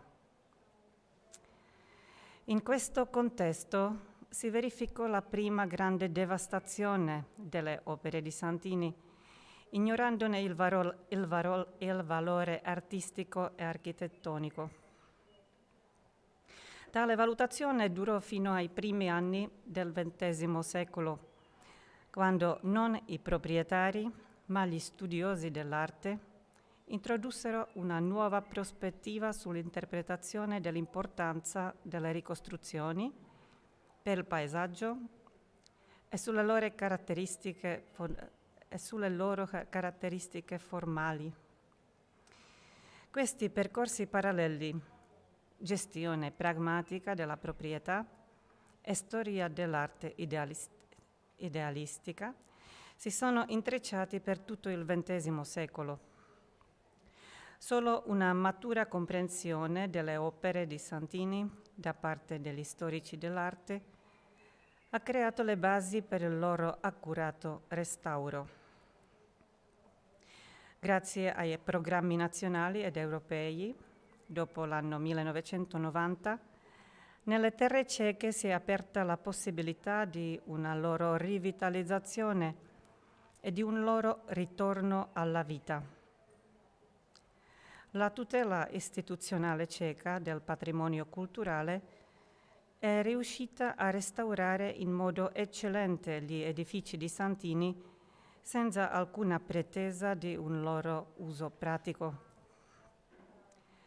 In questo contesto, il completamento del progetto originale di Santini del 1711 nel luogo di pellegrinaggio di Mariánska Tynice, sul territorio dell'ex monastero cistercense di Plassi, a 300 anni dalla posa della prima pietra, rappresenta un esempio unico di cura del patrimonio in Boemia e in Europa.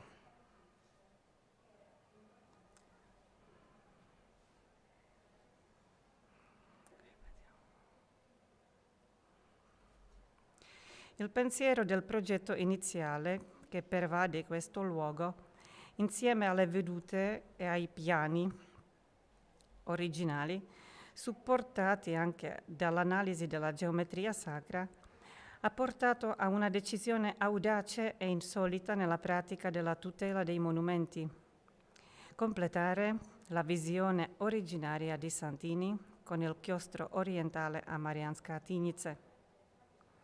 Il connubio di un architetto, un pittore, uno storico dell'arte e di diverse figure professionali con competenze edilizie di eccellente livello, supportato dal generoso interesse del proprietario, ovvero la regione di Plzeň, ha permesso di realizzare un'opera unica che non è né una copia né un neobarocco o una ricostruzione, ma solo il compimento di un'idea che non invecchia, perché il suo tempo non ha limiti.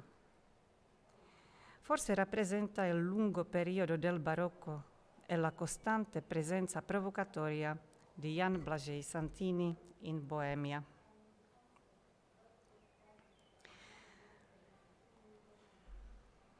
Il luogo di pellegrinaggio di Mariánska Tynice è un complesso architettonico composto da 4 edifici, la cui struttura dominante è la chiesa a pianta a croce greca, edificio centrale. Abbiamo la veduta e l'abbattitito.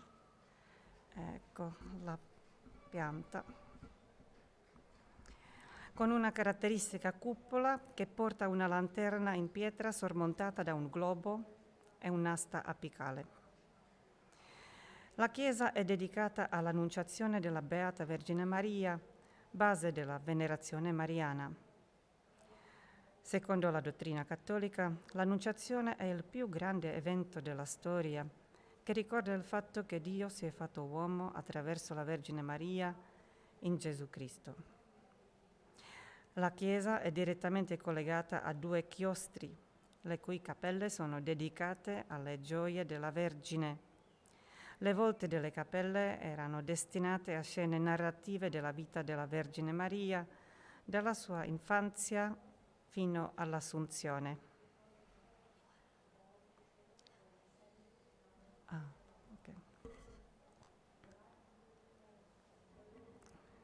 Aspetta. Mi sono persa. Dagli affreschi originali del programma mariano si sono conservati la Visitazione a Santa Elisabetta e lo Sposalizio della Vergine Maria. Le altre cappelle del chiostro occidentale furono danneggiate, tuttavia le loro descrizioni e i versi che accompagnavano le raffigurazioni attestano la loro consacrazione alle gioie della Vergine Maria. Gli affreschi erano accompagnati da santi cistercensi sulle pareti delle cappelle, raffigurati secondo le leggende dell'ordine in relazione alla Vergine Maria. Tra di loro, grande attenzione è stata dedicata al fondatore dell'ordine, San Bernardo, e agli abbati dei primi monasteri cistercensi come Alberico, Stefano di Hadding e Roberto di Bolesme.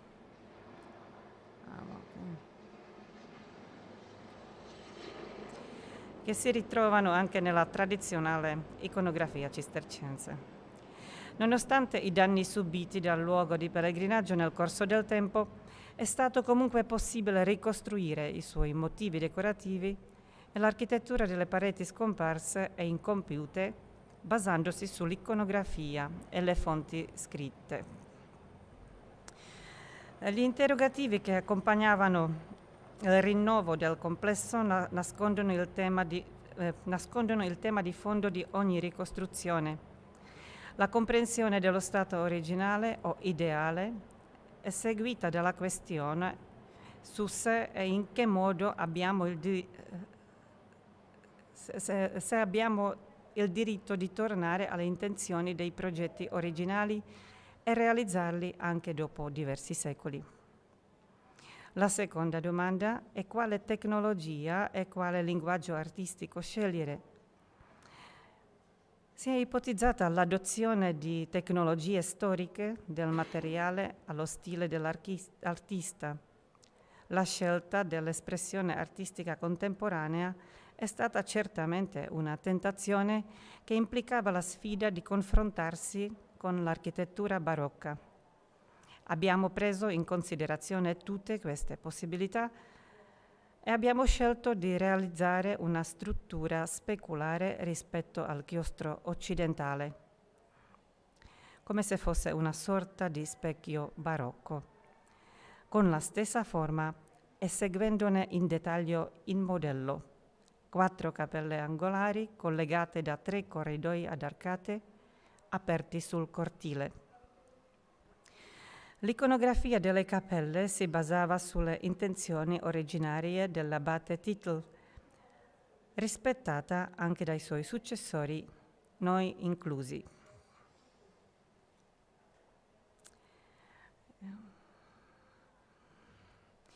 La prova dei suoi intenti fu anche la generosa disposizione di 3 edifici mariani nella tenuta di Plassi, che formavano un'interessante gradazione: la cappella del Santo Nome della Beata Vergine Maria a Mladotice, la chiesa dell'Annunciazione della Beata Vergine Maria a Marianska Tinice e la chiesa dell'Assunzione a Plassi.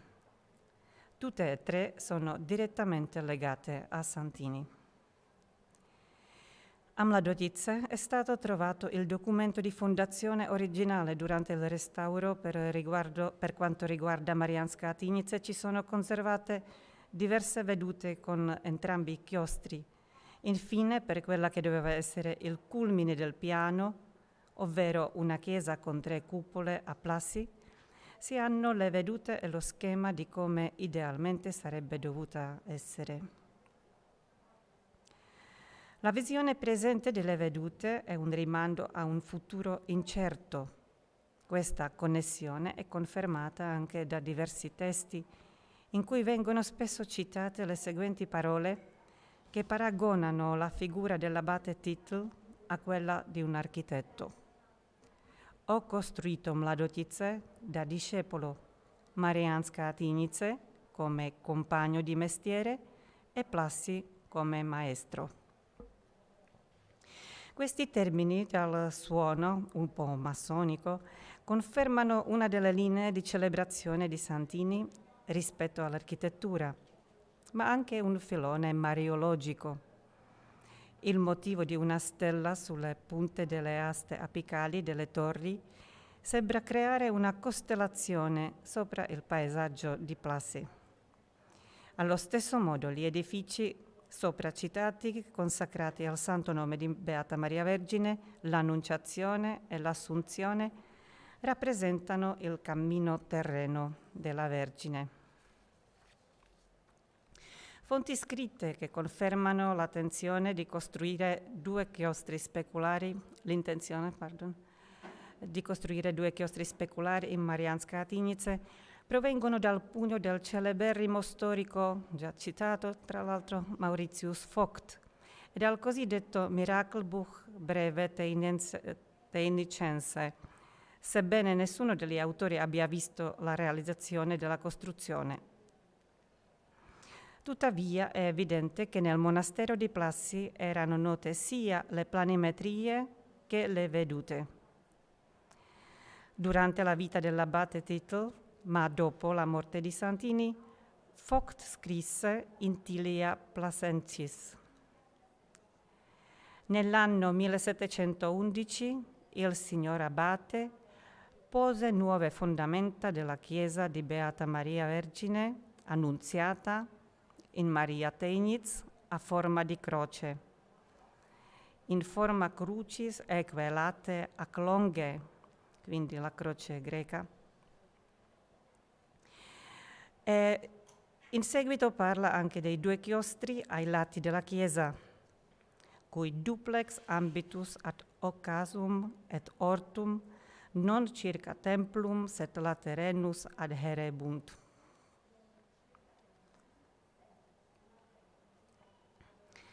La visione conservata nelle vedute e negli scritti, nonostante il suo mancato completamento, è stata una costante tentazione per generazioni. Solo negli anni '80 del Novecento compaiono le analisi di triangolazione e quadriangolazione Bruno Chesan dell'anno 1985, ritornando al progetto ideale di Santini. Nell'esaustiva analisi di Mojmír Horina del 1988 e nella sua prima grande monografia su Santini, torna con nuova intensità il tema della ricostruzione delle parti scomparse e del completamento del chiostro orientale non realizzato a Mariánska Tynice. A ciò hanno contribuito il restauro già compiuto della cupola centrale e la costruzione della prima cappella a est della chiesa nel 2011-2012, che è stata essenzialmente l'apertura simbolica del 300° anniversario della posa della prima pietra a Mariánska Tynice. Le opportunità di finanziamento recentemente consentite dai fondi transnazionali dei progetti Europe sono state uno stimolo per una discussione sulla tutela del patrimonio culturale che è andata ben oltre il mero restauro delle parti originariamente completate. Nonostante l'unicità del progetto, ha vinto l'audace soluzione sostenuta dai maggiori esperti di tutela del patrimonio culturale ceco. Anche la filosofia della cura del paesaggio, che fin dalla fine degli anni 90 ha apprezzato l'importanza delle architetture dominanti per la struttura dello spazio extraurbano, ha contribuito alla percezione dei valori architettonici degli edifici solitari.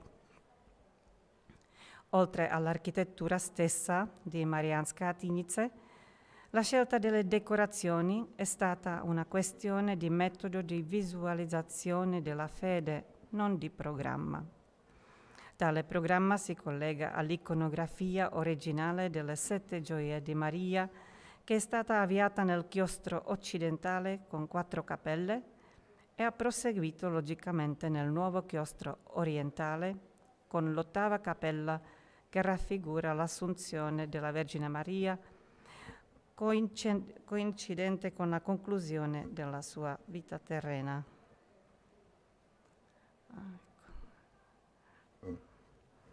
La visualizzazione della fede nelle storie della Vergine Maria è accompagnata da immagini di 8 santi cistercensi in relazione alla Vergine, che sono corredate da iscrizioni esplicative in latino.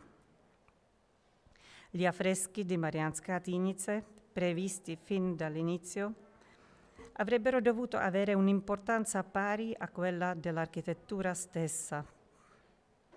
Il contesto della decorazione pittorica indica anche i legami tra gli artisti, le intenzioni dei committenti e fa intravedere tutta una serie di vicissitudini della pittura barocca dal IV al VII decennio del Settecento. A dialogare con l'impianto originario è la pittura del nuovo chiostro orientale, dove gli affreschi delle volte delle pareti e degli architravi, rispettando il concetto iconografico originario, sono stati realizzati solo tra il 2019 e 2021 e sono opera del contemporaneo pittore Jan Spievacek, preceduto da Julius Lux, artista del Rococò di metà del XVIII secolo. Grazie.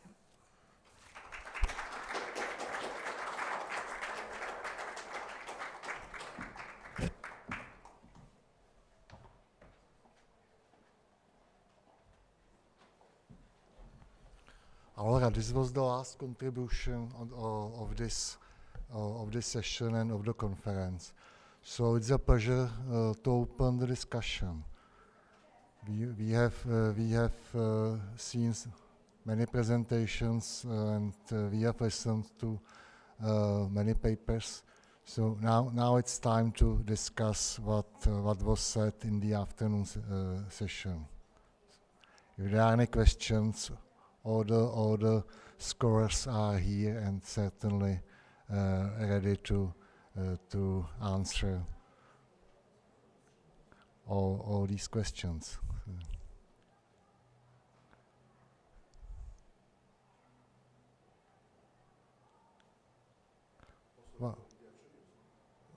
But there was. Oh.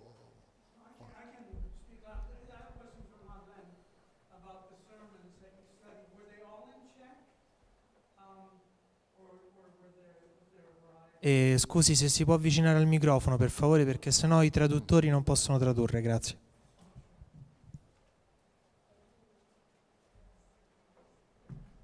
I have a question for, this one, the second one, okay.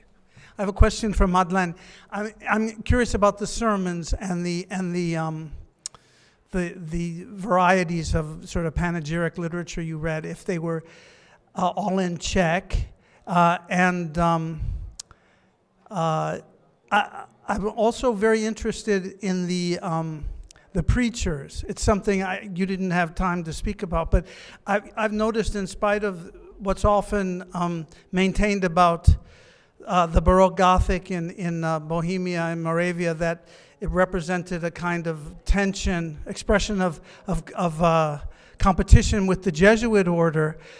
Many of the preachers who were hired to speak at the Jubilee occasions, certainly at Plassey, were Jesuits, which seems to sort of weaken that rather simplistic kind of thing. So I wonder if you could say a little bit more about the preachers and the languages that the sermons were preached in.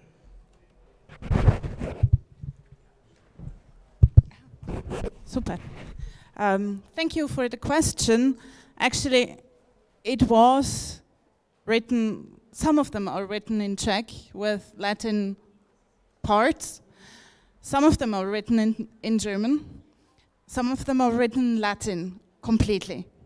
I think it depends always on the audience which was co-involved. So they knew more or less who would be coming, what kind of feasts they were prepared for, and there you have the variety. Here, with Sedlet's cases, I have them all in Czech. The preachers are Jesuits, or just the Radl I mentioned, the first one. He was a preacher in Prague, not connected to any order. They were minorites also, and in this moment I don't think that there was really the rivalry which there has been. In this moment, in the late 18th century, that was gone. There were more questions for going towards politics, as I tried to show, that the rivalry in the congregations, they weren't interesting anymore. Thank you. And I would also have a question to Madeleine. You have shown your own reconstruction of the color gamut in the Sedlet's Abbey Church. Could you explain us briefly what was the basis of your reconstruction, which is different from what we could see in the reality? Yes, actually, the coloring which we've seen in all the photographs, they come from the 19th century. They know by the reconstruction it was done that it has been the same color scheme we know from Žďár. It was this white-green, and I just played a game with a colleague who is very clever and on the computer to just get a visual of the original color scheme, which was white and green as it was shown. I don't know exactly if it was really in this way, because there is this discussion also shown in Sedlets that this white-yellow scheme is new from the 19th. And for me, this white and green, which we know from the sources, from the letters, that it was the Ader, how the abbot calls the ribs, they were green. So that we know really written by the abbot. And for me, it goes then really in the reconstruction of these overgrown ruins, which are at the moment when we restore them, all this greenery which has grown inside, because there are even talks that somebody let sheep into the ruins to grass, and that was bad.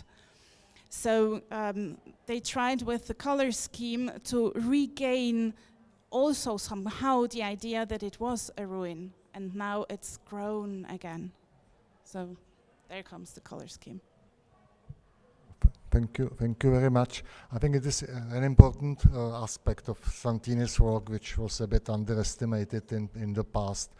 I mean that color system in his architectures, which is of course of great importance for the way we really see, we really perceive these buildings, which are not black and white as it looked in the old photos.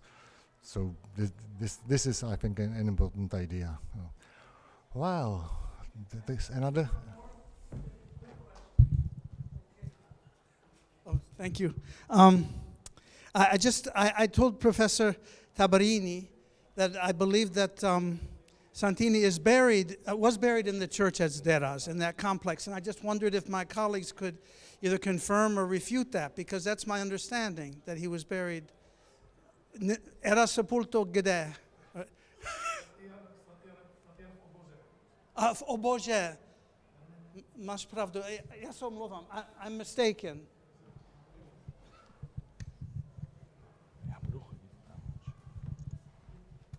There is always a problem with the local names in Czech context. Na Zderaze, it means on the Zderaze. It should be translated as on the Zderaze. Zderaz, it is a local place in the new town of Prague. Zderaz. Na Zderaze, it is our reclination. on the Zderaze. It's just a local name. Well, other questions?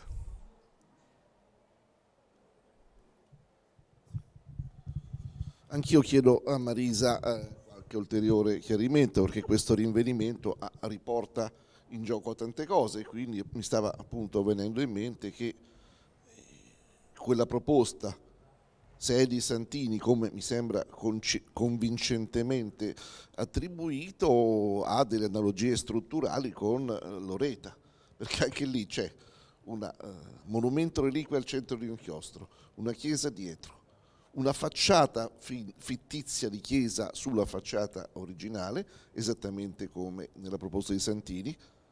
Ovviamente tutte e due hanno un illustre antenato nell'Escorial, perché quello è il modello di finta facciata di chiesa apposta di fronte a un chiostro. Ma allora io, che non mi destreggio mai nella cronologia, Loreta e questo progetto di Santini, in che rapporto sono?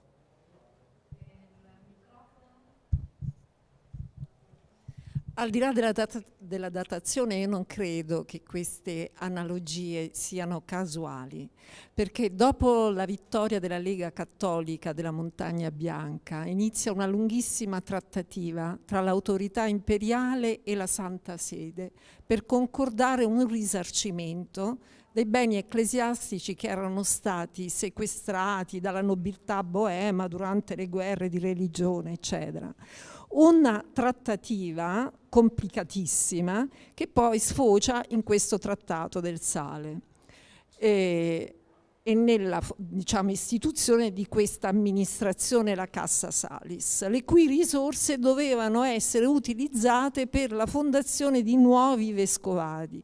Io credo che a questa programmazione finanziaria si accostasse, si associasse anche una programmazione teologica, cioè una programmazione che probabilmente coinvolse le alte sfere, non so, del clero regolare e le congregazioni chiaramente papali, per stabilire anche quali modelli dovessero essere proposti per, in qualche modo, se non proposti, comunque sì, proposti se non imposti, per questa, come dire, ricattolicizzazione delle terre boeme e proporre la Chiesa delle origini, la riproduzione di luoghi santi che, come dicevamo prima con Bartolo, poi significava di fatto riproporre la Chiesa delle origini, dovette essere proprio una scelta della Santa Sede. Quindi secondo me non è tanto un problema di quello che arriva prima a quello che arriva dopo, dell'autografia se di Zenofere, se Santini, ma tanto un problema proprio di programmazione teologica, chiamiamola teologica, non so, come comunque una programmazione.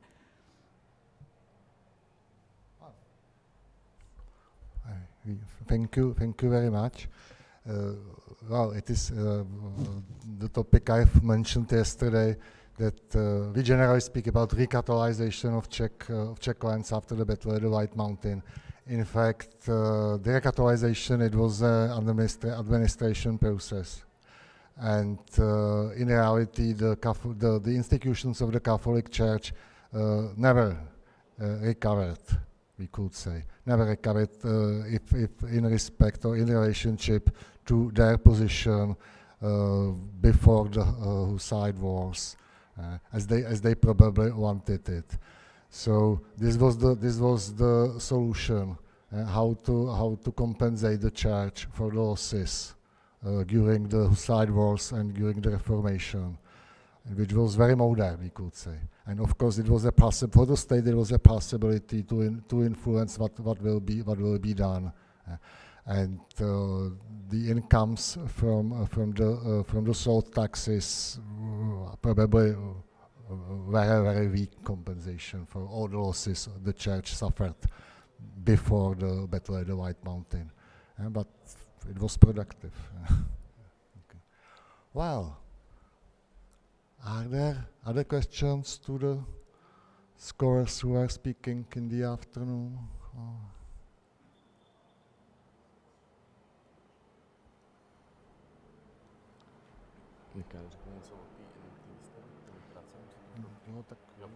So maybe I will just, before we get some of the questions, I will just say something about the pictures we've seen here during the other questions we had here before. Those were the student works, and Professor Karna has already spoken about the big exhibition that will be in the Technical Museum. That will be prepared by Richard Beagle and Jiří Kroupa and some other scholars, and we will have also a bit way smaller exhibition at the Kloster on Bílá hora, at the Benedictine Kloster. The Kloster at the White Mountain. On the White Mountain, yes. That's what I wanted to say. And they will begin in just 10 days or 12 days. So we invite all of you as well. And you could see some of the works that will be presented there. We had 2 semesters when students tried to search for particular topics in Santini's works. They mostly had to focus on some construction problems or construction phenomena, and they had to analyze them, how he thought it up, and how they were constructed. Yeah, mostly walls, staircases. So it was not only about the typical analysis of the geometry of the ground plans of the Santini's work, which is mostly the most typical one.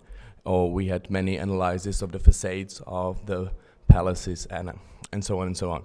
So this is what you could see for a while, and the rest will be at the exhibition. Thank you. And after these sentences, are there any questions emerging in between? If not, I would probably invite Professor Augusto Amicis, and we will probably make some conclusion to the whole conference.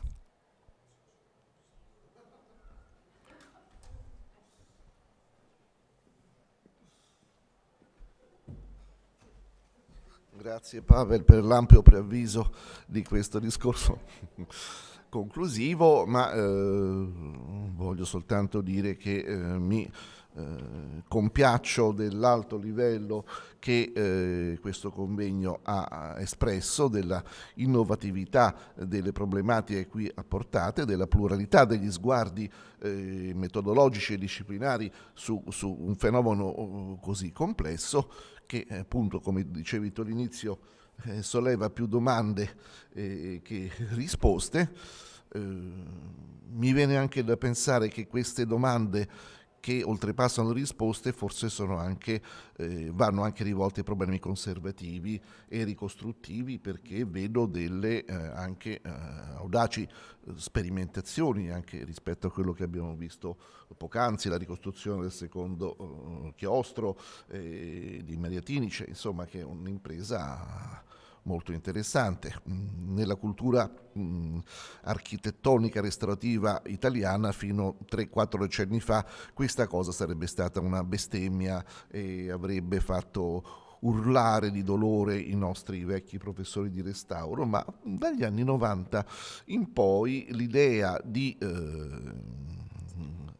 ricostruire, emendare, andare oltre le ristrettezze di un progetto ha preso gradualmente piede, soprattutto ad opera di un nostro glorioso professore che si chiamava Paolo Marconi, che è scomparso un po' di anni fa, e allora a un restauro rigidamente, rigorosamente conservativo, in cui non si poteva aggiungere niente che andasse oltre, Marconi ha voluto, è riuscito a riportare alla luce delle cose importanti, a cominciare dal grandioso complesso più o meno contemporaneo di Juvarra Vennaria Reale. Il restauro di Marconi ha avuto un'indubbia felicità di tocco che fa giustizia di alcuni eccessi che sono tuttora visibili in altri pur gloriosi esempi di restauro ricostruttivo come la Frauenkirche di Dresda, che però viene ampiamente giustificata dal peso storico, simbolico di un monumento talmente chiave, talmente cardine, che sarebbe stato sentito come una grave privazione di una identità cittadina e nazionale, diciamo, fare a meno della Frauenkirche. Quindi è un problema drammatico. Siamo diventati tutti meno dogmatici rispetto a questo. Ovviamente resta in sospeso il problema della distinguibilità dell'intervento contemporaneo rispetto a quello passato, che anche nelle accezioni più progressive e positive resta sempre per una cultura architettonica italiana una soglia non oltrepassabile, cioè io devo capire anche con poche indicazioni cos'è aggiunto alla consistenza effettiva e materiale dell'opera. Però quindi vedo poi anche con quello che ha detto la nostra ultima studiosa che non è potuta venire, insomma, che le coloriture santiniane, le imprese ricostruttive possono costituire proprio un capitolo a parte. Si potrebbe fare anche un convegno su conservare Santini, quindi questo può essere uno spunto, diciamo, per il futuro, ma adesso vediamo, siamo pieni di nuove notizie e mi congratulo con i miei eccellenti colleghi e quindi vi esprimo il mio compiacimento, quello del mio caro amico Pavel, e chiudiamo così.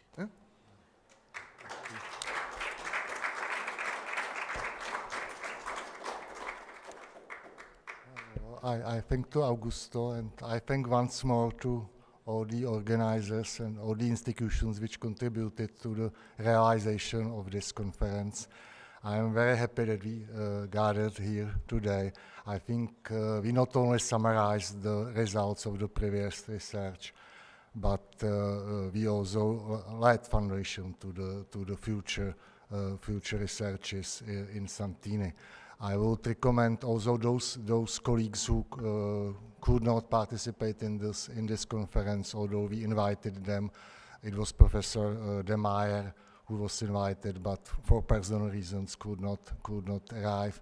It was Professor Barth who was also invited and who could first wanted to participate, but could not arrive in the end. And of course, we will remember Professor Portoghese, who could contribute very much to the research of Santini in these days, as he did throughout his life.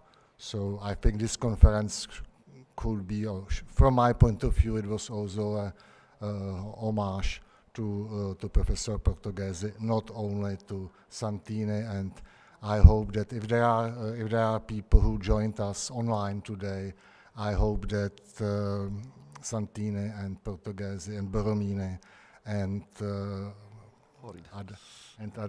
other colleagues could listen to what was said in this room today, and I hope they were as pleased as I was during the conference. So thank you very much, and once more. And maybe Petra still has some organization notes. Or not. Are we free at this moment? Okay. If we are free, I hope you enjoyed this conference, and I hope you enjoy this night in this fantastic city, the very cradle of Baroque. Thank you.